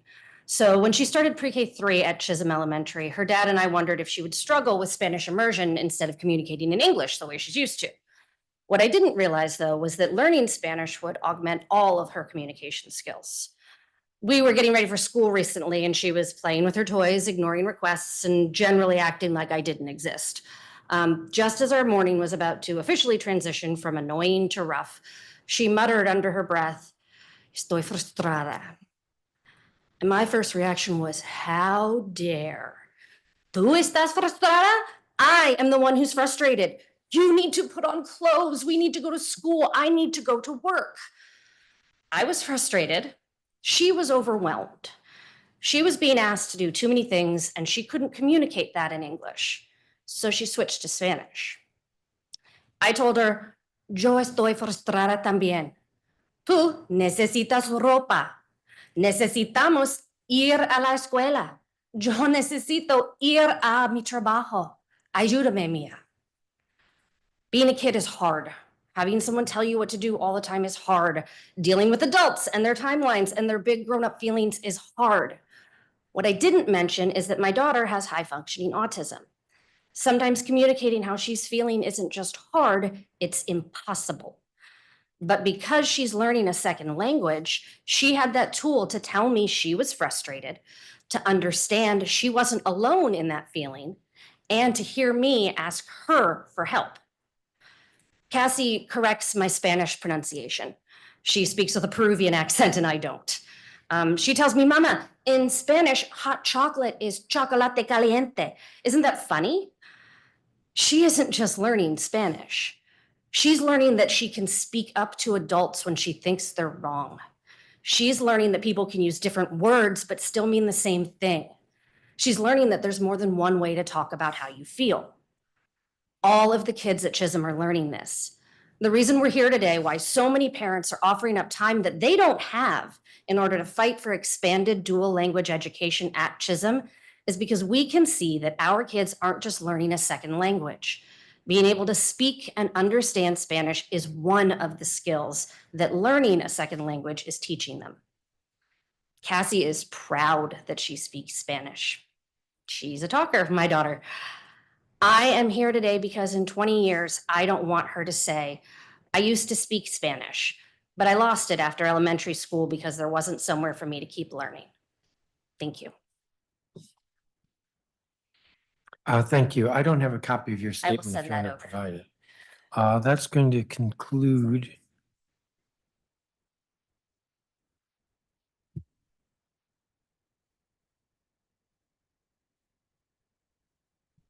That's going to conclude this group of witnesses. Thank you, everybody. I appreciate it. We're in the home stretch here. Zach, the remainder are all teachers with Empower Ed. Zach Wilson? Hi, can you hear me? Yes, but don't start yet. Sophia Barata? Rachel Hargreaves? Abigail Jackson? David Tansey? India Harrison? Armand Cuevas? Alice McNeil? Elizabeth Weiss? Alexander Hargreaves? Dieter Lehman Morales? And Eric Goulet. So I'll go back to the beginning. Zach Wilson, you're up. Hi, I'm Zach Wilson. I'm a DCPS English teacher testifying with the goal of securing greater support for two budget concerns: educator visas for immigrant DCPS teachers and DCPS funds permanent substitutes at each and every school site. What motivates me is my 10th graders. They come to school every day wanting to learn and be part of a healthy, loving community. But the truth is that many are stagnating and stuck, and to make progress, they're gonna need y'all's help. Begin with, about 17% of DCPS students are English language learners. A fraction of these students are acclimating quickly to a new country, language, and brand new social pressures, but the majority are set back. And that's on a normal year. We know that since January, the state has been militarized against their existence, the legal system has rendered them invisible, and they're potentially being surveilled every time they leave the house. When trust in institutions is at an all-time low, what my students need is community, mentoring, and to trust human beings who understand them without even needing words. To put it bluntly, the reason many immigrant students come to school is their excitement to be around immigrant teachers. Teachers who need DCPS's financial and legal support to remain in this country. We need you to provide $200,000 this upcoming school year to support 20 or so educators who would immediately lose green card support without reinstatement of the visa program that the Mayor callously cut. This is urgent. DCPS needs to invest in multilingual immigrant educators who reflect the identities and experiences of our student body, protect my colleagues and friends, and give my students a reason to come to school. Similarly, I want to gently remind you guys about the importance of funding permanent substitutes. I'm lucky enough to have a phenomenal special education co-teacher with over 25 years of experience in the classroom. She's not just my partner in meeting students' literacy needs, she's also my mentor, instructional coach, and support system. However, because our school doesn't have enough substitute teachers, she's pulled multiple times a week, especially in spring, from the classroom to provide coverage for staff who are just not at school. Meanwhile, the special education students on our caseload have not been receiving the hours that they're legally guaranteed, and this is a common problem across DCPS. It impacts test scores, but more importantly, it's an equity issue. Therefore, those of us at Empower Ed are asking for $11 million for one permanent substitute per 250 students in all DCPS schools via the comprehensive staffing model. Before I end, I just want to say that I understand DCPS's anxiety about student performance only modestly improving in the last school year. Classroom teachers like me are concerned too. The pandemic set us back. The truth is that there aren't quick fixes or silver bullets that can restore our performance back to what it was in 2019. However, if we're strategic and intentional, and if we invest in immigrant educators and comprehensive staffing to keep special education teachers in the classroom, then we'll be able to respond to this historic moment more effectively and give our kids a fighting chance despite the uncertainty we're facing in DC. And that's all I have for you guys. Let me know if you have questions. Thank you, Mr. Wilson. And I have your statement. Sophia Brada. Hi, how are you? Okay. Hi, let me turn my video. Sorry about that. Okay, my name is, where is my video? There it is. Okay. My name is Sophia Barada. I am a teacher at Henley Elementary and an Empower Ed Fellow. I've been teaching for 14 years, but I have been with DCPS for 7, and I'm here to discuss the comprehensive staffing model. Throughout my years at DC schools, I have frequently received emails, lectures, and reminders during staff meetings from school administrators that teachers should be aware of how many days they're requesting off because it puts a burden on other teachers. This narrative puts pressure on teachers to refrain from using their leave when needed and establishes a toxic work environment. While there are myriad reasons why teachers request off, and many of these reasons cannot be addressed with our current budget, we can provide relief for teachers when they need it. We can ensure all schools have substitute teachers. One common misconception is that schools always have access to substitutes. While this might be true for some schools, at schools like mine, a school that has many challenges, we often experience available substitutes rejecting being placed at a less desirable school, as they are allowed to choose their assignments. This leaves us with our in-house staff to make adjustments for the day. Paraprofessionals get pulled from their classes. Intervention specialists and other needs-based providers are often asked to forgo their assignment tasks for the day to help cover a class. These adjustments end up creating more burden on teachers as they do not receive the support needed to best serve their students. In my classroom alone, my shared grade level paraprofessional gets called so frequently that he turns to my classroom. He often must reacclimate to our routines to support my students. At other times, a lack of substitutes in a school can cause teachers to lose their planning or lunch periods to help cover classes or student spaces. With a permanent substitute, this would be a staff member who builds relationships with the students, creating a more hospitable learning environment. The substitute would additionally be able to establish relationships with teachers and best understand their routines and procedures in order to limit disruptions to the flow of learning throughout the year. Last year, council funded an extra position in Ward 7 and 8 elementary schools like mine. And though this was appreciated, not specifying roles meant that many of these positions were not actually able to support coverage needs. It also wasn't sustainably funded and didn't reach most DCPS schools. This is why we are asking for $11 million for one permanent substitute for every 250 students in all DCPS schools through the comprehensive staffing model. Thank you. Thank you, Ms. Beretta. Rachel Hargreaves, I believe, is not here.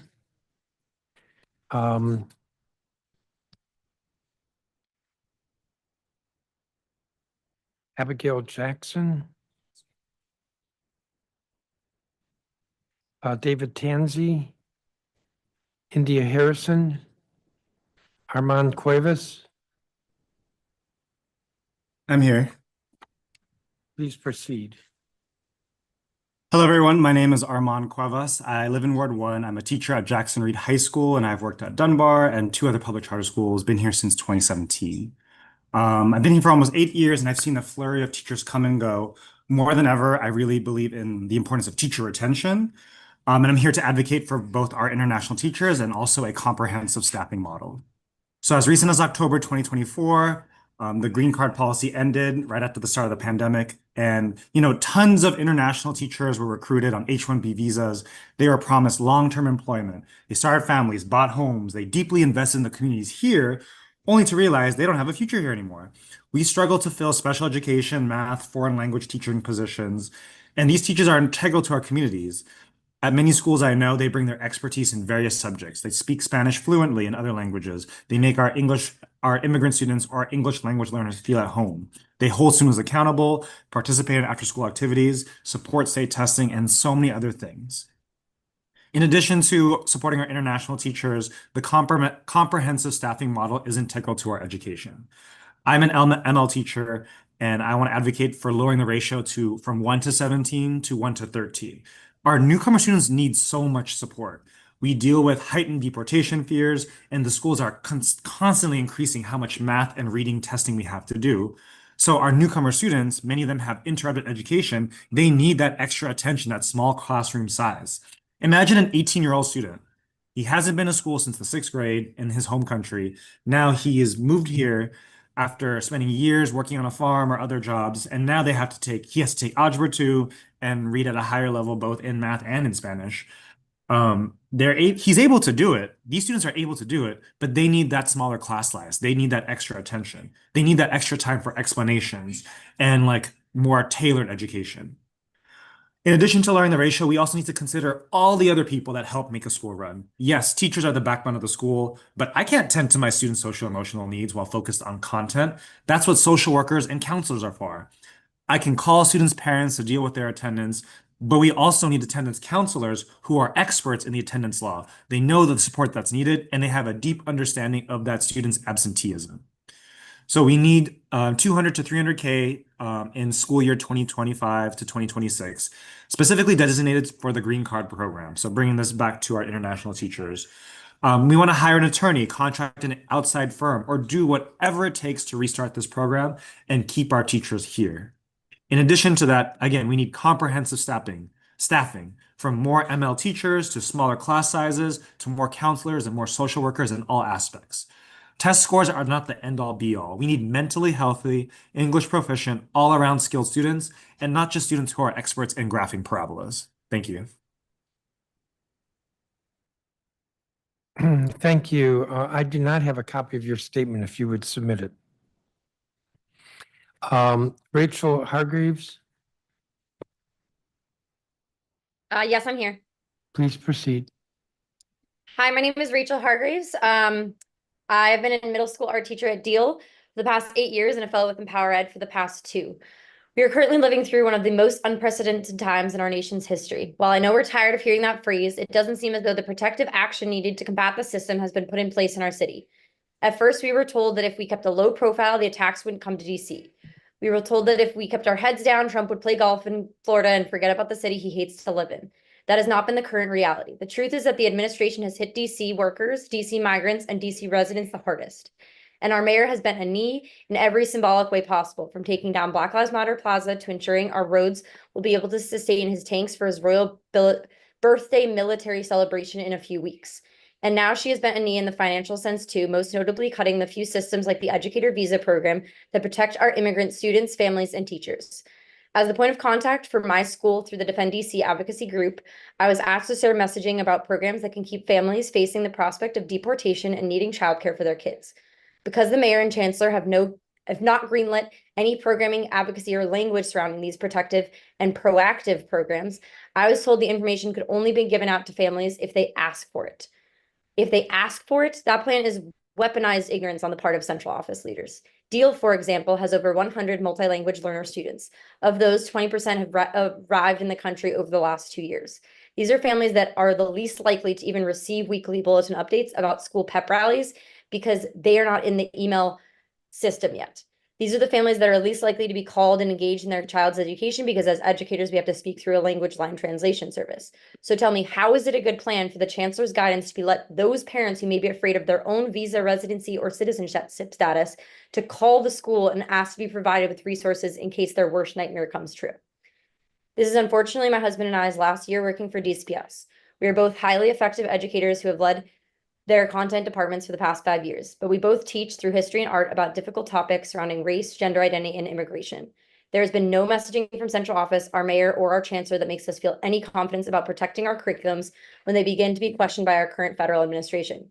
Their silence is loud and their lack of action is notable.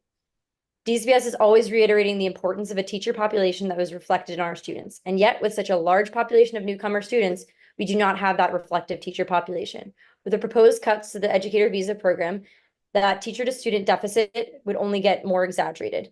We as a city need to stand up and fight back. We need our leaders to make a statement that we are not only a sanctuary city, but we will spend the $200K in funding needed to reinstate the DCPS educator visa program. Entering a new country is scary enough for a child, but to have no teachers that can speak their language or understand their experience as a newcomer themselves is unfathomable. To not protect the 24 people here on legal visas that are educating our students is a statement that we as fellow educators and teachers will not stand behind. Thank you so much.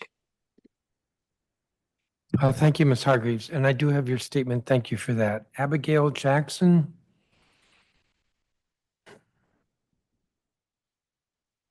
Hello, yes, I'm here. Please proceed.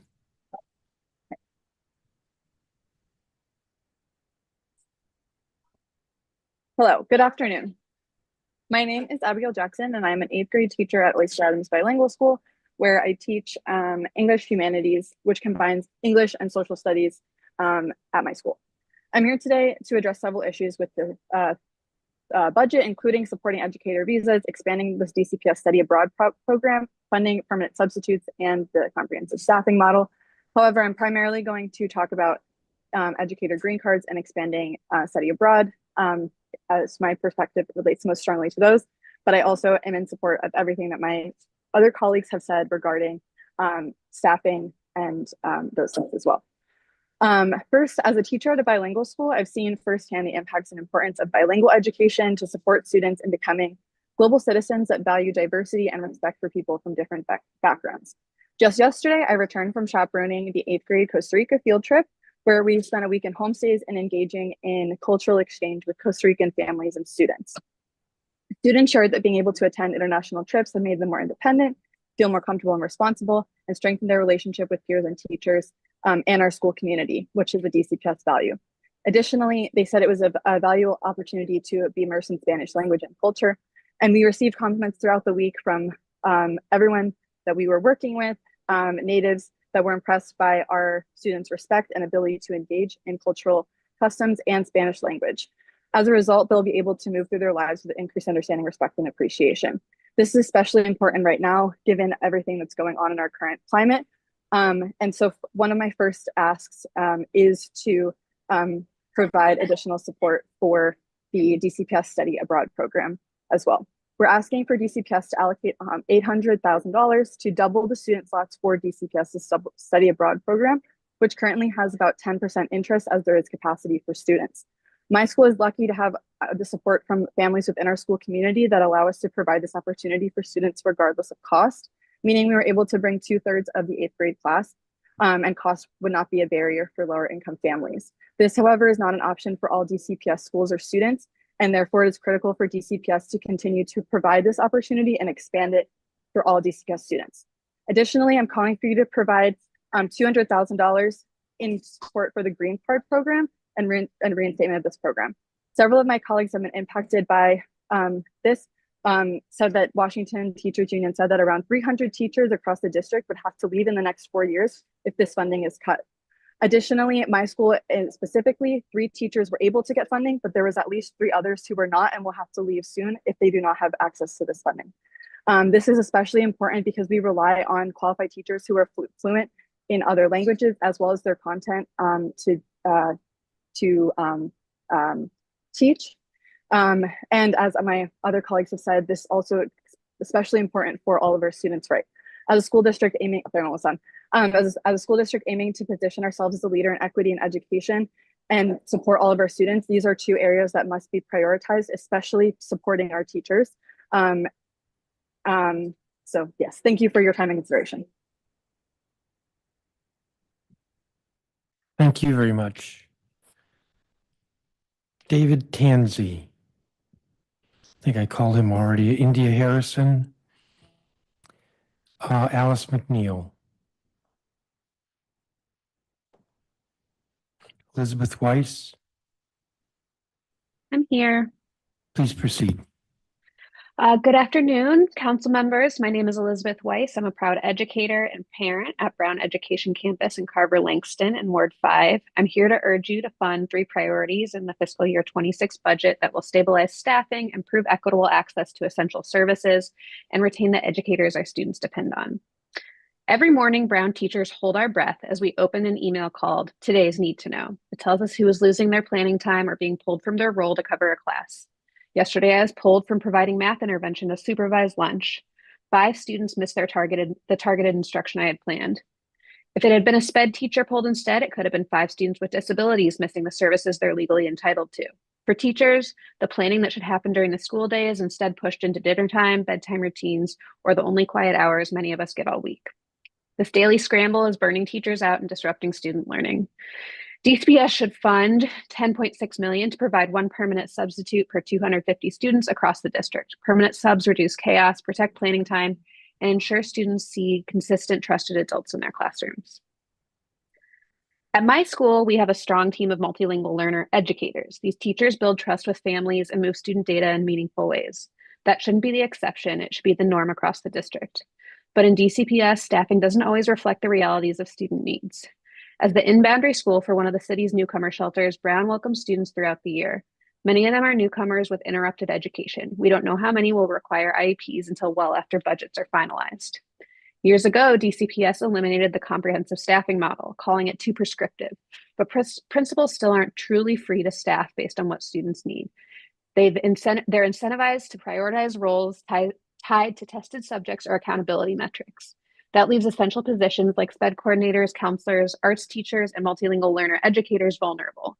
Meanwhile, the council is left legislating one role at a time. This approach is not sustainable. I'm lucky to work under a school leader who understands the importance of these roles and ensures we have them in place, but not every school has that. Equity shouldn't depend on who your principal is or whether your PTO can raise enough money to fund an arts teacher. That's why we need a systemic solution, not school by school or role by role fixes. Fund $67 million to reinstate a holistic, equity-driven, comprehensive staffing model that ensures students citywide have access to the high-quality supports they need to thrive. One of my DCPS colleagues, a multilingual learner teacher on an H-1B visa, is one of the most impactful educators I've ever worked with. This year, her students grew 171% of the typical I-Ready math growth. That's almost 2 years in one. She also builds powerful relationships with families. When a newcomer student needed major dental surgery, care he'd never received in his home country, she accompanied him and his parents to the appointment, interpreting and advocating for them every step of the way. Despite all this, she's at risk of losing her job, not because of her performance, but because DCPS quietly ended the green card sponsorship policy in October without notice or alternatives. DCPS recruited these teachers starting in 2020 with the understanding that there was a path to stability if they performed well. They serve in hard-to-staff roles, and we cannot afford to lose them, especially as the city expands bilingual programming, including the new models like the proposed education campus at Chisholm Elementary, which was highlighted in testimony moments ago. We need to fund $200,000, just $10,000 per educator, to reinstate this program and keep trusted high-impact teachers in our schools. Thank you. Thank you, Ms. Weiss. Alexander Hargreaves. Teacher Layman Morales. I'm here. Please proceed. Thank you, Chairman Mendelson and members of the council. My name is Dieter Lehman Morales, and I use he, him pronouns. I teach 10th grade World History 2 at Columbia Heights Education Campus, or CHEC, where I'm actually calling in from our field day, and I'm taking a brief reprieve from playing volleyball with some students. I serve on the executive board of the Washington Teachers Union and represent my neighborhood of Columbia Heights as an advisory neighborhood commissioner in Ward 1. I'm here today to speak in support of several critical DCPS budget priorities that would strengthen our school communities and improve outcomes for students and staff.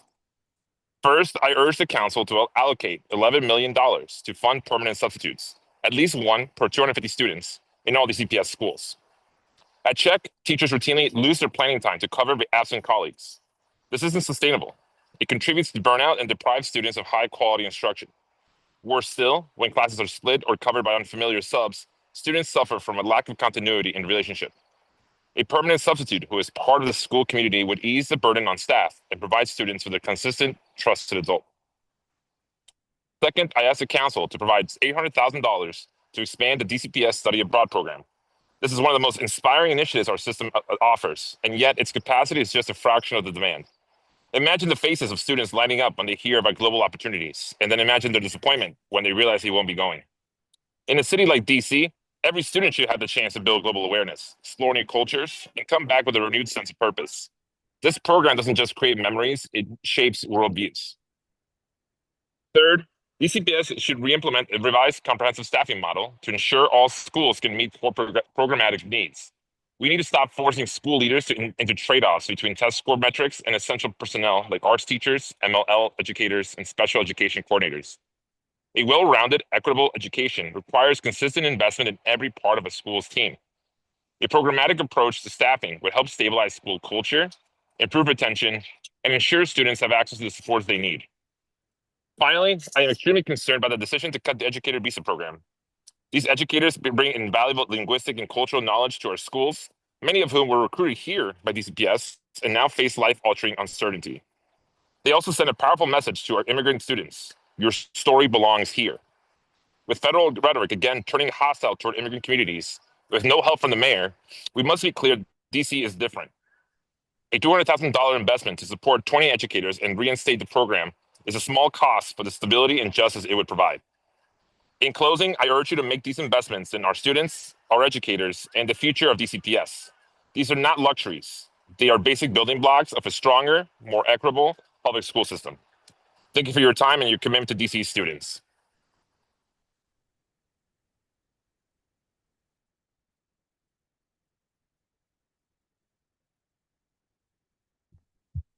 Thank you.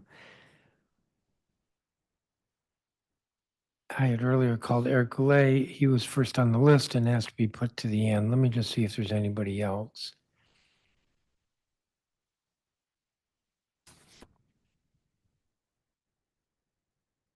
I see Sam Bartocci is here.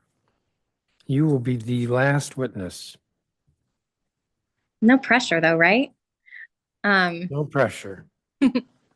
Hi, everyone. My name is Sam Bertocchi, and I am a first grade special education inclusion teacher at Harriet Tubman Elementary School in Ward 1. I'm also a Ward 7 resident, and it is pajama day. I don't just dress like this. I'm here to talk today about budget needs for both our school-based budget as Tubman, as well as investment needed in the educator visa program for DCPS.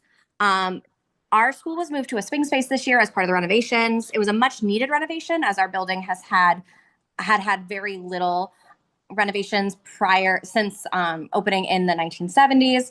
But as a result of the move and a lack of transportation, we saw a pretty significant drop in enrollment, and accompanying that was a just under $1 million budget cut. This has led to a need for a reduction in staff, which is a huge problem. Our school is an integral part of our community, much like all of our other public schools. And our students deserve to come to school every day and see teachers that they recognize and have gotten to know. Our teachers deserve to feel like they are stable in their role and that they're going to get to keep their job. Our school has a high population of multilingual learners and students learning on an individualized education program.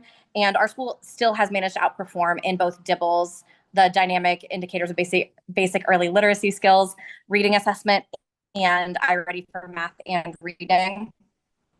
We've received extensive amounts of training in supporting multilingual learners and in our co-teaching model, which supports all of our students, but especially our multilingual learners and special education students.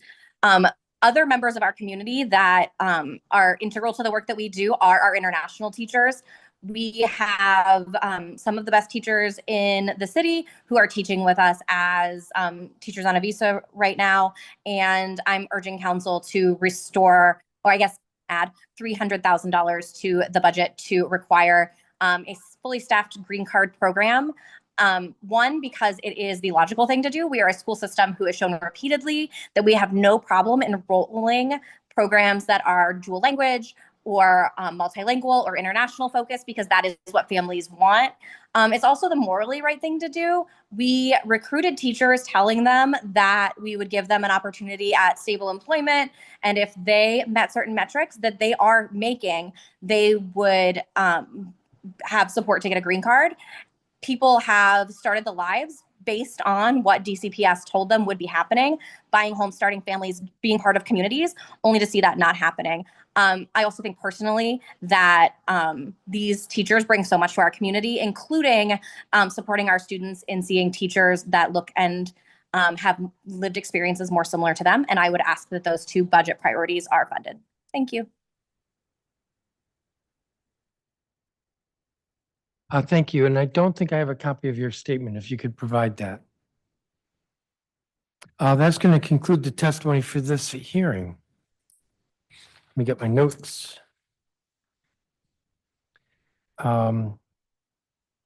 This has been a hearing where we've heard from the public, parents, and other stakeholders with regard to DCPS.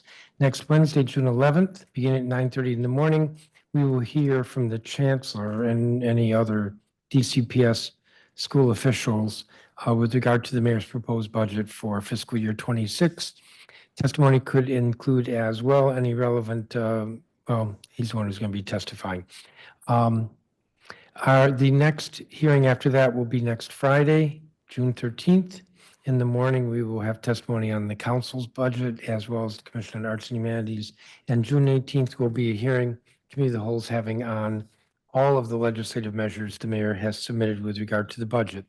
The FY25 revised, the FY26 proposed, the Budget Support Act, and the Federal Portion Budget Request Act.